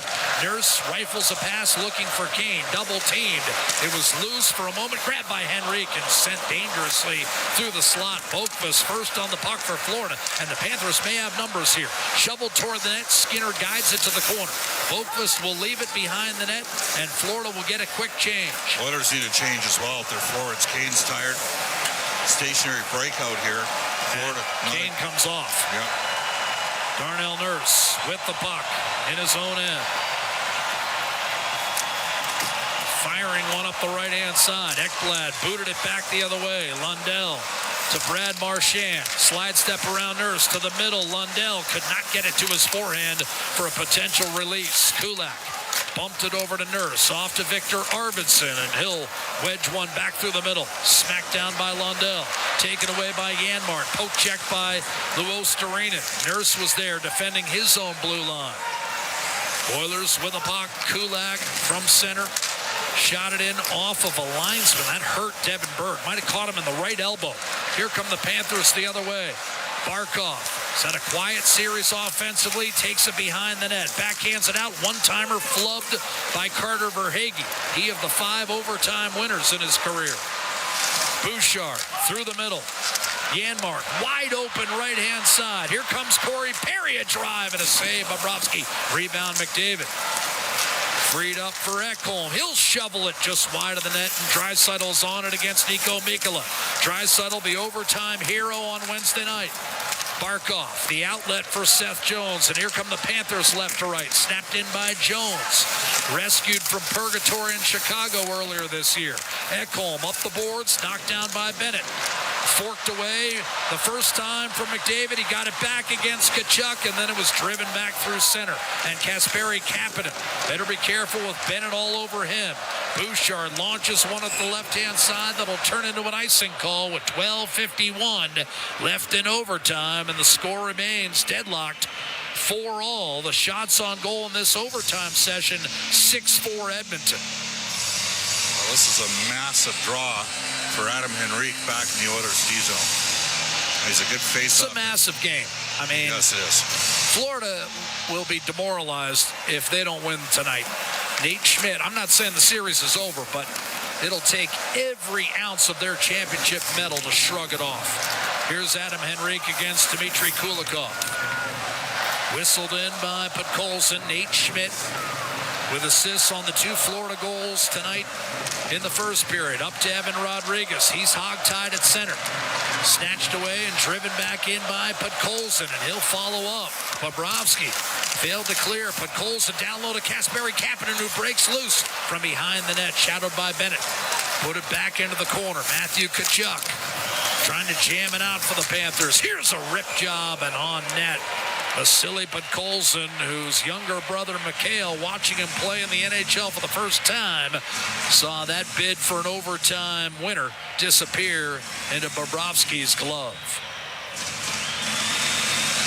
12:09 left in overtime. Mikhail is 14, also with his parents. Sorry, Bob, go ahead. I was just going to say, we got an extra day on these travel days. This means you can run your top guys more. Barkov against Evander Kane. Kane will take the face-off. Nugent Hopkins and Frederick complete the line. Klingberg and Wallman, the D pairing for Edmonton. Face-off to the right of Sergei Bobrovsky. Overtime, 8 minutes in, 4-all. Edmonton got the tying goal with 18 seconds left. Puck rimmed around the boards off the draw. Barkov to Carter Verhaeghe. Nudged ahead for Ekblad and lifted back to center. It's Klingberg looking right-hand side. Bearing down on him is Reinhart. They'll dump it in. Ekblad after it. Frederick, a punishing hit. He absorbs it. And now it's played back to Klingberg for a slapper, and that was clubbed wide. Rebound, Sam Reinhart. Breaks free of traffic. Reinhart from center ice. He'll work it around the boards, picked up by Verhaeghe. Left for Barkov. He got blasted by Frederick and coughed up the puck. Klingberg with Verhaeghe on him. Verhaeghe took it away. Centering pass. Backhander. What a save, Skinner. Rebound stays out. I don't believe it. It was on the goal line and hit the far post, and the Panthers, by a whisker, need to play on. Wow. Jake Wallman goes back and gives the tap to Stuart Skinner because he just bailed him right out. Verhaeghe centered, and somehow that puck went through Skinner and stayed out. And how about Klingberg with the presence of mind on sticks? It was Klingberg that got stripped. That was Brad Marchand who put it 5-hole on Skinner. And if Skinner's right skate makes contact with the puck, it's in the net. And if it gets misplayed, it's in the net off the stick, and Klingberg had the presence of mind. Tug it right off the goal line and the post. He had to deal with the post. Off the draw. Oh, wow. Hammered short side by Luo Sturinen, and Skinner was hugging that post. Lundell tried to force it back in front. Marchand creates off-balance shot. And that deflected off Luo Sturinen. Florida digging in here. Marchand could not hold the zone. Kane was able to power it back to center. Marchand, who's already scored in this game, up to Seth Jones. Lundell, wrist shot, saves Skinner. And he'll freeze it with 10:46 left in overtime. And a face-off will come to his left. Brad Marchand tucked it underneath the stretched-out Stuart Skinner, but it stayed out. And you wonder, when things like that happen, is it finally your year? Edmonton, a trip to the conference final in 22, not ready. A close series, but ultimately swept by Colorado 3 of the 4 games, basically one-goal games. 23, losing to the eventual Stanley Cup champion Vegas Golden Knights in 6 after having a lead in Game 5 with a chance to go home up 3-2. And last year, a 7-game loss to Florida. The Oilers win the face-off in their own zone. Mattias Ekholm swept in toward Arvidsson by Adam Henrique, who scored some big OT winners in his career. One that put the Devils in the Stanley Cup final. Ekholm shoots it back in after a Florida clear. Forsling to Sam Bennett, and he'll loft one toward Tkachuk, and that was batted down. Henrique will kick it back for Mattias Ekholm. Took a shot from Ekblad and got it in deep. Forsling, right side, Evan Rodriguez. From center ice, he'll shoot it around the boards. That's going to be picked up by Brett Kulak. Dances behind the net. Long toss for Perry. Sent in deep, Mikkola defending against Podkolzin. One-handed free. Seth Jones didn't get it out, and Nurse wired one wide. Here's Kulak behind the net for Podkolzin. Edmonton searching for victory. McDavid, Nurse, back down low. Here's Corey Perry surveying, centering. McDavid trapped in the left corner. Heads back behind the net. Nearly collided with his own man, Corey Perry. Nurse. Broken stick. 5 on 4.5. Nurse a shot, and that stayed out somehow. Bobrovsky slides back into position. Barkov double team, can't clear. Mikkola no stick to help him out. Barkov again up the left side, and Verhaeghe to Seth Jones down the middle of the ice. Open man, Reinhart shoots and a save. Rebound, pinballed right back into Skinner. Jones was in the slot. Reinhart with maybe his best chance of the entire series. And Skinner got a piece, and then it was deflected right back into him, I believe, off the shoulder of Jones. Will sweep the ice with 9 minutes left in overtime. And the game tied at 4. This is Game 2 of the Stanley Cup Final. And what a final it's been to this point. We're live at Rogers Place with Ford Dealers NHL Hockey. The Oilers Radio Network. Atlas Immunization Services. Where do I go for travel immunizations for all ages, including infants? Easy. Atlas Immunization Services. Preparing you for a safe and healthy journey. There's nothing like playoff energy. You can see it inside the arena and at the outdoor watch parties. It's electric, and keeping that energy can seem impossible. The experts at Sunview Windows and Doors can help you reduce heat loss up to 30%. Keep more of your energy with help from Sunview Windows and Doors. As a small Edmonton-based business, Sunview specializes in renovation, using only products and materials they'd use in their own homes. See the difference with a free estimate at sunview-windows.com. When life throws you a load, you need a trailer that can take it. Edmonton Trailer is stocked up and ready to help you haul anything from gravel to freight. Whether you're in the oil field, hauling construction materials, logs, or ag goods, Edmonton Trailer has you covered. Find your perfect trailer online at edmontontrailer.com or swing by one of their 3 locations for sales, service, parts, rentals, and financing. When you're in it for the long haul, edmontontrailer.com. Atlas Immunization Services. Where do I go for travel immunizations for all ages, including infants? Easy. Atlas Immunization Services. Preparing you for a safe and healthy journey. All games, all season. You're listening to the Oilers Radio Network.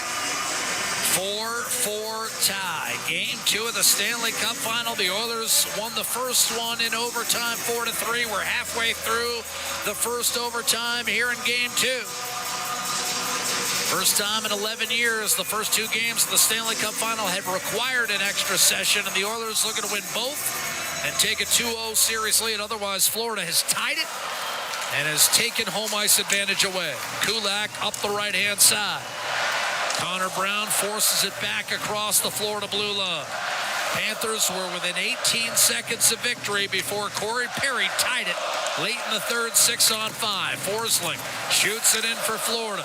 Kachuk could not knock it down. Ekblad kept it alive. High slot tipped away from Rodriguez and jammed through the skates of Ekblad. Kachuk is there with secondary support, but it's promptly turned back over, and Kulak a reset for the Edmonton Oilers. Puck changed possession about 4 times there. Kulak will give it up. Nurse long on net. Bobrovsky handles, gives it up. Rodriguez up the right-hand side. I don't think Marchand touched that puck. It's icing against Florida.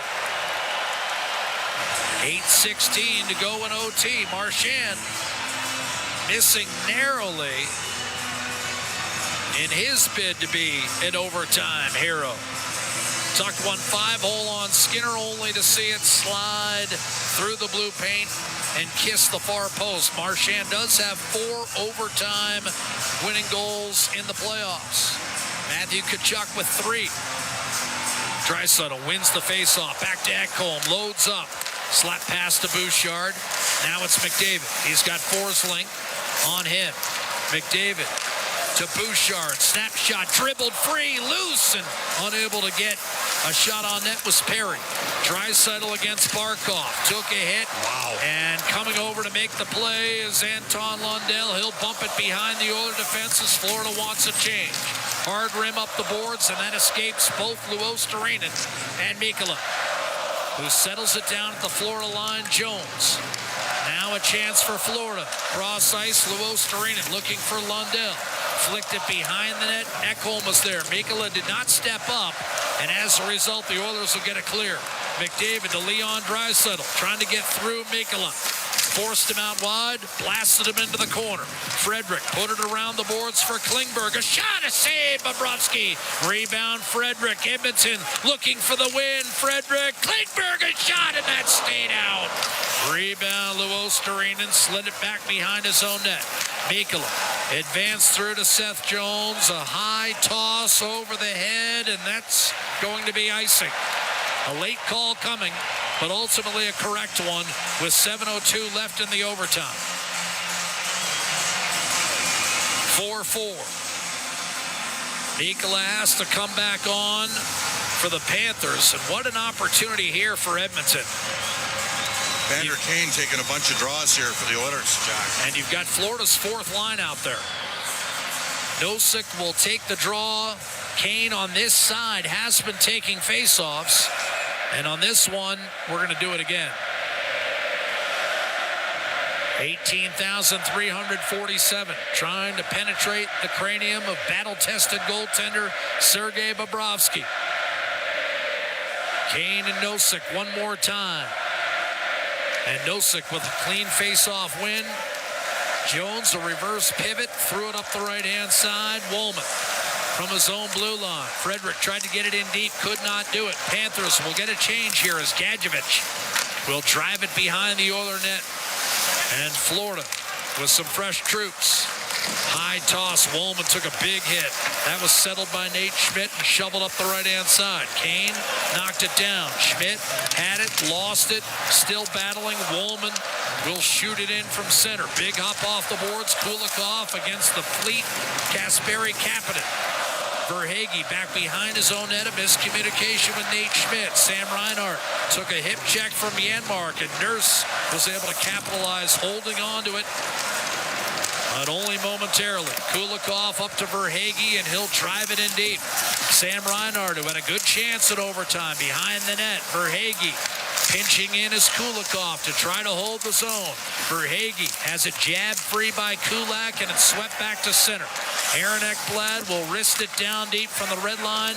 Batted down by Stuart Skinner and left for Darnell Nurse. Vasily Podkolzin with the outlet pass from the left wing. He'll dump it in. 5:45 left in overtime. Forsling in his own zone for Florida. A lob up the middle, and Kachuk unable to come up with it. Victor Arvidsson pushed it back toward the Florida blue line.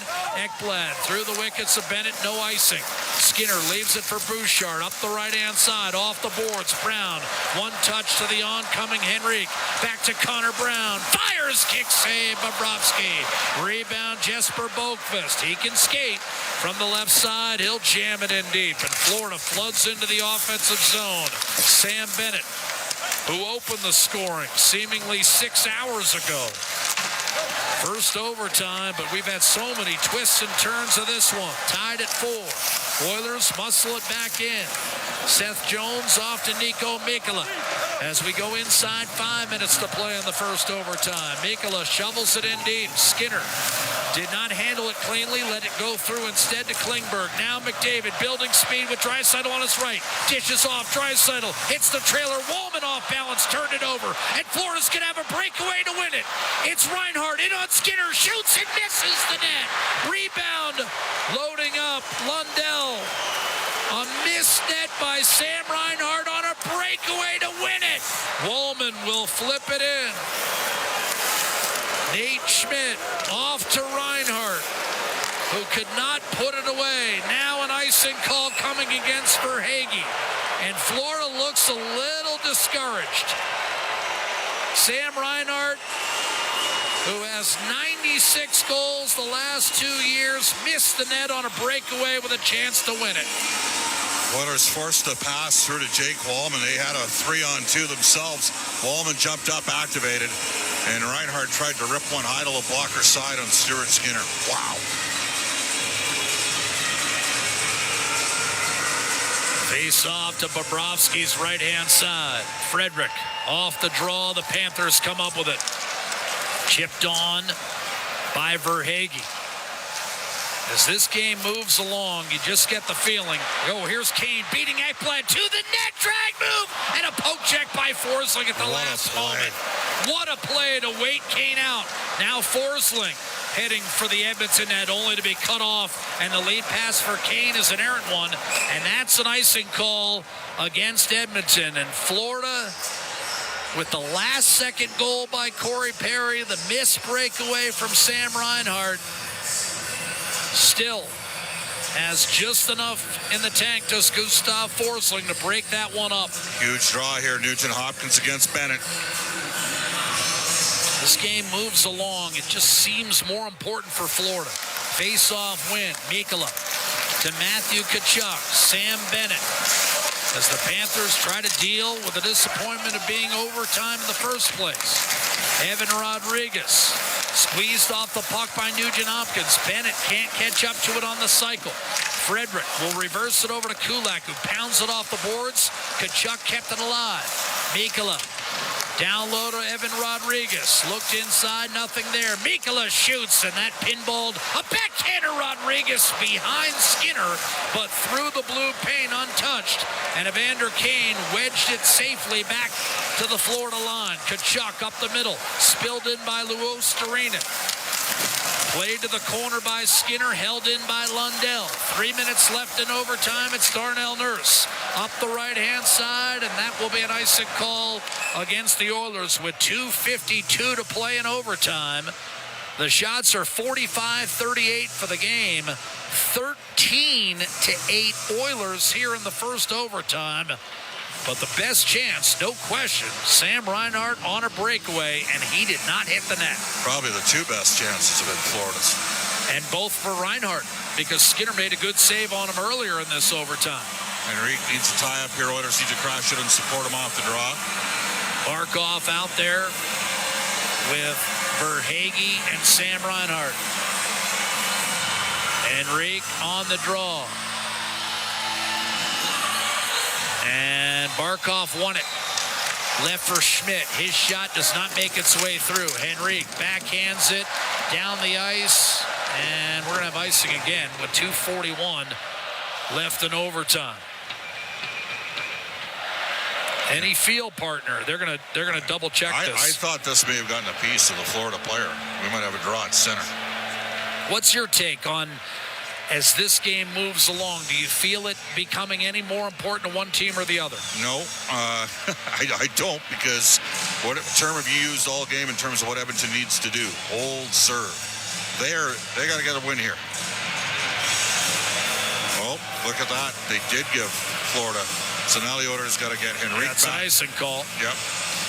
So, having said that, the deliberation gave the Oilers a chance to get some rest.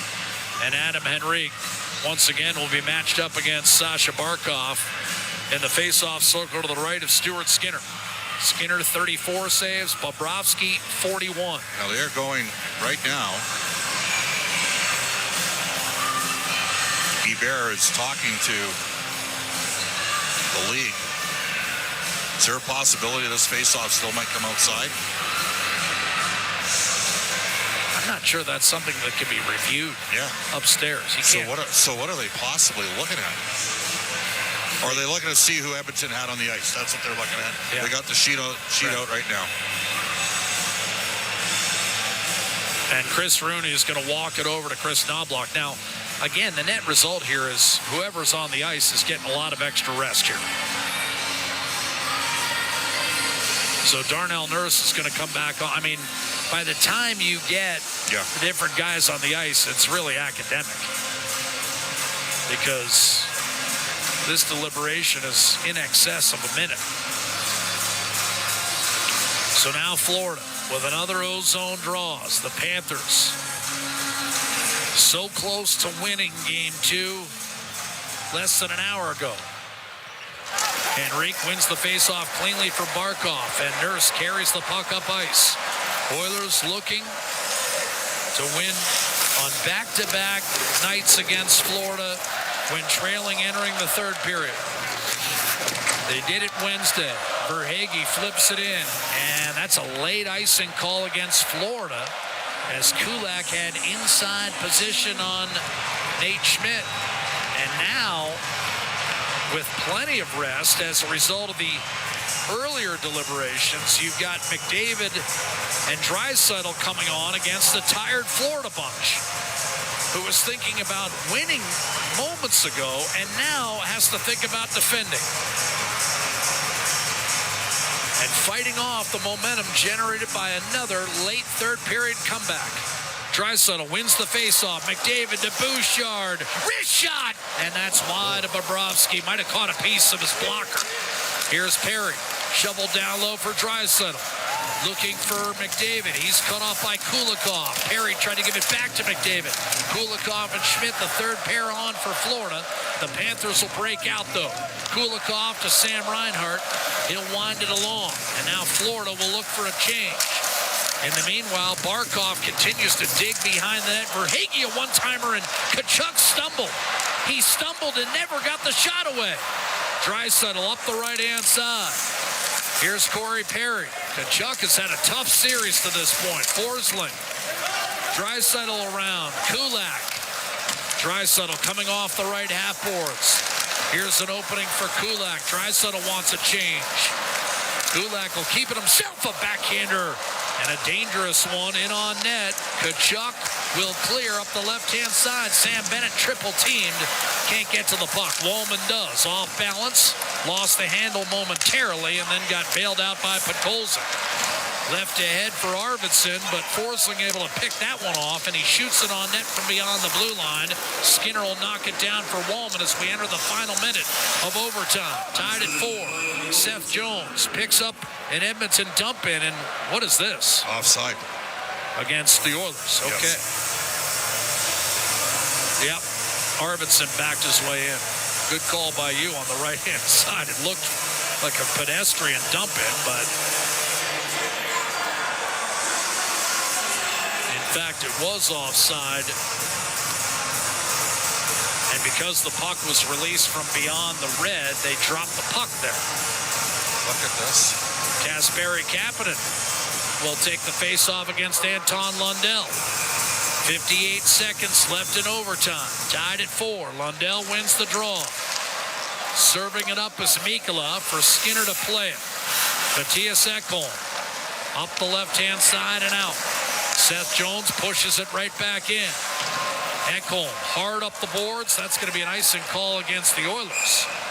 And now with 40 seconds to go, maybe Florida feels an advantageous matchup might be forthcoming. Well, we saw Edmonton get a power play as a result of a couple hard forechecking shifts, and that time they put some duress under Matthias Ekholm, and now a huge D-zone draw for Nugent Hopkins against Barkov. And Barkov's really good at this. He's a 57% faceoff. Barkov won the face-off. Mikkola went wide with it, interestingly enough. Put it behind the net for Barkov. Sasha Barkov held in check offensively in this series. Does not have a point in either of the first two games. Puts it behind the net for Sam Reinhart, who missed the net on a breakaway earlier in overtime. Backhanded along the boards for Hagee. Seth Jones, a shot, and that was a missed tip by Reinhart in the high slot. It was there, and now the Oilers will break out. Maybe a late developing 2-on-2. Frederick to Nugent-Hopkins over the line, looking for a trailer. Still looking, serving it up. Nurse, backhander save, Bobrovsky.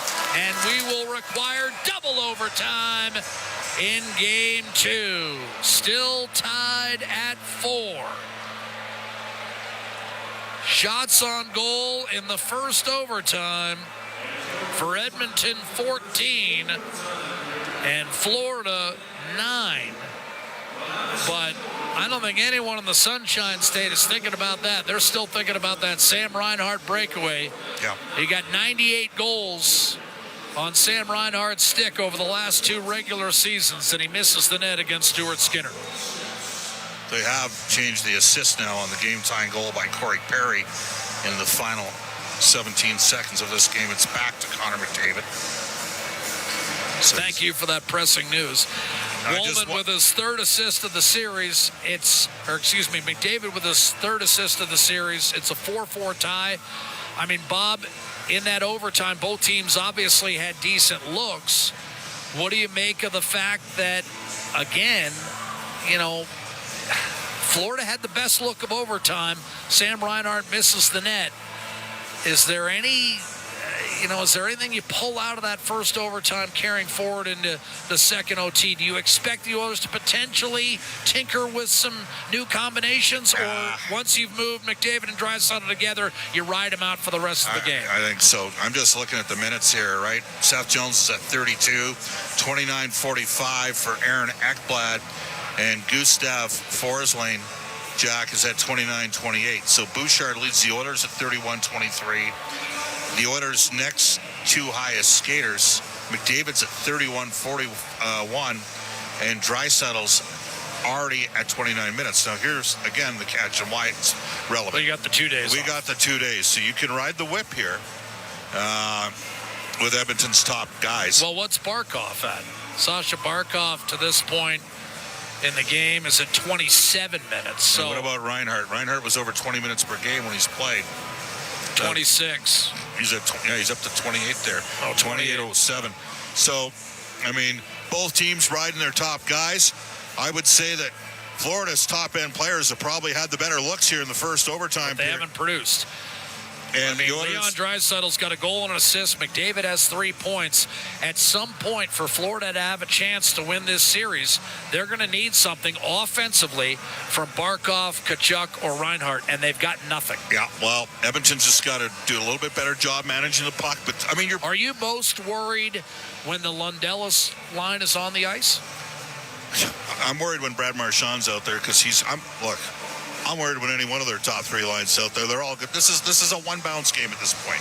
Either somebody's going to make a mistake or there's going to be a deflection, ricochet, whatever the case. The Oilers were probably lucky not to have a couple pucks deflect in the net off them. Let's go see what happens here in the second overtime period. 4-4 and OT. Bryn and Rob are next. This is Ford Dealers NHL Hockey. Our live coverage of Game 2 of the Stanley Cup Final from Rogers Place, the Oilers Radio Network. Get ready to live sky high. Sky Signature Suites offers remarkable units for rent featuring sophisticated floor plans, designer finishes, and breathtaking views. Experience resort-like amenities including a full-time concierge, yoga and fitness studios, golf simulator, plus indoor and outdoor lounges for you to live your best life. Visit SkySignatureSuites.com and make your home high above the ordinary. When it comes to your new home, nothing should stop you from getting exactly what you want. Coventry Homes puts your needs front and center. They won't deep past your questions about customization, and making changes won't get you sent to the penalty box. With their customizable designs and flexible options, your game-changing home is within reach. Score big with flexibility. By Coventry Homes, the official builder of the Edmonton Oilers. Listen on air, online, and on the Radio Player Canada app. This is the Oilers Radio Network. At the intermission, brought to you by End of the Row Flooring Centers. Let's get flooring. Picked up by Verhaeghe, left for Barkov. He got blasted by Frederick and coughed up the puck. Klingberg with Verhaeghe on him. Verhaeghe took it away, centering pass. Backhander, what a save, Skinner. Rebound stays out. I don't believe it. It was on the goal line and hit the far post, and the Panthers, by a whisker, need to play on. And that's our highlight zone from the first intermission period, brought to you by Century Casinos. All in, all games, all season. Century Casinos with 3 great locations in Edmonton, St. Albert, and right next door to the Edmonton International Airport. Welcome to the Winter Zone. Welcome to another intermission with Bryn Griffiths and Rob Brown. 4-4 after 1 overtime session. And that didn't disappoint either. No, it didn't. Sometimes when an overtime goes into a second overtime, it's because nothing happened in the first overtime. That was not the case in this one. Florida, you've talked a little bit over the past 2 days about the Florida Panthers forecheck. And tonight we've seen a lot more of it. It's become more of a troublesome for the Oilers defense. In overtime, the Marchand play that we just heard right there was a forecheck. Klingberg had full control of the puck. Forecheck took the puck off and goes right out in front to Marchand, and he gets 2 whacks at it. Both teams had grade A scoring chances. I would think Florida probably had the 3 biggest. Yes. They had the rebound that rolled across the goal line, stopped on the post. Wallman. They had the one where it came through the crease untouched. It was a wide open net. Skinner had no idea where it was, and it just went through. If it hits anyone, it's in the net. And obviously the big one, Reinhardt on a breakaway. So those are 3 big ones that Florida was unable to capitalize on. And then the other end, Evander Kane, great toe drag, about to fire it, and just at the last second, the puck gets touched by the stick of the Panther and pushes it off. Leon and Connor had good looks. Bouchard had a couple from the point. This has been a highly entertaining, never a dull moment, 4 periods of hockey tonight. And there's 2 things I'm thankful for. 1, that we get to see another period of hockey. And 2, probably more importantly, that this game started at 6 and not 8. I was just going to say because we'd be well past my bedtime right now if this was an 8 o'clock game start. So it's entertaining, fun, tense, everything you want. And here's what happens in one of these games, Bryn. Both teams are going to be exhausted after this. Yes. But the exhaustion will only affect the team that loses. I've been in these situations, long overtimes. You just see me, the body you're drained if you're the team that put everything into it and you can't find a win at the end of the night. Whereas the other team, you feel light. It's like, you know what, I played 38 minutes, felt like I played 5. Let's fly home right now. So this is an important for a lot of reasons, but I think more important for the Florida Panthers than it is for the Oilers, and here's why. The Florida Panthers in both games had leads going into the third period. They'd gone 32-0 without losing a lead. Both games they had leads going into the third period, and if they don't come out of this with a 1-1 split at least, they'll be going home wondering what went wrong. So this, to me, important, obviously, both teams, but Florida, they got to win it, because that flight home will be absolutely horrific for them, thinking what we just wasted in the 2 games in Edmonton. On the other hand, Edmonton wins this, a stranglehold on the series. Okay. Well, we have a second overtime coming up. We're going to take a break right now, though. At the Intermission is brought to you by End of the Row Flooring Centers. Let's get flooring. This is your Ford Dealers NHL Hockey on the Oilers Radio Network. Do you have tickets to an upcoming event at Rogers Place that you can't attend? Donate your tickets to the Edmonton Oilers Community Foundation Seats for Kids program, presented by Eagle Builders. Seats for Kids provides unused game tickets for charities, allowing children and families to enjoy hockey at Rogers Place. And for many, a once-in-a-lifetime opportunity. To be a part of the Seats for Kids program presented by Eagle Builders, please email edmonton@kidsupfront.com. That's edmonton@kidsupfront.com. With Global News, I'm Thomas Dias. 2 people have been charged with setting wildfires in Saskatchewan. Premier Scott Moe says one is charged in relation to a blaze around La Ronge, which has forced 7,000 people out of their homes. The Alberta government says progress is being made on wildfires here, thanks to Alberta teams and crews from Canada and the U.S. However, several out-of-control wildfires continue to burn. Alberta government scientists have published a study saying old coal mines are leaking chemicals and poisoning fish downstream. The report says any new mining in the Rocky Mountains by coal companies could lead to the population collapse of species in Crow's Nest Lake. The province has issued an advisory in response to the study, asking people to limit their consumption of fish from the lake due to high levels of selenium. And the city of Edmonton is advising residents to be safe on the water this year with a mandatory life jacket bylaw in place for people on all types of vessels. Police say their marine units will be out ensuring boaters are being safe. News on demand at 880ched.com. Did you hear what happened to Rick while he was building his fence? Yeah, he hit a natural gas line. They had to evacuate his entire neighborhood at dinner time, too. I bet he didn't make any new friends that day. It cost him a ton to get the line repaired. I wonder why he didn't get his underground utilities marked. Don't be that person. If you're digging on your property, request a locate for natural gas lines. It's free and can prevent serious injury or financial loss. And you won't upset the neighbors. Visit clickbeforeyoudig.com. A safety message brought to you by ATCO. At the Intermission, brought to you by End of the Row Flooring Centers. Let's get flooring.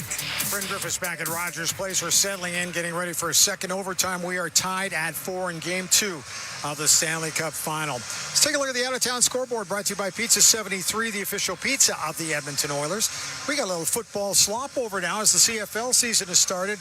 We had one game tonight. It was in Montreal, where the Alouettes just took it to the Toronto Argonauts, 28-10. If you're wondering what's up with the Elks, they'll open up their season tomorrow night in Vancouver against the BC Lions. Our countdown to kickoff on 880 Ched gets going at 6:30, and it's the Elks and the BC Lions from under the dome at 8 o'clock.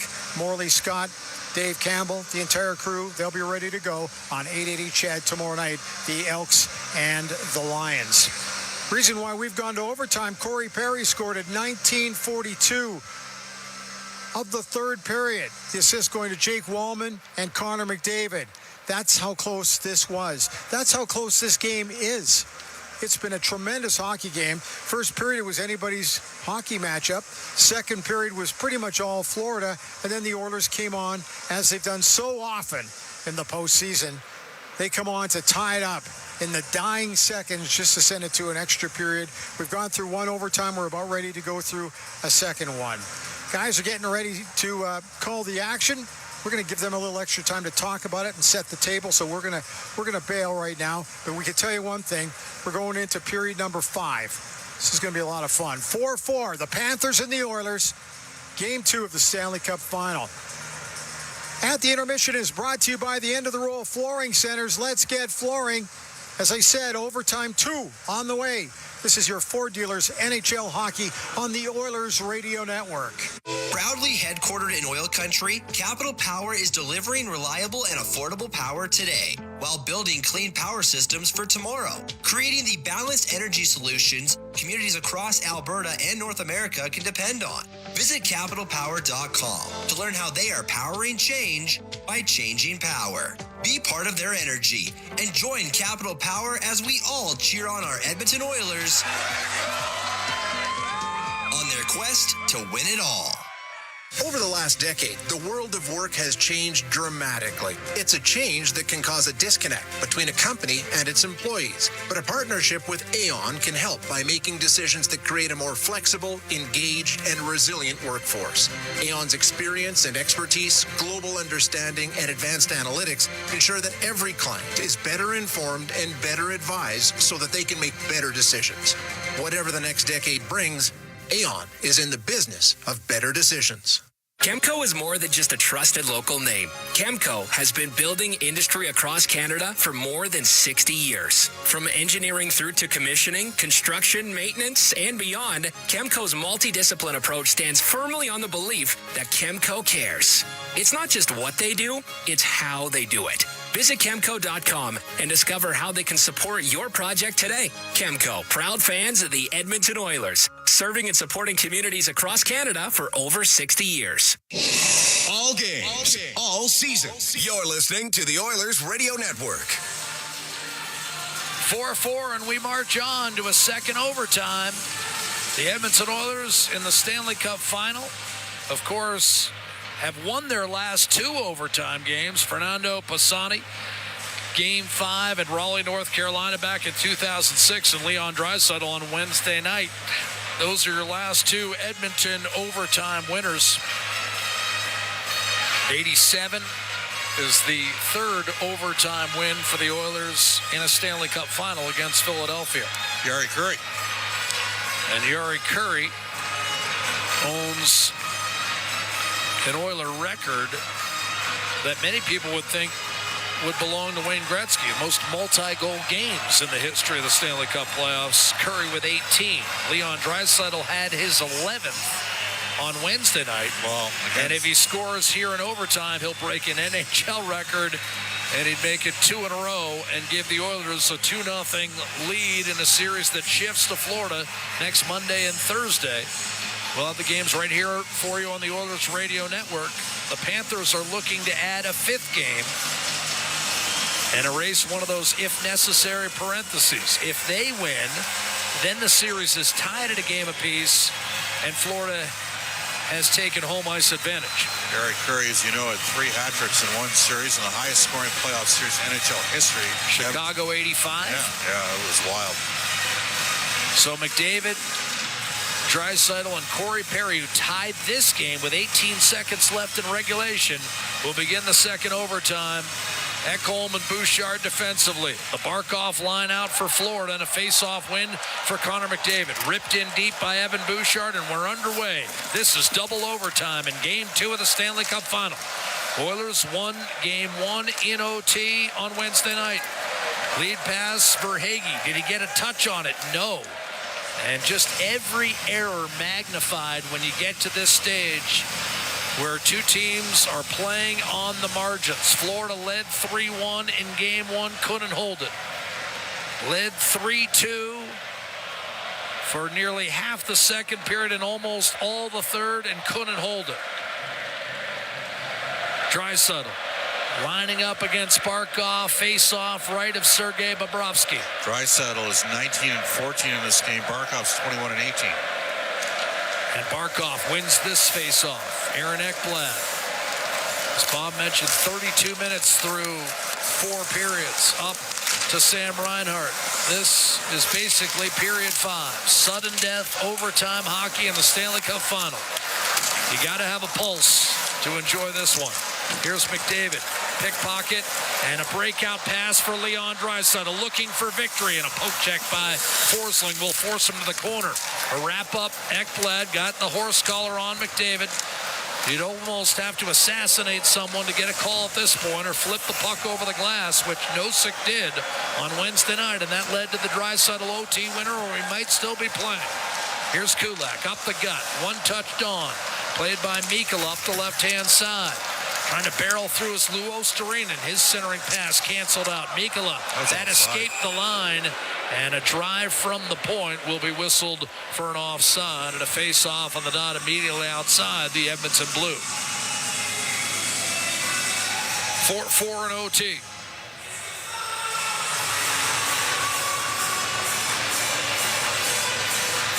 Oilers certainly rotating everybody through, to say the least. So are the Panthers. We saw their 4th line out in the first overtime. Here's Lundell matched up against Adam Henrique. Puck rolls free. Jones will shoot it in. Here's John Klingberg up the left-hand side. Wallman. That was cut off. Seth Jones. He'll spin, put it in the corner. Wallman takes it away. Tried an outlet pass intended for Connor Brown, and the puck was played with a high stick by Lundell, and we'll have a neutral zone face-off as a result. The Oilers 4-0 in overtime this year in the Stanley Cup playoffs. You go back to last year, and of course, they took Game 1 of the West Final in Dallas in overtime, on their way to winning that series in 6 games. Set up from Evan Bouchard to Connor McDavid. Beautiful high slot tip. Here's John Klingberg off the draw. In from the right-hand side, Adam Henrique. In the corner, the Oilers working offensive zone. Brown, Kulikov doesn't have his stick, and the Oilers will look to take advantage. Arvidsson out to the point. Wollman to Klingberg to the high slot, and it just bounced over the backhand of Connor Brown. And Matthew Tkachuk with an outlet pass on target, fired in deep for Florida's Evan Rodriguez. Big hit on Klingberg. Forsling, a shot from the blue line that was blocked. And the Oilers will break out. Klingberg reeled in, got it back, and then dislodged from the puck in the high slot. Panthers, Gustav Forsling will shoot it in. Around the boards, Nosek. Double teamed along the end boards. Nosek run into the corner. Gadjevich, fourth line out for Florida. Tried an interior pass to Boquist that was broken up. Evander Kane trying to muscle his way in, and a late offside call whistled against Edmonton with 17:23 left to play in the second overtime, and we're still tied at 4. Boquist did a great job reeling in the Edmonton Oilers. Vander Kane. Frederick looked like he toe-picked a bit. And they are checking his skate down at the Oilers bench. Barkov. Neutral zone face-off. Kapanen will take it. Nugent-Hopkins obviously not feeling it tonight in the face-off circle. We've seen Kane and Kapanen fill in for him. Here's Verhaeghe. Soft toss toward the net, and laying the leather to that will be Stuart Skinner. Barkov hovering close by, and Reinhart just testing the waters. Probably just wants to get his rangefinder going. He was stopped by Skinner in the first overtime, but also missed the net on a breakaway that could have won it for the Panthers. Kapanen's going to stay out here with McDavid and Draisaitl, a D-zone draw. Reinhart's going to take the face-off for Florida. Barkov and Verhaeghe still out there, and Reinhart won cleanly. Held in by Seth Jones. Shoveled down low, Verhaeghe to Barkov, mishandled the puck, and it's been a tough series offensively for him. The Oilers dig and eventually chisel it back through the middle. Seth Jones trying to jam it up the left-hand side. Barkov put it around the boards. Florida wants a change. No pressure here for Edmonton's Matthias Ekholm to deal with. You've got McDavid and Draisaitl out there. Ekholm up the left-hand side looking for Kapanen. One-handed it toward Evan Bouchard. Forsling takes over for Florida. Head to Luostarinen, on to Lundell. Can't do anything offensively as Kapanen ties him up, put it behind the net, turned over by Nurse, and a quick shot stopped by Skinner against Marchand, who nearly won it in the first overtime. Marchand trying to plow his way through McDavid. Draisaitl and Luostarinen also engaged. Nurse comes over to pry it loose and put it behind the net for Brett Kulak. Looks up ice. Kulak around Luostarinen, weaving his way to the right-hand side for Vasily Podkolzin. Podkolzin to Nurse a shot, and that a painful block by Aaron Ekblad. Maybe the left wrist. He is in significant pain as he comes to the bench. Arvidsson trying to catch Florida to change. Center pass. Wrist shot. And Podkolzin had it deflected up into the mesh in his bid to win it in front of his brother. And now Forsling is shaken up, but he appears to be okay. Ekblad, though, is in agony on the Florida bench. He took a shot, I believe, off the left wrist.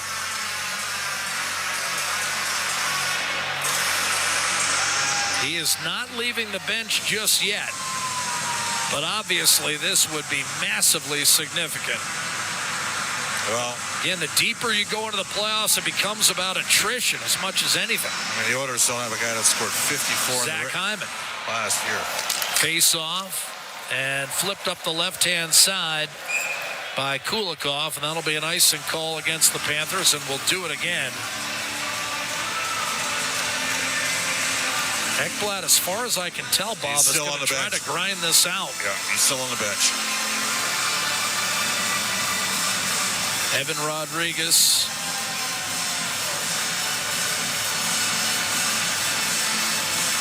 Off off the face-off here to the right of Bobrovsky. Matched up with Draisaitl, McDavid and Perry as wingers. Rodriguez on a strong side, won the face-off. Nate Schmidt protecting. Played up the left-hand side, and it's Verhaeghe. His pass was tipped into the waiting arms of Evan Bouchard. Tried to hit Perry, and Verhaeghe disrupted that. Played it back for Dmitry Kulikov. Paul Maurice will take that all day. Up against the McDavid line, they got the puck out of the zone. Kulikov up the left-hand side. Rodriguez, got his stick on it. Stuart Skinner up the right-hand side. Here's Corey Perry. Leon Draisaitl at the red. Hits McDavid, and a late offside call as that pass was a bit errant. 5 minutes gone by in this second overtime. And the Edmonton Oilers have yet to test Sergei Bobrovsky here in the second OT. Skinner, most notably, the stop on Brad Marchand after the turnover. Well, Edmonton's had some high slot looks, but they have sold out in front of pucks. 4-4, we're in overtime. Bouchard with a goal and 2 assists. Connor McDavid, a playmaker with 3 assists. Corey Perry, the game-tying goal with 18 seconds on the clock. Off the face-off, Mikkola ambles his way to center, and the Panthers flood in. A turnover rolled in front, and the Oilers come away with it. Victor Arvidsson put it behind Seth Jones. He'll streak in left-hand side. Mikkola back. Arvidsson waits and backhands it down low. Brown and Henrique waiting. It's Henrique twirling it back for Klingberg. Open as Jake Wallman. He can really shoot it. Put it conservatively down low, and it hopped over the stick of Connor Brown. Here's a lead pass, misfired. Barkov to Reinhart. And again, Florida's top players not able to connect. Nate Schmidt behind the net. Kulikov, Luo Starinen. He mishandled an outlet pass. Nurse over to Kulak, and the crowd sensing an opportunity here. For the Oilers, looking to take a 2-0 series lead. Arvidsson, soft chip ahead for Trent Frederick. He'll wind it around. Evander Kane, who scored earlier in this game, in on the forecheck and takes possession for Edmonton. Frederick in the mix. Puck comes free. Marchand digs it out of the corner. Luo Starinen, second effort, manages to get it in deep. Lundell will try to follow up. Kulak turned it over. Ekblad is back and now tries to center. Aaron Ekblad, boy, he went off, and it looked painful, but he's back out there, and the puck is underneath him, and Evander Kane not letting up. Eventually rakes it free. Trent Frederick put it back behind for Brett Kulak, and another line change coming for the Oilers with 6.5 minutes having elapsed in the second overtime. We are tied at 4. Kulak up the right-hand side, put Colson. Waving at it is Forsling. Tracking it down is Aaron Ekblad, again behind his own net. Forsling to Carter Verhaeghe, and the Panthers break out. Lead pass, looking to skate into it, but it's going to be offside. I think Nosek was the guilty party left wing. Gadjevich was trying to catch up to it on the right-hand side. 13:08 left in the second overtime, and we remain in a 4-4 deadlock. It's clear in game one that Edmonton seemed to be the fresher team as the game wore on, and you got to give Florida credit. They've had a good start to the second overtime period. Oilers don't have a shot yet in 7 minutes. Sam Bennett off the face-off, leaves it for Mikkola, and it's a Florida reset, right to left. Skinner handles the dump in, up the boards, Wallman. Sam Bennett looking to shovel it down low, but Colson streaks down the left-hand side. He'll challenge Jones, but Colson centers. What a save, Bobrovsky! As Kapanen looked to deflect it home. Kapanen, who hit the post in overtime the other night, robbed by Bobrovsky, who had not seen a shot in probably 40 minutes of real time. And the first one he has to stare down is Kapanen from point-blank range. Well, those are the guys that can skate further down for Edmonton. They got pace and tempo in their game, and just a great play by Podkolzin. And Kapanen, he deflected it, fought for his positioning, and Bobrovsky fought it off in goal. Tell you what, Podkolzin has been good in the overtime. You wonder whether he has one in store. Here's Draisaitl out there with McDavid and Perry. Face-off win for Florida. Bouchard boots it back down low, but Barkov is able to take it and give it up. And Reinhart will snap it around the boards for Hagee. Drills Bouchard. Draisaitl in close quarters. Reinhart comes over.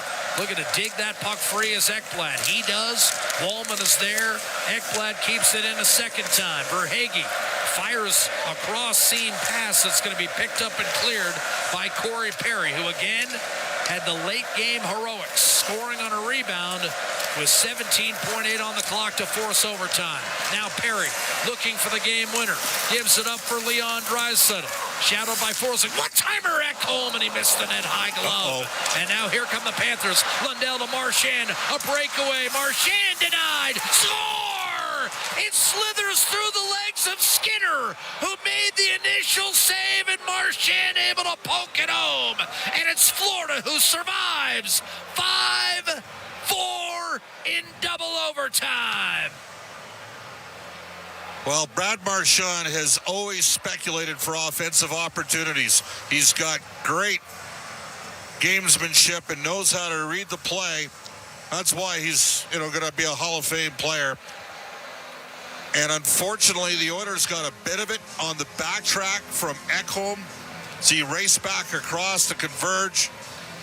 And Marchand was able to poke it through Stuart Skinner. We have a tie series.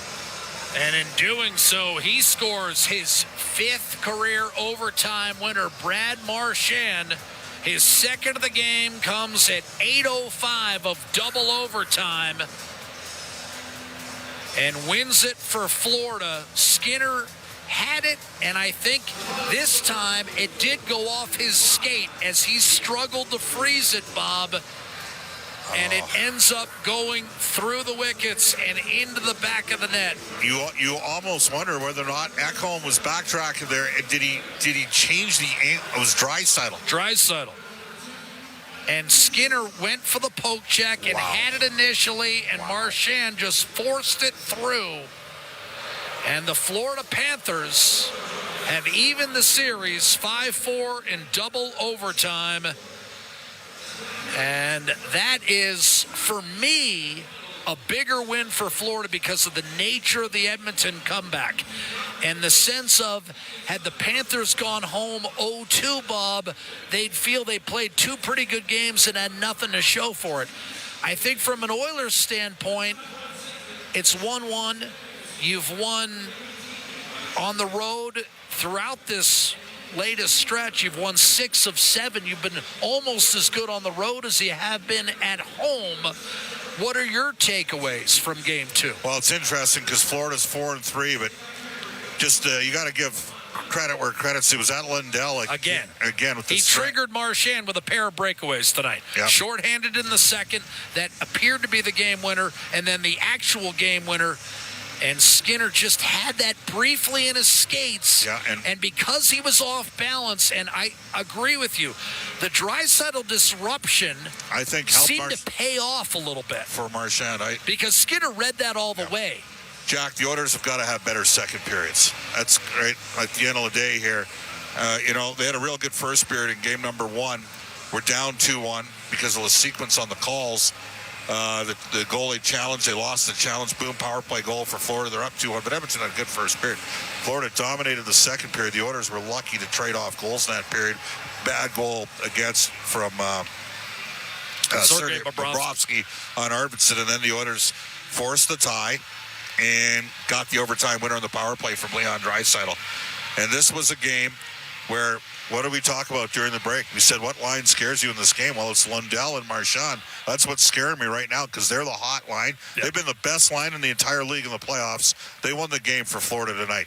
You get a shorthanded goal from Brad Marchand on a stretch from Lundell. You get the game winner to Brad Marchand on a stretch from, There was a point in the first overtime where I looked at you when Marchand and Luostarinen forced the icing call, and they pulled him off and put the Barkov line out there, and you and I are looking at each other, hey, they were out 20 seconds. Why not give that line a chance to win it in overtime? So I agree with you. Yeah, Edmonton drops to 10-13 under Chris Knoblauch now in games 1 through 3 in the series. They've tended to get better in playoff series under Knoblauch. Now, you think so? 18-2? Yeah, that's a good sign. But we got game 3 first in Florida. Couple things for you. First of all, take a look at the Panthers' record at home this year. It's only 4-3. They, like Toronto. And their power play is 1 for 28. 1 for 28. Well, in this series, they've had the better power play. Right, but it's been on the road. They've played better on the road. What I'm saying is I think Edmonton goes down to Florida still feeling fairly good, and here's why. Because they've played so well on the road. Yeah. Think about the signature victories of this playoff run. They've all been on the road. Game 5 in L.A. for certain. And then I would say in Vegas, I thought Game 1 and even Game 5, which needed overtime, not many scoring chances for Vegas. And then you move forward, even in the Dallas series, obviously they close it out in Game 5. Game 2 in Dallas. And Game 2 was an excellent performance. So I just felt, that's why I was saying this game felt more important for Florida to make it a longer series. Well, Edmonton's got to get a split. And if they can get a split in Florida the next 2 games, they've got home ice back, and it's a best of 3. Yeah, 100%. And I would also say this, Bob. They played a pretty good Game 5 down in Sunrise last year with their season on the line, down 3-1, and everyone arriving at Florida's arena that night thinking they were going to party. They had to wait another week. Yeah, but that said, you got to get over the crush. You got to forget about how this one ended tonight. The coaches have got to work a little bit on Florida's the one line that doesn't... The hard rims you kept talking about. The hard rims are... Now, saying that, there's one line that doesn't have to do that because they got great chemistry. That's Losterrain and Lundell and Marchand. They are creating looks-off cycles, and the Oilers right now don't... And, that was against Edmonton's best line that got dissected. Bouchard got caught a tad inside. Ekholm just getting back in the lineup. Marchand through the seam. Lundell, good play. Draisaitl almost caught Marchand. And think of what happened less than a minute before. The chance created by Podkolzin in front to Kapanen, and the goaltender was able to front the puck, right? Bobrovsky in front of the puck. So, well, Bobrovsky, absolutely. I think when you look at this game, you'll look at Bobrovsky's save on Kapanen, just as you look at the opener, Bobrovsky not making a routine save on Arvidsson that kind of opened the door a little bit for Edmonton. All right, Paul Maurice did not change anything from Game 1. He felt like his team played well enough. He did not tinker with his lineup. He talked about the fact that A.J. Greer might be available for Game 3. Edmonton, did they play well enough tonight for Chris Knobloch not to really consider any significant lineup changes? Yes. And secondarily, they closed the game for a second consecutive game with McDavid and Draisaitl. Do you think they'll start on separate lines for Game 3? Yes, I think they'll start on separate lines. I think they have to. I think they got to, they got to look at playing, Kane.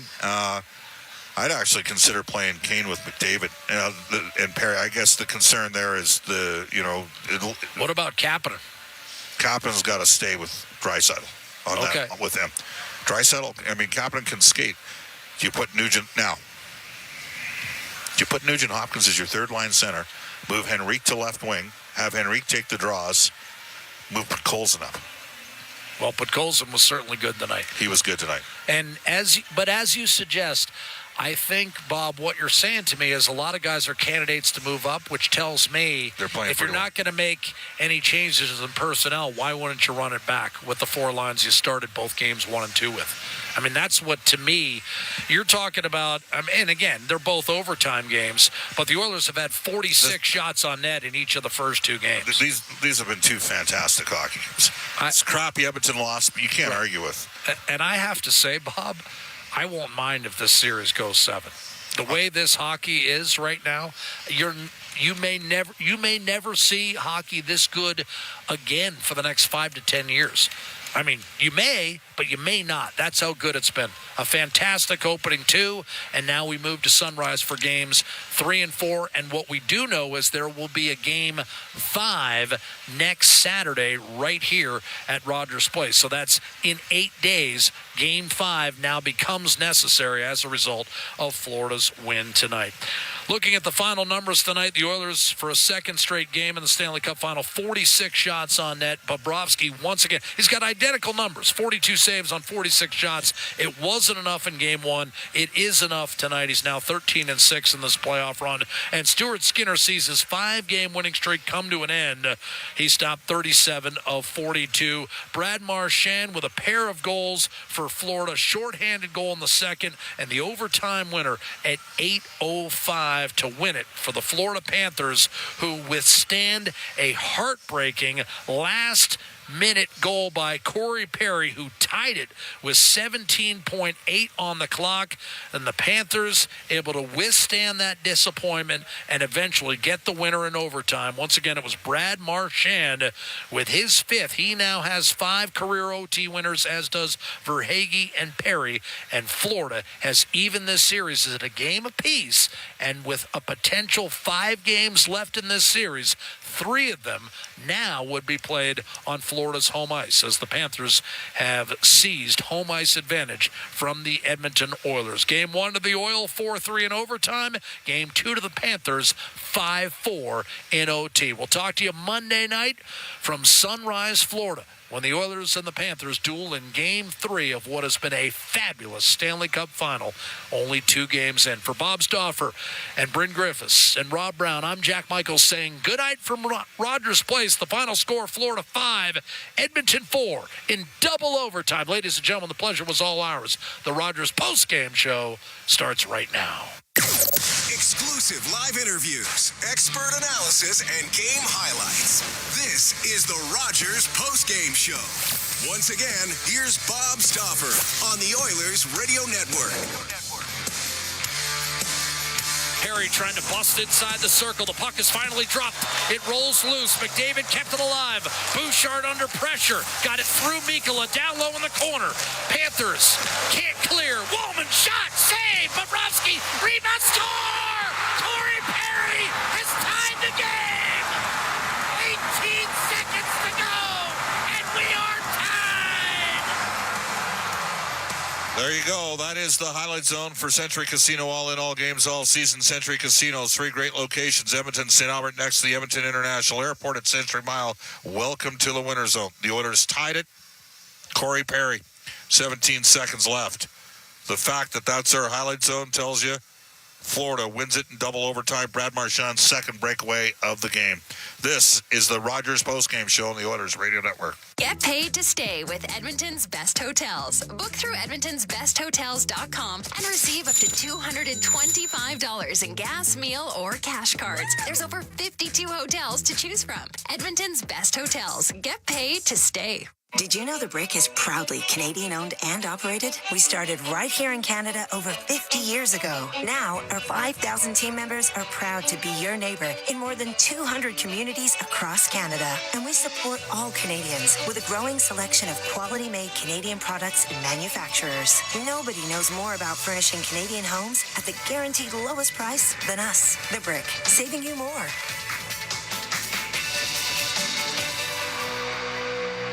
Get paid to stay with Edmonton's Best Hotels. Book through edmontonsbesthotels.com and receive up to $225 in gas, meal, or cash cards. There's over 52 hotels to choose from. Edmonton's Best Hotels. Get paid to stay. This is the Rogers Postgame Show on the Oilers Radio Network.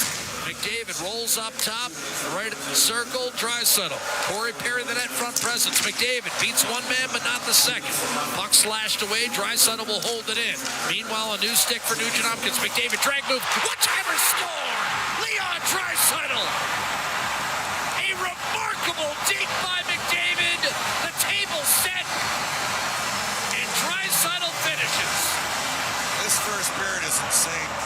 3-2 Edmonton. That is the Plus Play of the Night, brought to you by Catelli Protein Plus, with the classic taste of Catelli and 17 grams of protein. It's the most delicious way to score with your taste buds on and off the ice. We bring aboard Rob Brown. Rob, your thoughts on what was another epic hockey game? Yeah, if you are not a fan of a team, but you're a fan of the game, this was an unbelievable game.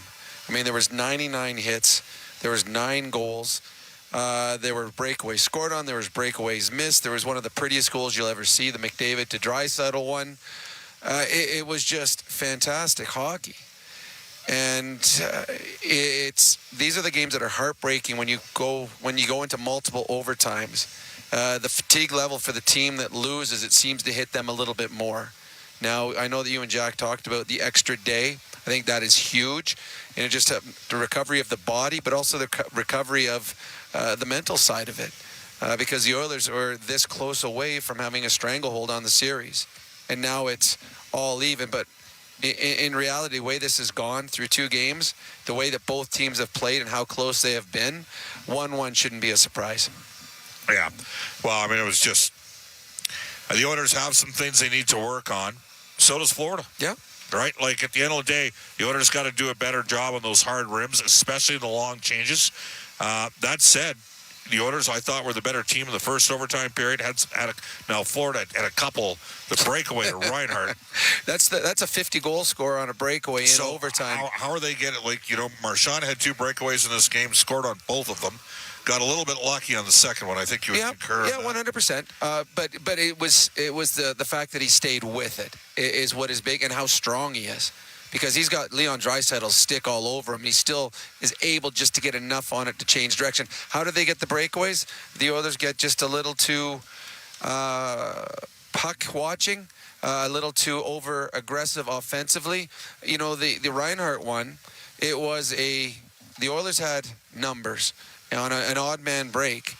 Wallman jumped in and Bouchard jumped in. And Wallman it was one of the few times that Leon Draisaitl didn't put a puck on the blade, and Wallman kind of toe-picked as he was trying to pick up a puck in his skates, but Bouchard was too far down as well. So both defensemen in, and Reinhart, who was actually out of the play, gets a breakaway. The Marchand one, the puck, they always tell you never miss wide when you're shooting because it's a breakout the other way. Both Leon and I believe it was Ekholm were going for a change. Yeah. And they saw it last second, and they got back, and Leon almost got there, but there was no one in the high slot. No one took, and Marchand read that. So when the puck goes all the way around, I mean, a wonderful play by Lundell again. Oh, is he a good hockey player? Yeah. He's going to be a star in this league. But Marchand reads it, and the Oilers don't have a high man. So the Oilers, I think, at times got a little over-aggressive offensively. And when they do that, it's the counterpunch. And the Florida Panthers counterpunched them a couple times. And Brad Marchand, when Leon or Connor get a breakaway, and you're like in an important moment, you're thinking it's automatic. Well, I think that's what Marchand has done his entire career as well. All right, Rob, great. By the way, the Oilers get an extra day. They deployed McDavid and Draisaitl a lot. Do you agree? I think they got to go back to split up. I do. I agree. And I don't know if you have to really retinker the lines too much. I would agree keeping Connor and Leon apart because when you go to Florida, they have last change. So they get all the matchups they want. And if Connor or Leon together, it makes it easy for the Florida Panthers. I wouldn't say easy playing against Connor and Leon, but they will know what they want every shift. I think you want to put a little bit of indecisiveness in Paul Maurice's mind when you have Connor and Leon on separate lines, but I don't think you have to reinvent the wheel. I mean, this is a game, the Oilers scored 4. Again, they had 46 shots on net. They created enough opportunities tonight to have won this hockey game.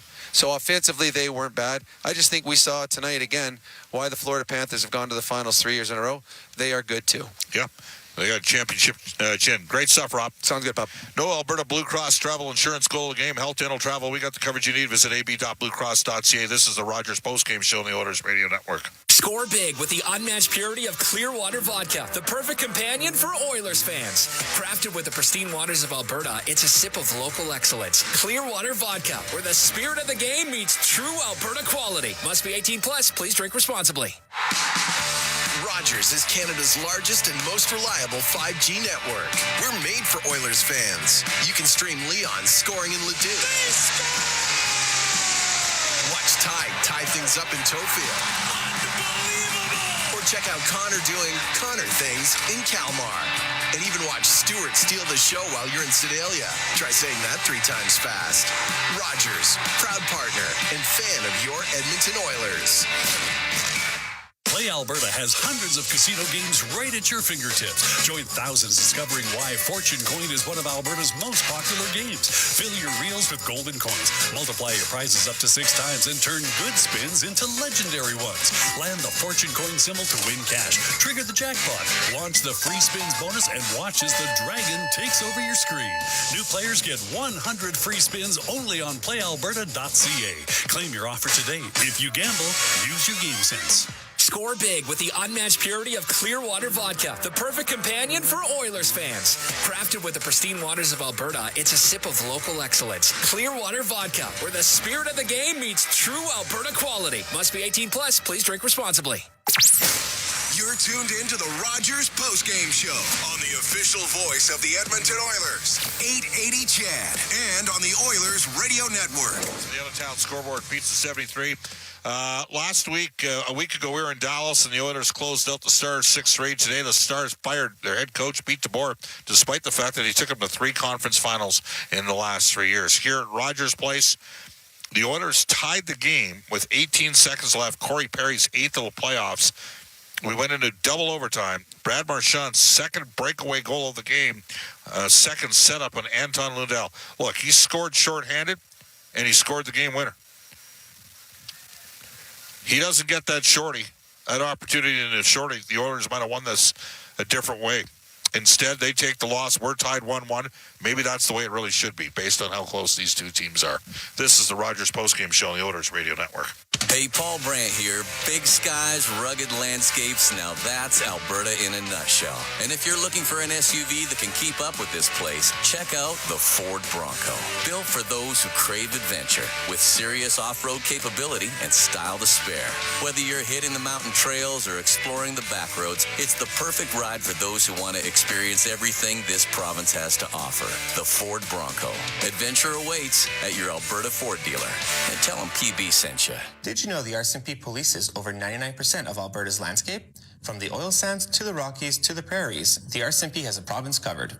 Providing policing services to more than 1,700 communities and with over 150 career specializations, the Alberta RCMP has something to fit everyone's goals and lifestyles. Visit rcmpcareers.ca and take the next step towards your career with the Alberta RCMP.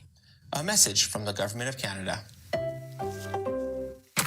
All right, let's go to Molson Cup 3 Stars, presented by Molson, the official beer of the Edmonton Oilers. Whether it's Canadian, Ultra Export, or Excel, there's a Molson with your name on it. You must be of legal drinking age. Third star tonight, he had 3 assists. Connor McDavid is up to 31 points in the playoffs.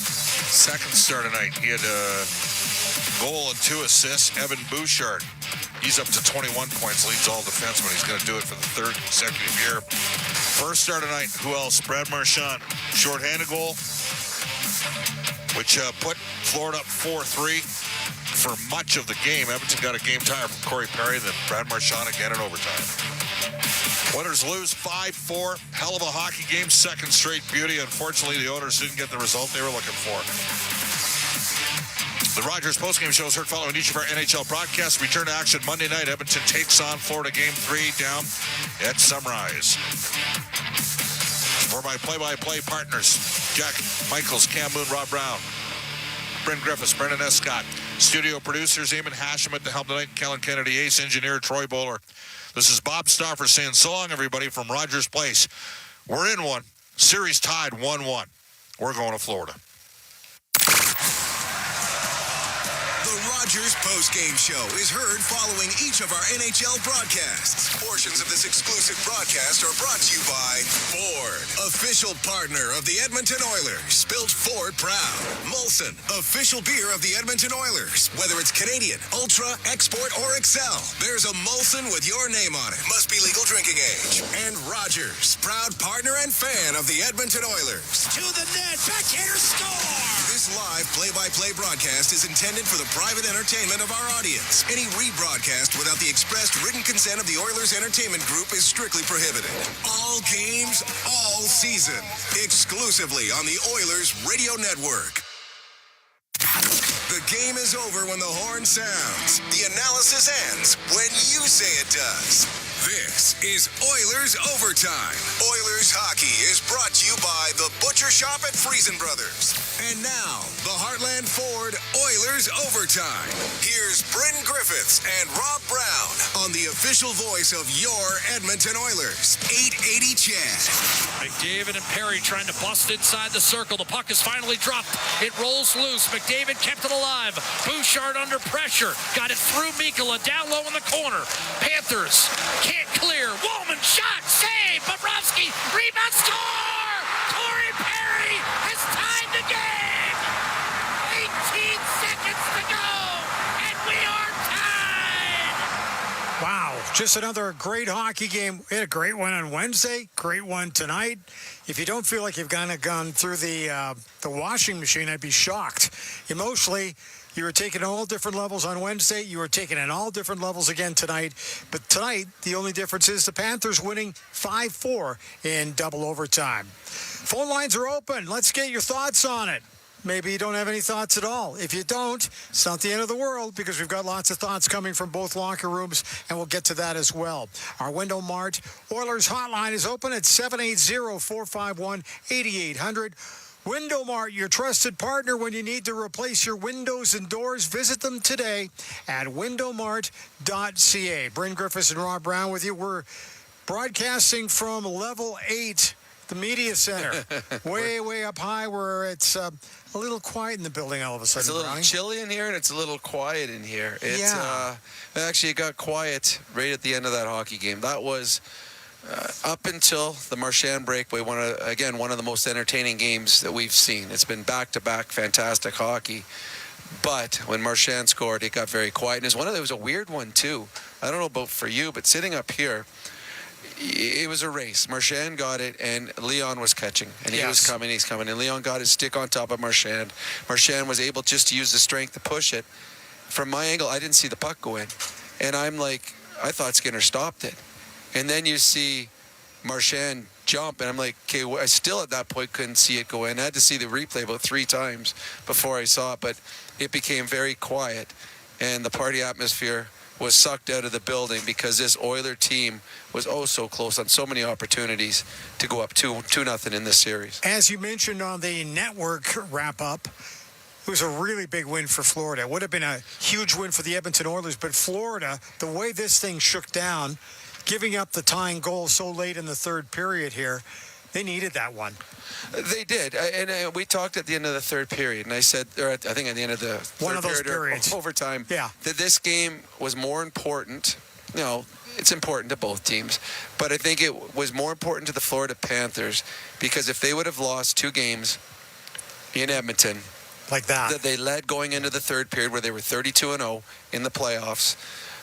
Giving up a goal with 17 seconds left, having a breakaway with their 54-goal scorer in overtime. If they were to come away from Edmonton 0-2, I mean, that would have been hard. Like, they are a veteran team, and I understand they've got championship pedigree, but that would have been hard to overcome. Instead, they find a way to win this hockey game today on a nice play by Marchand, and now it's 1-1. And the Edmonton Oilers, they played well enough to be up 2-0, but they also... I mean, they trailed in both games going into the third, so they had to fight back. Now you're going to see what the Oilers are capable of doing. Right. This is the first time they've been punched, and they got in this Stanley Cup Finals, and they will have a couple days to rest and relax. And both these teams will need this time to rest because this has been an absolutely horrifically physical series. And we'll see how the Edmonton Oilers do on the road, which they have been fantastic with all season and all playoff long. Absolutely. On the road, the Oilers have a record of 6-3 so far. And the Florida Panthers at home with a record of 4-3. Like, not great at home, but, man, they're great on the road. They're now 9-3 after that win tonight. They are. And this is what I hate about some stats. When someone posted that the Florida Panthers in Game 1 were 32-0 going into third periods with the lead. I'm like, okay, I don't want that stat if I'm that team because it's going to break. The odds aren't, they're not going to continue. It's sometimes going to stop. Just like the Panthers are only 4-3 on home ice. This is a Stanley Cup winning team. In the Cup final. You're worried that that's when things are going to start to change odds-wise. Yeah. But The Oilers are both. These are two incredibly evenly matched teams, and we've seen that because there's been 3 overtime periods in 2 games. So these teams are so close. The margin of error is well. This game could have been won earlier. The puck, Marchand's puck goes across the goal line, hits the post. Right. And in the other end, a couple times Bobrovsky didn't even see the puck, and it's hitting him on opportunities. Kane, an inch away from pulling it right around the stick of the Forsling, I think, who was the defenseman on the ice. Both teams had so many chances, and eventually it's a huge trade deadline pickup by the Florida Panthers. And when they made that trade, I'm like, oh, they just got a whole lot better. He's got championship pedigree.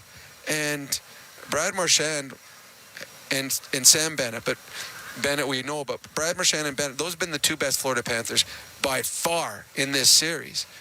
And Bob, when Jack asked, are you worried about the Lundell line in overtime? He goes, I'm worried about Marchand. And 100%, they it was know. Marchand. Those guys know. Marchand was the best player on the ice tonight. Bennett was the best player game 1.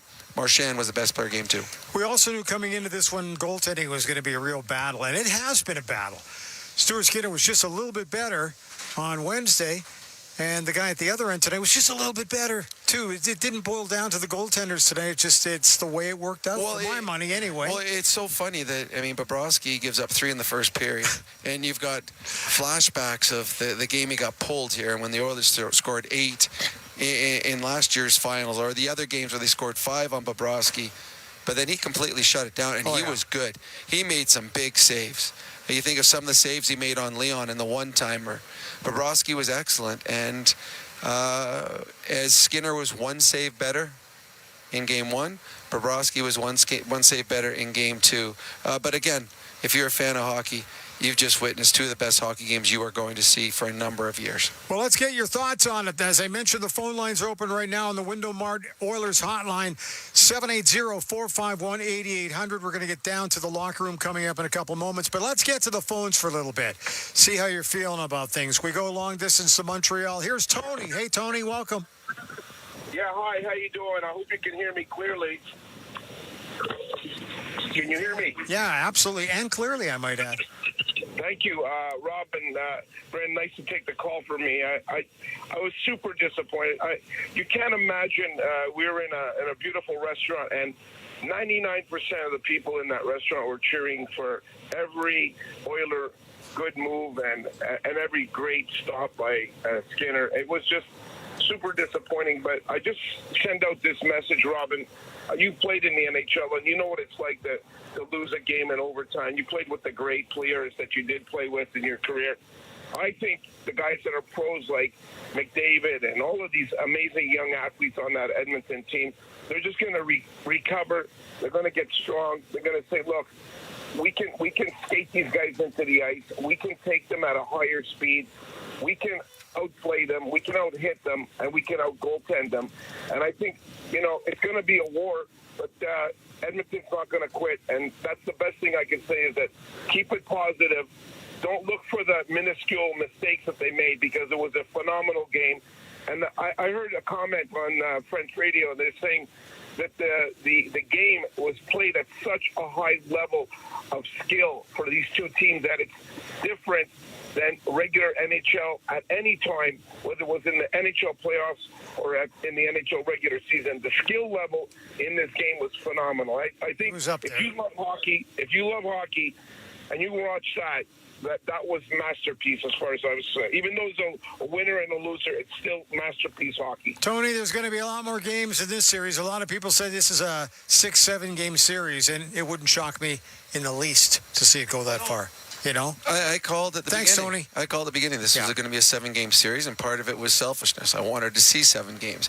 And when I said that this was going to be fantastic hockey, I don't even know if I understood how good it could be. It is. You had the absolute beautiful artistry of Connor McDavid on that goal to Leon Draisaitl. You have the brutality of every single hit. The willingness to lay down and block any shot. And not only are guys throwing hits, but they're taking hits to make plays. And that's a sign of toughness, is knowing you're about to get run over, but staying in there just long enough to make sure that you find the right passing lane or you get the puck off the glass and out. And both teams are doing that. There's a willingness. So I think I'm exhausted from watching these two games. I cannot imagine what those dressing rooms are like and how tired those guys are. And they get a little bit extra rest, but they get to do it again at least 3 more times. So, I mean, you know who the big winners are right now? All those people in Edmonton that have Game 5 tickets, because we are now guaranteed a Game 5. Back to the phones we go. Cam, you're up next. How you doing, man? Good. A couple of things, you guys. Draisaitl sliding instead of checking him, or I'm not sure. And the other question is, how about the fans in Florida? Is the stadium open, or the people outside? Have you guys know anything about that? How they cheer their fans on? I don't know what they do down there. Are you talking about watch parties in Florida? Yeah. I don't know. It's probably by a pool with some flamingos. I don't know. I have no idea. I only care about the ones that are here. And there's going to be a big one here, obviously, on Monday night. All right. Thank you. Thanks, Cam. Have a good night. Thanks for the call. Let's carry on. Darcy, welcome to the show. Hey, good evening, guys. How are you doing? Great. It was a fun night. What can I tell you? Just I can only imagine. I can only imagine how fun it's been buzzing in Edmonton, hosting the Stanley Cup Finals and whatnot. But you guys must get behind-the-scenes look at what's going on there. And I was wondering, how's Bouchard doing in practice? Does he look like he's healthy? Does he look like he's good to go? Like he's 100% ready to go. Yep, he's good. But this is Stuart Skinner's crease, and you will see Stuart Skinner in Game 3. I expect to see him go all the way here. I totally agree. I'm a huge fan of Skinner. I didn't jump ship. I've always been Skinner as your guy, but I was looking at the stats, and during the year, Skinner's only played about 60% of the time, and Bouchard, his stats are pretty impressive when Skinner's sitting on the bench. So they would have put Stuart Skinner got the harder matchups during the regular season. Yeah. Calvin Pickard would have got the easier ones. Stuart Skinner is their number one starter, and he will be in for Game 3. Calvin Pickard will go in if Stuart Skinner has a big hiccup or if there's an injury, but they're not going to change goalies right now. Yeah. Yeah, no, that's fair enough. I'm just worried for Skinner because it looked like he got banged up there.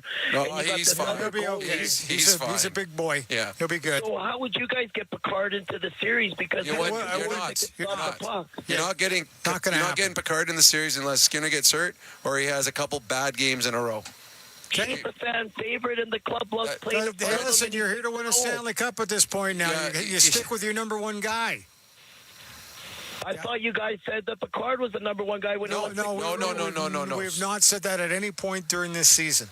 Well, that's what the fans were saying. Well, okay. Well, they're entitled to say whatever they want. We're telling you. And what I'm saying is Skinner went to 2 overtime games. He got banged up. Why not start with Bouchard? You're not. Darcy. It's not happening. Not going to happen, okay? Don't worry about it, man. Don't worry about it. Darcy, thanks for the call. Appreciate it.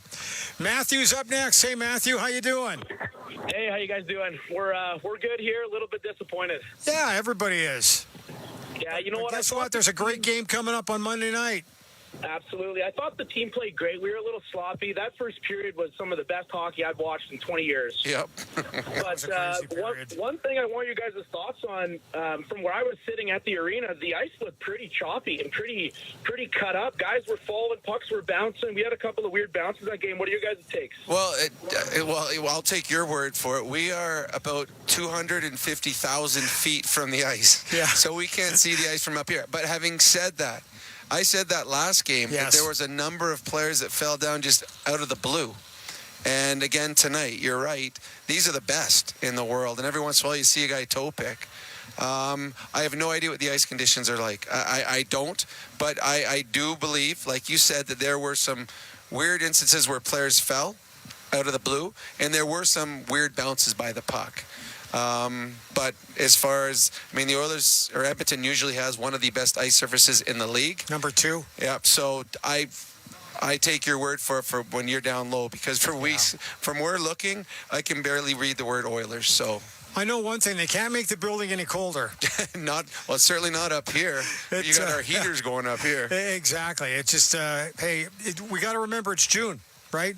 And it was a pretty nice day in Edmonton with a little humidity, too. Humidity is a factor for ice. I know one thing. If you think this building is cold, they're going to probably the coldest arena in Sunrise, Florida. That place is an absolute fridge there. So we'll see how the ice is for Game 3 coming up on Monday night.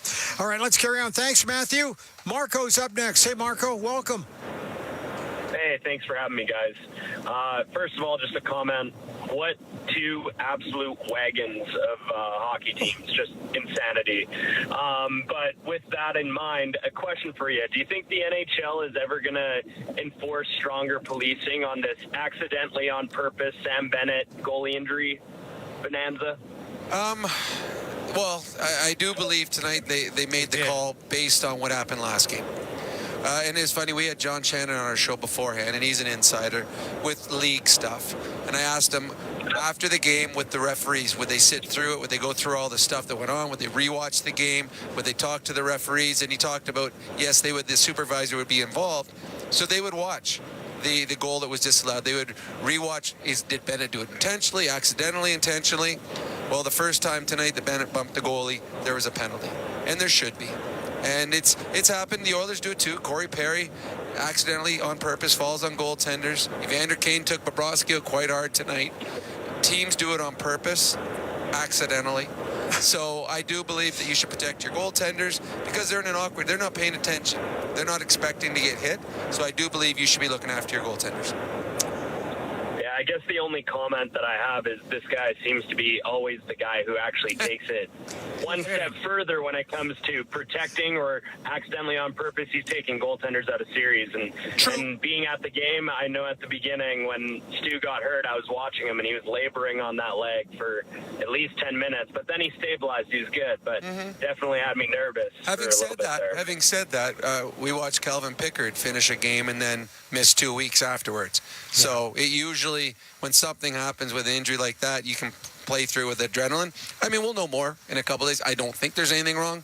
No. But we'll know more in a couple of days when the next practice happens. We're going to take a break when we come back. And thank you, by the way, for all your calls. When we come back, we're going to hear from Chris Knobloch, the head coach of the Edmonton Oilers, when we return. And we're also going to get inside the locker room as well, find out how the Oilers felt about it. It was a tough one tonight. Panthers winning in double overtime 5-4. We're going to take a break. This is Oilers Overtime on 880 CHED. That door's making so much noise. Should have called Abe's. Why is the wind still getting into the garage? I'm freezing. Should have called Abe's.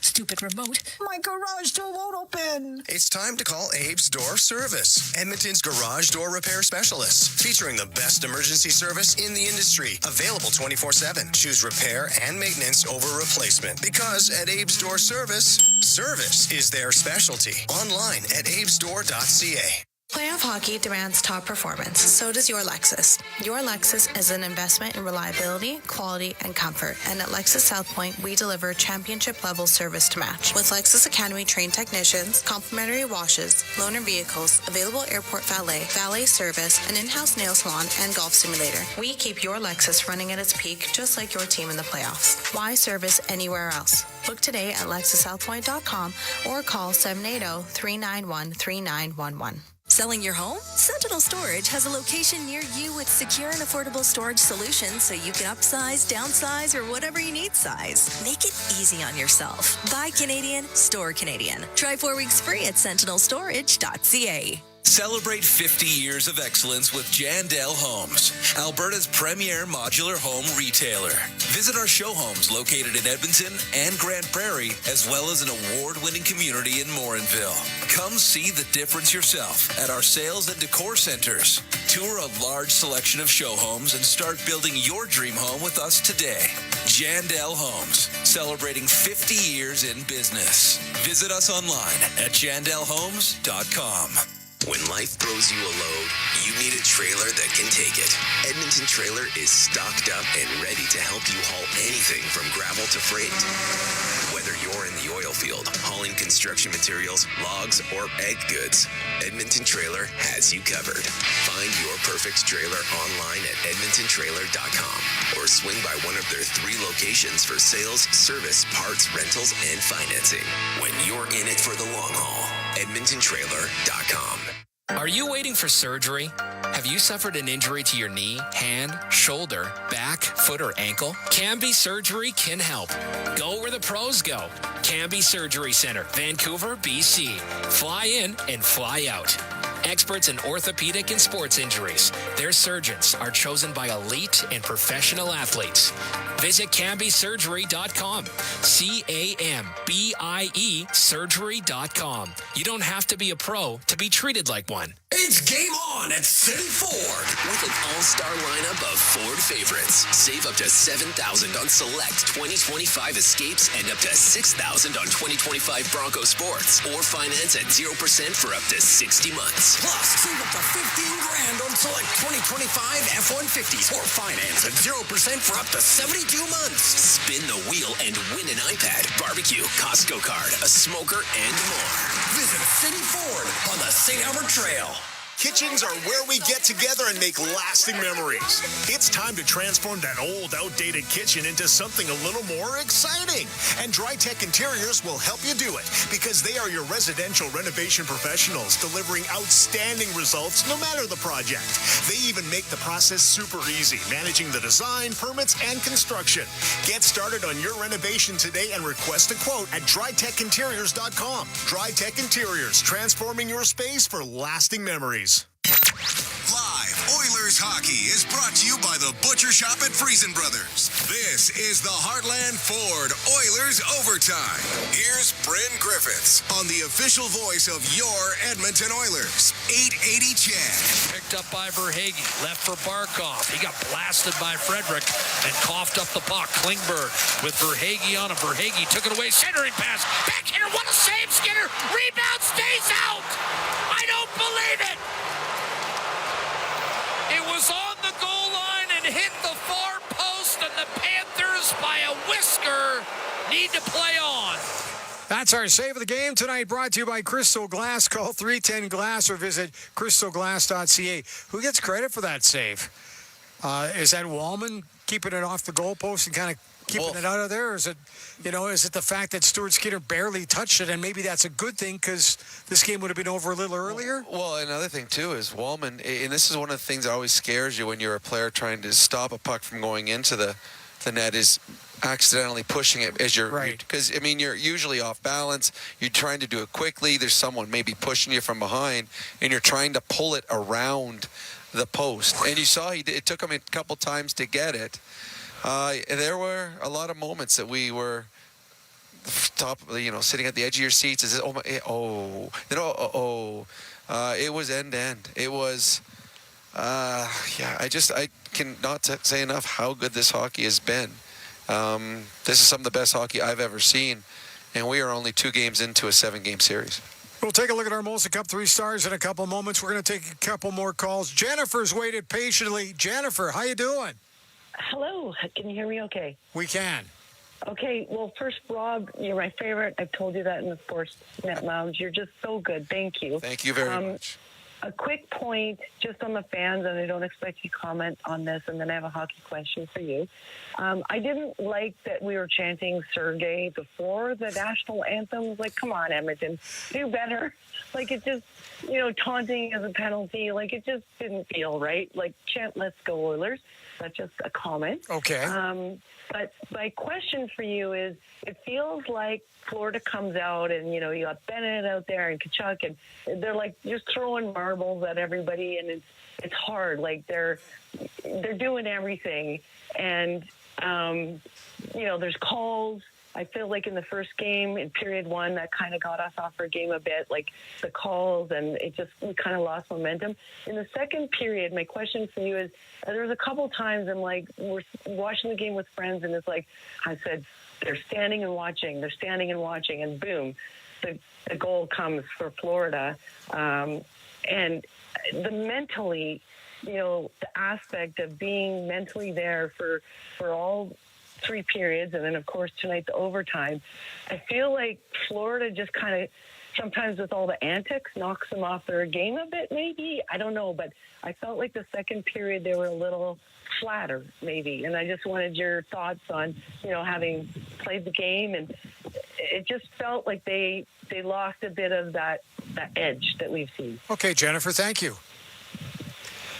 Oh, I mean, all really good points. I just think sometimes we see in these games where one team takes over. For example, when Florida starts having the better second period, we're like, okay, what are we doing wrong? And not so much what the Oilers are doing wrong, it's Florida's playing well. Yes. Florida is the defending Stanley Cup champion. We know that because we played them in the finals last year. This is the third straight year the Florida Panthers have been in the final. And outside, they had a 7-game series with Toronto, but they made easy work of Carolina and Tampa, who I had as one of the favorites. So they're good. There's going to be times where the snowball starts rolling downhill for the Florida Panthers. It just picks up steam, and the Oilers can't get out of the way of that snowball. And then they try to counterpunch when they get their chances. So I don't know if... I mean, I think Leon mentions tonight that after the game that the Oilers lost their legs a little bit in the second period. It is, and when you lose your legs, it's hard to get it back because it's so physically demanding, this game. So to me, the Florida Panthers took advantage of their chances and the Oilers missed a couple of theirs. I thought this was a very, very even hockey game that the Florida Panthers made the most of that last chance. And I don't think there's just going to be punches and counter punches. And tonight, the knockout blow was from Brad Marchand. One of the things we talked about after 60 minutes of play on Wednesday, same deal here. These two games were almost mirrors of each other. The first periods were a little kooky, a little out of control. Officials did what they had to do to try to maybe keep things under control, then kind of went away a little bit. I just thought that it's been a long time since I've seen two games back-to-back like that, where I've enjoyed it so much. The hockey was just so great. And we were talking about the fact we were out of breath at the conclusion of, well, certainly after the conclusion of the first period tonight. That was an all-out crazy first period, and I loved it. Well, there's no way that pace could have kept up. No. It couldn't. The physicality, the meanness, the nastiness, the skill level, everything. All in one 20-minute period. I mean, the energy that both teams had to throw into that period. I mean, the rest of the game was great too, but that first 20 was amazing. But this is going to be a long series. Anyone that thought that this was a team the Oilers were going to roll over, no, not these Florida Panthers. I said before the series, I think they're a little bit better than last year, but I think the Oilers are playing better than last year too. One last call. Fred, you're up. How you doing? I'm doing fantastic. I saw the classic rock boys triumph today anyway. Good for you, man. Jake Wallman, wow, what a pickup by Stan Bowman. I love Jake Wallman. So solid defensively. He hits, he shoots. Rob, how do we get Florida clogs up that middle? There's no other team in the league that clogs up the middle like Florida. What do the Oilers have to do? Well, it's funny. I know that Bob, after the game, talked about whether it be line changes and what can we do differently. The Oilers had 46 shots and scored 4 goals. Yeah. They had a lot of chances. And Bobrovsky made some fantastic saves. Florida is ultra-aggressive. You just have to continue to push and push and push. And when you're ultra-aggressive, over-aggressive, sometimes the big mistakes happen. And we saw that tonight. So I don't know if there's a whole lot the Oilers have to do differently. I mean, what was the scoring? What was game one score again? 4-3? 5-4? 4-3? It's so long ago now that I can't even remember. But the Oilers have scored 8 goals in 2 games. 4-3. So 8 goals in 2 games. That's pretty good against Bobrovsky, who's the best money goalie in the world. So I don't think the Oilers have to really change a whole lot. I mean, there are some little tweaks, but they're creating. They're scoring. The one thing that I'm sure they would love back in this game is a redo on their 5-on-3 power play. That would have been a chance to extend the lead. I think that there's a lot of turning points, but I think that was a big moment in this game that the Oilers weren't able to take advantage of. Crazy part is Florida could have won the first game. Oilers could have won the second game, but it's completely reverse, and now we get the excitement. We could already start pumping up Game 3 in Sunrise coming up on Monday night. And the other thing, too, we're going to get a 5th game back here on the Saturday. So there's lots to talk about. Let's talk right now about the Molson Cup 3 stars. The number 1 star tonight was Brad Marchand. Everybody loves him. His parents, I think, were at the game tonight as well. 2 goals, was +3. He He just knows what to do at the right time. Best player on the ice for the Florida Panthers, hand down. Yeah. He was. That was a great trade day pickup by the Florida Panthers. Number 2 star tonight, Evan Bouchard had 1 goal and 2 assists. Was active in almost every respective way tonight for the Edmonton Oilers. He had 8 shots as well. I know. Bouchard, big night, and he had a goal and 2 assists. He easily could have had 3 or 4 goals in this night. He had that many chances. And the number 3 star, Connor McDavid, 3 assists. The 1 assist. Again, on that Draisaitl goal is that was a piece of work. The only thing faster than his feet are his hands. That is, he made it look easy. What he did there, and Leon Draisaitl said, I mean, only Connor McDavid can make that play, and he's probably right. That brings us to our 4 star, brought to you by Jandale Homes. Custom build your dream home with Jandale Homes today. Usually we get a chance to talk a little bit about that one. This is where I take the pressure right off me by saying, so who did you pick tonight, Rob? In this Oiler game, though, let's go with. Well, you can't be wrong, really. There were a lot of guys that really played well tonight. Leon Draisaitl would be the easy. He had a goal and an assist. Sure. But I'm going to go with Evander Kane. He had a goal. Yeah. And 8 hits. And big time. The hits are hellacious hits. They were bone-jarring hits. So I'm going to go with Evander Kane as the 4 star tonight. Okay, great. Good one. Good call. I totally agree with you. That's our 4 star tonight, brought to you by Jandale Homes. We're going to take a break. When we come back, we're going to hear from the head coach, Chris Knobloch. We're going to get right to it. But in the meantime, we're taking a timeout. This is Oilers Overtime on 880 CHED. Bring your friends, bring your family, and experience the roar of the track. Head to Century Mile Racetrack and Casino for some of the finest live thoroughbred racing in Western Canada. Catch all the heart-pounding action, the thrill of the finish line, and the excitement of live racing every Friday and Saturday. Horse Racing Alberta can't wait to see you down at the track. For more information and to stay up to date, head to thehorses.com. With Play Alberta's Sportsbook app, 100% of the revenue goes right back to the province, contributing to programs and services all across Alberta. Deposit today with promo code OilersNow, all one word, to get an exclusive $50 free bet.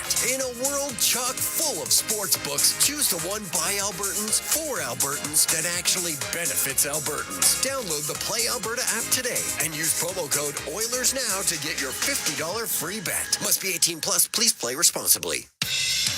Between hockey practice and dance class, don't worry, Friesen Brothers has you covered. Introducing our new Order Ahead app. Order hot, fresh family meals that are ready when you are. Perfect for those busy days when you need a delicious, real meal on the go. Download the Friesen Brothers app or visit order.friesen.com to make your life a little easier. Friesen Brothers, handling your meals with care so you can handle everything else. Jake Adam here. When it comes to my truck, I trust Heartland Ford in Fort Saskatchewan. It's not just where I got it, but it's where I take it for all my service. I recommend Heartland Ford to my family and friends because they treat you like family and friends. Whether you're buying a new vehicle or getting routine maintenance, you should go to Heartland Ford too. With great prices and service you can absolutely count on, why go anywhere else? Head to Heartland Ford in Fort Saskatchewan today. Small town feel, big city pricing. Breathe in the fresh air with Parks and Pathways steps from your front door at West Winds in Morinville. Ideally situated in the vibrant town of Morinville, West Winds homes feature everything you need, including easy highway access, a brand new school, green spaces, playgrounds, and so much more. Choose from a variety of floor plans highlighted by modern open concept designs and quality finishes. Build the home of your dreams and experience small town feel with big town features today by visiting westwindsliving.ca, a Landrex development. Playoff hockey just isn't complete without some delicious Wilhauk beef jerky. The boys on the ice have worked for months to get to this point. A chance at redemption. The playoffs are here. And for those in OilCountry, it's cup or bust. When the games get tense, and you know they will, calm those nerves with some Wilhauk beef jerky. Tender, tasty, full of flavor. To be a champion, you gotta eat like a champion. One delicious bite at a time. Wilhauk beef jerky. Some say it's the best. You give everything on the ice, the field, and out on the mound. When it's time to recover like a pro, World of Spas are your recuperation experts. Come in today and see Save up to $10,000 on hot tubs, $25,000 on swim spas, and get 50% off massage chairs. Plus, with 0% financing and payments from just $21 bi-weekly, your rejuvenation won't break the bank. World of Spas, where champions go to recover. 6120 99th Street. Oilers hockey is brought to you by the Butcher Shop at Friesen Brothers. This is the Heartland Ford Oilers Overtime on the official voice of your Edmonton Oilers. 880 Chad. Beautiful move, but then McDavid stripped again by Schmidt, and he got belted by Victor Arvidsson. Arvidsson ahead. Kane breaks loose to the net, shoots and scores. Sam Bennett got the first goal of the hockey game. Florida had a 1-0 lead, but that was Evander Kane's 6th of the season from Arvidsson and Bouchard, coming at 7:39 of the first period to tie it up to get the Oilers right back into the flow of things. You ready to hear from the head coach? Absolutely. All right, Chris Knobloch stepped up to the microphone not long ago, so it's time for At the Mic, which is brought to you by Edmonton International Airport. Discover nonstop adventures and nonstop flights at flyeia.com/nonstop. Here's the coach. It doesn't take anything out of, what transpired the ultimate inning here, but it's kind of what it should be, really, based on how well and how good these two teams are that we're even heading back to Florida. Yeah, each game could have went either way, and obviously when you win the first one, you're disappointed you don't follow up and win the second one. But we're going there with a split, and that's fine with us. We know we're comfortable playing on the road. We've won a lot of games so far in the regular season and playoffs, so we'll get ready for game 3. Stay on the left in the front. Chris, 2 straight games, the second period's been a little bit rough. What have you seen in the second that you want to see improve specifically there? Well, I know tonight it was puck execution. I know our passes weren't sharp. We gave away a lot of pucks, so if you can't make that first pass, you're stuck in the defensive zone. You might get it out to the neutral zone, but especially in the second period, if you just get it out to the neutral zone, you can't change, and then you get stuck. And that's, I think, what happened in the second period tonight. Just the execution wasn't what we needed. We got to execute a lot better. In the first and the third, I thought that part of our game was pretty sharp, but we got to make sure we do it for the full 60. Right side, front row. Hey, Chris, sorry, kind of in that same vein, how do you combat that? Because, the guy said that they got tired, then they start chipping the puck and it gets recycled. Is that just a matter of got to keep that's second period. We're not tired in the second period. You're tired, I guess, if you get stuck out there and you can't make those changes. It's different in the third period or overtime. I thought our execution this overtime, we've got that same long change as we do in the second period as the first overtime period, and I don't think that was an issue. It was just in the second, it just wasn't what it should have been. Stay on the right in the front. Chris, on the winning, I wonder if there's anything you look on that.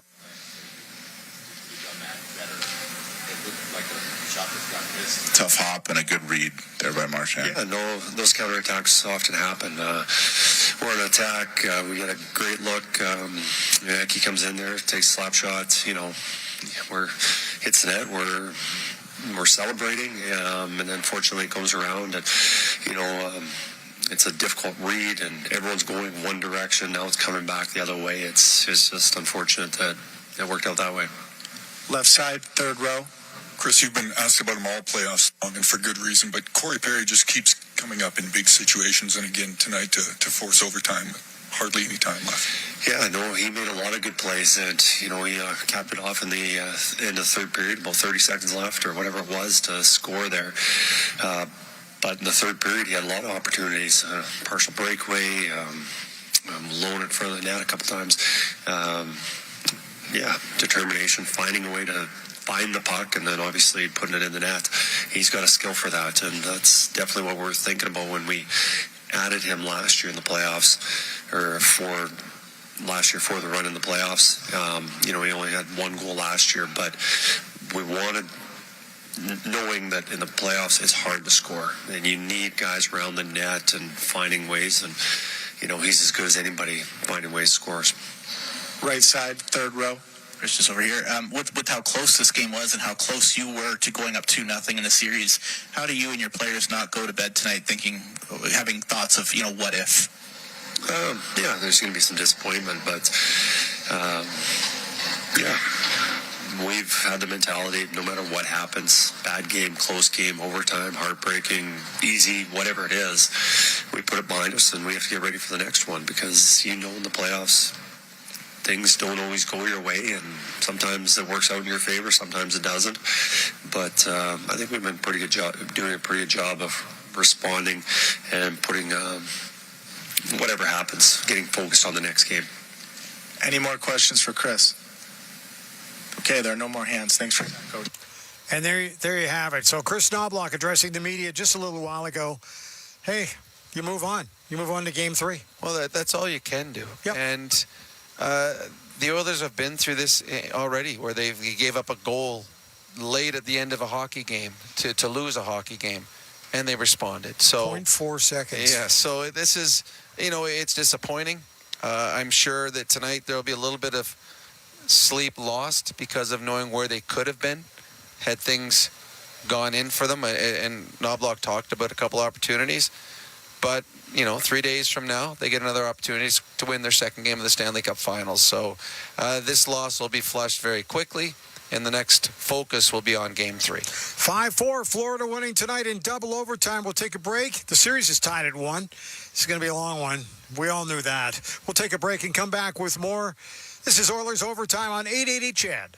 I live where the ground shifts like a DJ at a barn party, where winters crack driveways, summers flood basements. But I don't flinch. I call Shield Foundation Repair, Edmonton-based, Canadian-owned professionals in waterproofing, sump pumps, and basement rescue. They back it with a lifetime transferable warranty. That's Canadian confidence. ShieldFoundationRepair.ca. They are Canadian, proudly patching the cracks of the Great White North. Your home for live music and great performances is the River Cree Resort and Casino. Steve Earle brings his classic rock Americana sound to the River Cree Resort and Casino, along with Reckless Kelly. Don't miss this amazing show July 25th.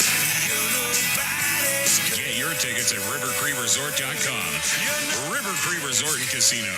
Excitement, bet on it. Playoff hockey is all about elite performance. Just like Lexus South Point.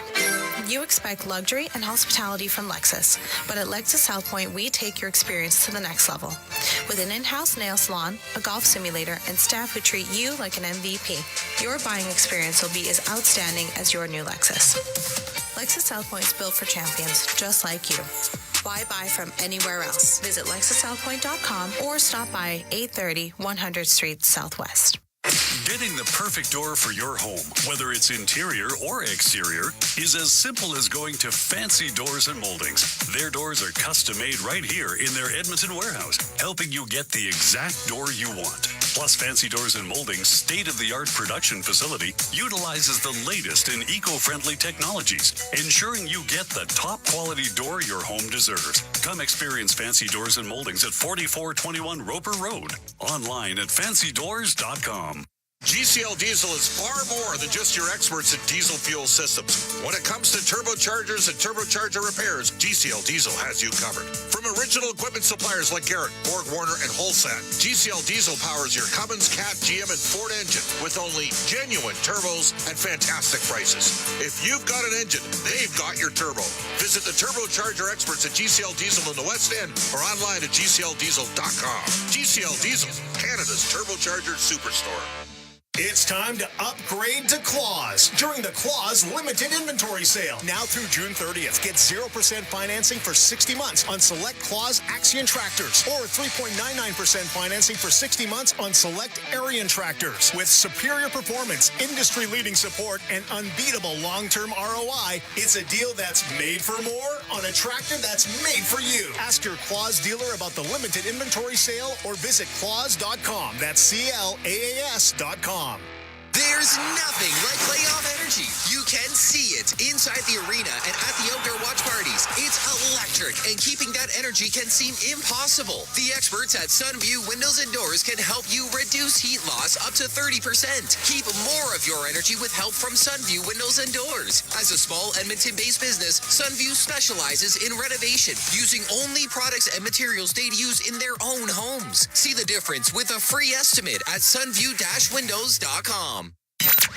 Live Oilers hockey is brought to you by the Butcher Shop at Friesen Brothers. This is the Heartland Ford Oilers Overtime. Here's Bryn Griffiths on the official voice of your Edmonton Oilers, 880 CHED. Off the draw.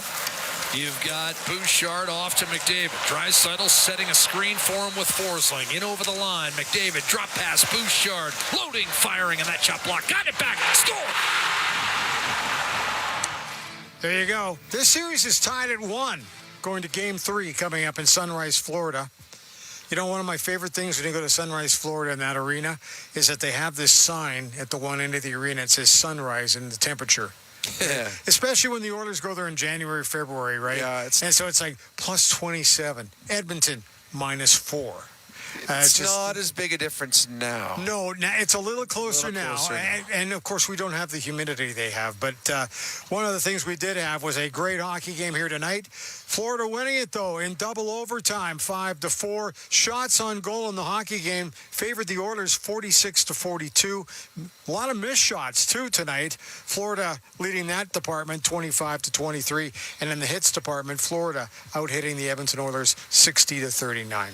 Yeah, it was fantastic hockey. Yeah. Unfortunately, one team had to lose, and for Oilers fans, it was the Oilers tonight. But if we get 5 more games like this, we are going to be a very happy fan base. We just need to have 3 of those games end in the Oilers' favor. Let's take a look at Hot and Cold, brought to you by Billy Mechanical. From heating to cooling, and now including water treatment and filtration. Head to billymechanical.com to book a free estimate. That's BILLE. Hot. To me, hot is the Oilers when they pull their goaltender. There is no lead safe against the Edmonton Oilers late in a hockey game. We've seen them down 2. Find a way to score 2 goals. And tonight, the pressure they put on, they get the puck in every time because they got Connor, and they have time and space because there's 6 of them.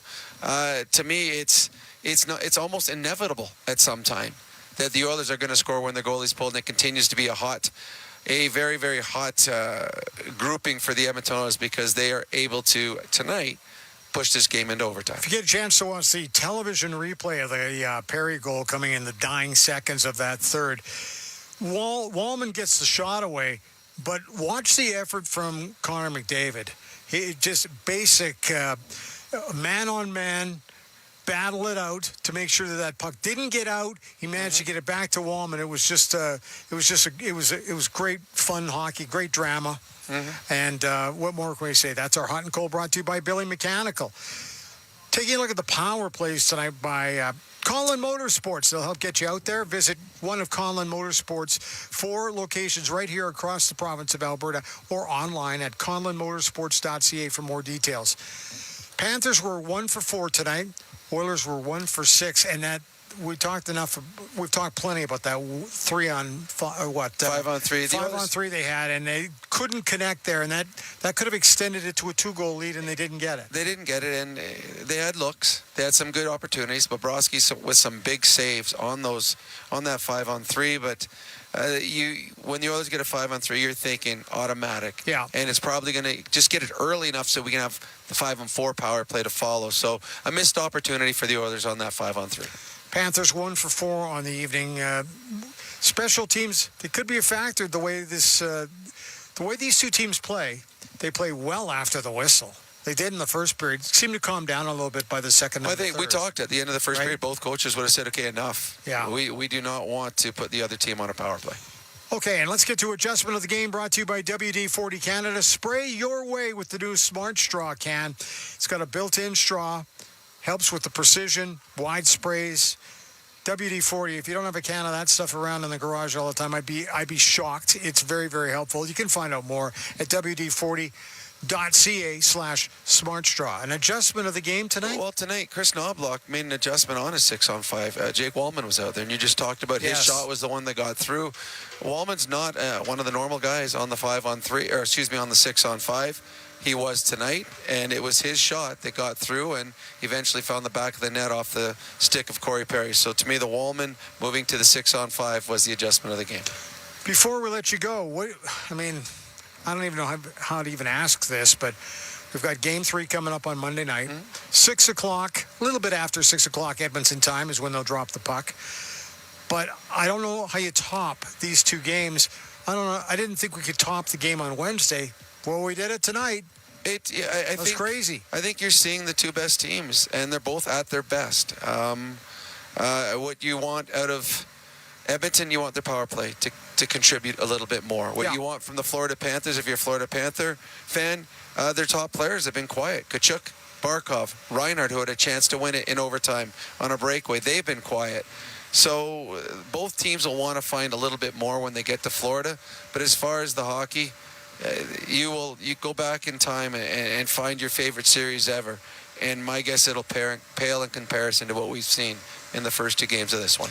Thanks for your time. We'll talk to you later. Sounds good. Talk to you coming up on Monday. When we come back, we're going to hear from Corey Perry, Leon Draisaitl, John Klingberg, and others. Oh, one other thing, too. We could not turn on the goal light tonight. The goal light, of course, is brought to you by Japanese Village. Now back downtown at 101st Street and 105th Avenue. Reserve now. Just go online to jvedmonton.ca. You can check out the menu and all that kind of stuff. You know how the goal light works, too. If the Oilers score 5 or more goals in a game, you just go to 880ched.com, print off a coupon for a free appetizer, and then have yourself a great meal at Japanese Village. We'll take a break. We'll get inside the locker room, hear from the guys when we come back. This is Oilers Overtime on 880 Ched. Hey, it's Shannon Conlon from Conlon Motorsports. Some of the best adventures happen right in your own backyard.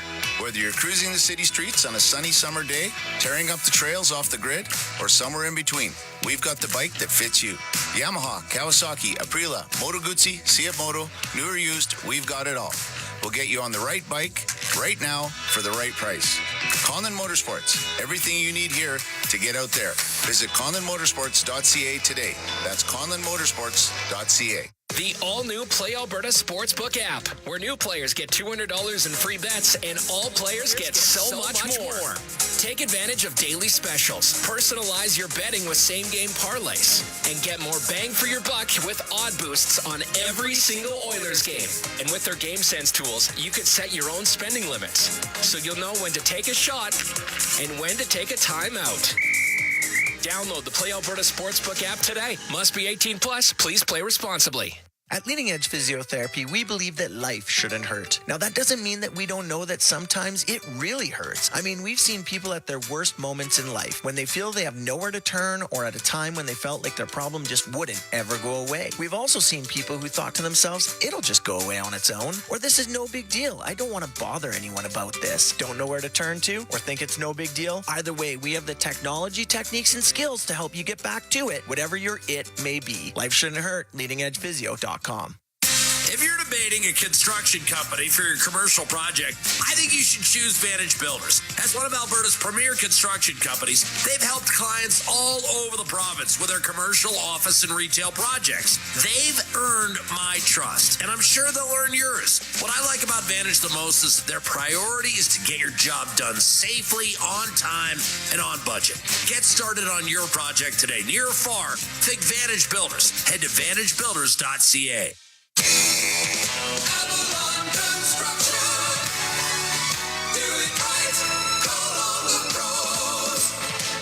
Avalon has been keeping basements dry and foundations stable in Western Canada for over 50 years. Protect your investment. If you suspect settlement or shifting issues, notice cracked drywall or unlevel windows and doors, call today, 780-468-4400. That's Avalon with a B. Home of the lifetime warranty. Hi, I'm Scott Reeve of Cupboards Express. Some think because of our name that our options are small. In fact, we have the largest selection of door styles and storage options anywhere. Some think because of our name that we don't do custom work. truth is, if you dream it, we can make it right here in our factory. And some think because of our name that our prices are good and our delivery fast. Well, that's true. Our prices are fair and we have the quickest lead times in North America. It's all in our name. Cupboards Express. Put the boost back in your ride with GCL Diesel. GCL Diesel is Canada's turbocharger superstore, providing sales and service for the world's foremost engines from manufacturers including Caterpillar, Cummins, John Deere, and Ford. GCL offers genuine original equipment turbos for whatever your application with great availability and the best prices you'll find. For all things turbocharging, visit them in the West End or online at GCLDiesel.com. GCL Diesel, Canada's turbocharger superstore. Oilers hockey is brought to you by the Butcher Shop at Friesen Brothers. This is the Heartland Ford Oilers Overtime on the official voice of your Edmonton Oilers, 880 Chad. McDavid rolls up top, right at the circle, Draisaitl. Corey Perry, the net front presence. McDavid beats one man, but not the second. Puck slashed away, Draisaitl will hold it in. Meanwhile, a new stick for Nugent Hopkins. McDavid drag move, one-timer score! Leon Draisaitl! A remarkable deke by McDavid. The table set, and Draisaitl finishes. This first period is insane. 3-2 Edmonton. I think Bob summed it up beautifully. He's right. That first period was just absolutely crazy. It was a power play goal by Leon Draisaitl, his 10th of the season. The play by Connor McDavid was just a masterpiece and amazing. You can never say surprising, though, with the captain. It was quite the play. And Bouchard with the assist, his 14th of the season. Speaking of Leon Draisaitl, let's hear from the Oilers. The Oilers' big gunner. Man, what a year he's had. Here is Leon. How'd you kind of see that the last goal? What's available at the same time? Yeah, I mean, obviously, we got to look on the other side, and it's a breakaway. It squeaks through. Yeah. That's a grind of a game. You know, maybe compared to the first one in terms of just the tightness of it overall and how close it seems. Yeah, I mean, every game is tight at this time of year. Two really good teams. So yeah, it's never going to be easy. So regroup and get ready for Game 3. What are you seeing in that second period, Leon? Because it's the second time they seem a long change seems to give you guys problems, especially when you get them in your own end there. Yeah, I think we just lost our legs a little bit. You know, weren't as quick to recover pucks, and they're going to have their push, of course. So something to look at. When you lose a game like this, it's such an emotional high and low. I guess you got 2 days to recover. I guess is that a good thing? I guess. Yeah, I mean, this time of year, it's you gotta move on. You know, there's no time, and thinking about it too long. Obviously, it stings right now, but yeah, we have to move on. I could ask you about that assist from Connor when on the carpet and walked around the way to him. Yeah, I mean, it's one player in the world that can make that. And we saw it here in Edmonton tonight. Time to take a look at Set the Line, brought to you by River Cree Resort and Casino. Excitement, bet on it. It's our text contest. We do it before every Edmonton Oiler game. And as always, we ask you on total goals. We set the line at 6.5. And that meant we were over tonight. So, Philip, congratulations. He selected over. Philip picks up a $50 River Cree Resort and Casino gift card. So, congratulations, Philip. And once again, we will do this before the start of game number 3 from Sunrise, Florida, coming up on Monday night. Hey, let's get back down to that Oiler locker room. The guy who scored the tying goal in the dying seconds of regulation time, Corey Perry, talking with the media as well today. Here's Corey. Overall play in this game. Up and down. We made some great plays, and they capitalized on some plays that we probably could have been there or whatever it is. And I mean, that's hockey. It's hockey. One mistake and that it gets magnified, and it did tonight. Score, had a lead, tie a game and go into overtime. I'm wondering, do you carry momentum into overtime, or is the intermission there kind of reset everything? You have to reset. You have to. I mean, does it reset for everybody? I mean, it resets for everybody. It's a next goal wins. It's but you can take some momentum, but. We came in, we had to catch our breath and get ready for the overtime, and unfortunately we didn't get that bounce. Going second period, second time in a row, it seems like the long change is giving you guys problems getting hemmed in. What are you seeing in that second period that they took control of both teams? I think there was both ways. It was like that. That's hockey. It's a long change, and we talk about it all the time.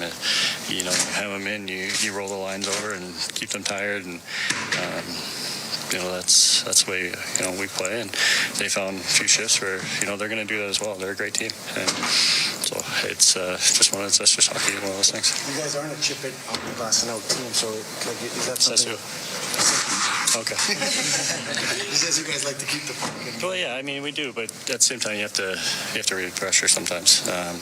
We are a team that likes to puck and move it and make plays and skate with it through a neutral zone. But at some points you have to chip it out. These are just a little bit tougher, given it's a long game, it's a late night, it's a grind, and to lose it, in double overtimes, it just make it a little bit tougher than really push through. I mean, we lost with 0.4 seconds left in whatever, a couple series ago. Those are tough. You go home. Yeah, you can think about it, but tomorrow you get some rest and get on the plane and be ready for Game 3. They're a good team. Like I keep saying, they're a good team. They're going to push us to the max, and we're going to push them to the max. And it's frustrating right now, but we're in the final for a reason. That's the second time that has come up now on our show tonight. The 0.4 seconds loss and how you shake that off. The Oilers will find a way to shake this one off. This series is going to be a long one. We all know that. And, of course, Game 3 coming up on Monday night. Hey, let's sum up our first Oilers Goal of the Game contest, which is brought to you by the Great Outdoors Comedy Festival. Don't miss all the laughs, and there will be a lot of them, and it will be notably warmer at Kinsman Park. July 18th through the 20th. You can check out their lineup, and it's a pretty solid lineup if you ask me. Go to greatoutdoorscomedyfestival.com for more details. Our text contest tonight. Jim, congratulations. You've picked up a pair of tickets to the event coming up on the 18th. So good job. You picked Victor Arvidsson to score the first goal. He did not. Now, had he done that, we'd have bumped your tickets up to VIP. But, Jim, you're still going to have a lot of fun coming up on the 18th of July at the Great Outdoors Comedy Festival. Let's get back inside that Oiler locker room. John Klingberg had an opportunity to speak to the media, so let's hear from him. So there are no easy losses in the Stanley Cup final, but is this one pretty close to home, just the way things unfolded? Yeah, we were able to win Game 1 in overtime, and they took the one today, so, I mean, it's hockey. It's 1-1. Show how fine the line is in these games, Exhibit A and Exhibit B? Yeah, I think so. It's very close out there. It's not a lot of room and ice out there, but, I mean, we're battled back, scoring that goal, got some momentum, had some good chances in overtime as well as them. So it's a balance here and there. John, the second period seems to be giving you guys trouble. Can you put your finger on maybe why? Is it the long change, or is it something else that... I mean, you're never going to play a perfect 60 minutes. If it's in the first period, the third period, the second, I can't put a finger on it. But I think, like you said, if you control the puck most of the time in the second period, you're going to have fresh legs and have an easier way to change. Yeah. So what's their forecheck like, and what do you have to do to counteract it? Yeah, they're a big forecheck team. They're pinching hard as well, so I think we're doing a pretty good job, though. We're coming back as 5. It's not just on the D to break out the puck. I think the forwards are doing a good job on the walls, and we're having a low center as well. So communication and coming back in the zone. Chris Knobloch said he doesn't like you guys chipping the puck out because it just comes back in. So I guess, in a situation where they're forechecking hard, how do you kind of combat that when you're puck possession? Yeah, and I think that's maybe where they won the second period a bit. When you get tired, you obviously chip it to a spot spot, and then they just keep flushing you. So I think it just comes to when you have a chance, you got to try to get that momentum first and get them on their heels a bit. John, what do you make of all the traffic that they've had around Stu Skinner, and how do you kind of combat that without having them go on top of your goaltender? Well, I mean, we know they have players that want to drive the net. So I think it comes to us trying to box out earlier. But I mean, we're trying to drive the net too. So I don't know. It's a tough question to answer, but I mean, they're a high shooting volume team, and if you are that, I guess they're bringing people to the net as well. Does it matter how you lose in the playoffs? You just move on to the next game, or is this one? Yeah, it's 1-1 now, so let's just move on. John, how about Corey Perry's goal to send that one to overtime, and just the playoffs he's been having? Yeah, I mean, I played with him before. He's a big clutch player. It's very impressive. Playing playoff hockey, it's not easy on the body. In the 2 games in the final, people are playing 9 periods. What would be the challenge physically? I mean, I guess they're traveling tomorrow. We're traveling. I mean, I guess it's just even there. Try to get the rest, eat, sleep, hydrate. 2 days between the games. We get going again with game number 3 coming up on Monday night. We'll get to all that when we come back. We'll take a timeout. This is Oilers Overtime on 880 CHED. Atlas Immunization Services. Where do I go for travel immunizations for all ages, including infants? Easy. Atlas Immunization Services. Preparing you for a safe and healthy journey. Karen Transportation Systems is hiring. One of Canada's best managed companies and top fleet employers, Karen Transportation is looking for Class 1 professional drivers based in Alberta for short and long-haul work. Drivers enjoy competitive pay, assigned units, well-maintained equipment, and benefits an RRSP match from day one. If you're an experienced Class 1 driver with a clean safety record and scheduling flexibility, we want you on the Karen team. Apply today at KarenTransport.ca/careers. That's KarenTransport.ca/careers. We always postpone the right time to replace drafty and leaky windows and doors. When fall hits, it gets cold outside. We face the same issue again and again. I am done with that problem. This year, I will get ahead of it and replace my old and drafty windows and doors. WindowMart is your trusted partner for window and door replacement projects. Book your free in-home estimate today at windowmart.ca. That's windowmart.ca. If you're dealing with pelvic pain, discomfort, or incontinence, we truly understand how tough that can feel and how hard it is to reach out for help. At Leading Edge Physio, our pelvic health team offers seriously skilled and compassionate care in a discreet environment, because life shouldn't hurt. LeadingEdgePhysio.com. Your basement is leaking, probably a cracked foundation. What happens now? Shield Foundation Repair understands and are your make-it-go-away foundation repair experts. They can assess your problem, provide a solution, and give you a plan to make it like it never happened. Don't delay. Financing is available with a transferable lifetime warranty. For safe and effective foundation repairs, call 780-760-4900 or go to shieldfoundationrepair.ca. Shield Foundation Repair. Cheer and save at both of Tiletown's Edmonton locations. In honor of Edmonton's postseason run, save 20% off all regular priced in-stock tile until June 30th. Canadian-owned and operated since 1971, Tiletown design consultations are ready to help at mytiletown.ca. When life throws you a load, you need a trailer that can take it. Edmonton Trailer is stocked up and ready to help you haul anything from gravel to freight. Whether you're in the oil field, hauling construction materials, logs, or egg goods, Edmonton Trailer has you covered. Find your perfect trailer online at edmontontrailer.com or swing by one of their 3 locations for sales, service, parts, rentals, and financing. When you're in it for the long haul, edmontontrailer.com.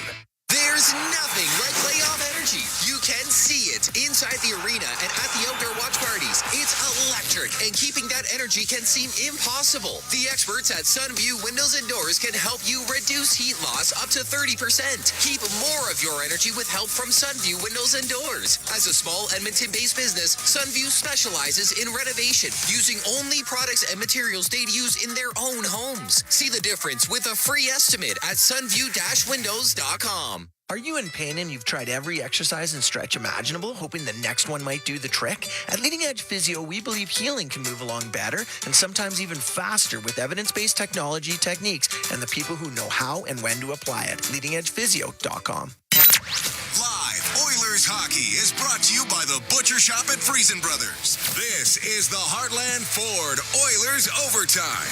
Here's Bryn Griffiths on the official voice of your Edmonton Oilers, 880 CHED. Back at Rogers Place, Oilers lose a tough one tonight, a heartbreaker in double overtime, 5-4 to the Florida Panthers. Brad Marchand at 8:04 of the second overtime. He had 7 shots on goal tonight, by the way. And that's his 5th overtime winner in his career. But ties the series at 1 as we get going back to Florida for game number 3 coming up on Monday night. It was just one of those nights. Connor McDavid played 35 minutes and 7 seconds for the Oilers. The second guy was number 2. Evan Bouchard, who played 34-29. They led the attack in terms of time on ice today. Taking a look at the out-of-town scoreboard, brought to you by Edmonton Trailer. If you're looking for parts, service, rentals, or new and used semi-trailers, head to edmontontrailer.com. We're talking about the fact that the CFL season just got going here a couple days ago. Bit of a slop over with the NHL season. We had one matchup tonight. The Toronto Argonauts were on the road in Montreal. And it was all Alouettes, 28-10. If you're wondering about the Elks, they'll kick off their season tomorrow night. They're in Vancouver to take on the British Columbia Lions. We'll have the countdown to kickoff, by the way, at 6:30. And then the football matchup between the Elks and the Lions at 8 o'clock right here on 880 CHED. It'll be Morley Scott, Dave Campbell, and, of course, on the Countdown to Kickoff show, we'll have Courtney and Blake coming your way. So a little football action tomorrow night to change things up just a little bit. The out-of-town scoreboard brought to you by Advantage Trailer Rentals, your one-stop source for commercial trailer rentals. Visit AdvantageTrailerRentals.com. That was a lot of fun tonight. I know there's some people saying, how is it fun when the home team loses? Well, I thought both games were highly entertaining, a lot of fun to watch. This is a tight series, and it's going to be a tight series right down the stretch here. You know, a lot of pressure on the Florida Panthers to come in and find a way to get a split. They got it. Now the Oilers get to go down to Florida and see if they can do the exact same thing. And the Oilers are very good on the road. So looking forward to that game coming up, obviously. And it will be a blast. We'll be on the air with all the activities coming your way. From Sunrise, Florida, Bob Stauffer and Oilers Now comes your way at 2 till 4. Our pregame show gets going at 4 o'clock. And the play-by-play action between these two teams on Monday night comes your way at 6 o'clock. Fill the net. James H. Brown Injury Lawyers donating $100 for every Oilers goal scored this season. Guess what? We're sitting at 299 goals for. That means a check of $29,900 going to Santa's Anonymous. That's it tonight. The final score of this one. And thanks to our crew for doing a great job. 5-4 Florida beating the Oilers in double overtime. It was a tough one. On behalf of all of us, I'm Bryn Griffiths. Have yourself a great evening. I'm out of here. This is Global News. I'm Darius Sargar. The federal government has tabled the One Canadian Economy bill, promising to speed up approvals of major projects that are in the national interest. Here's Prime Minister Mark Carney. We're giving Canadians the ability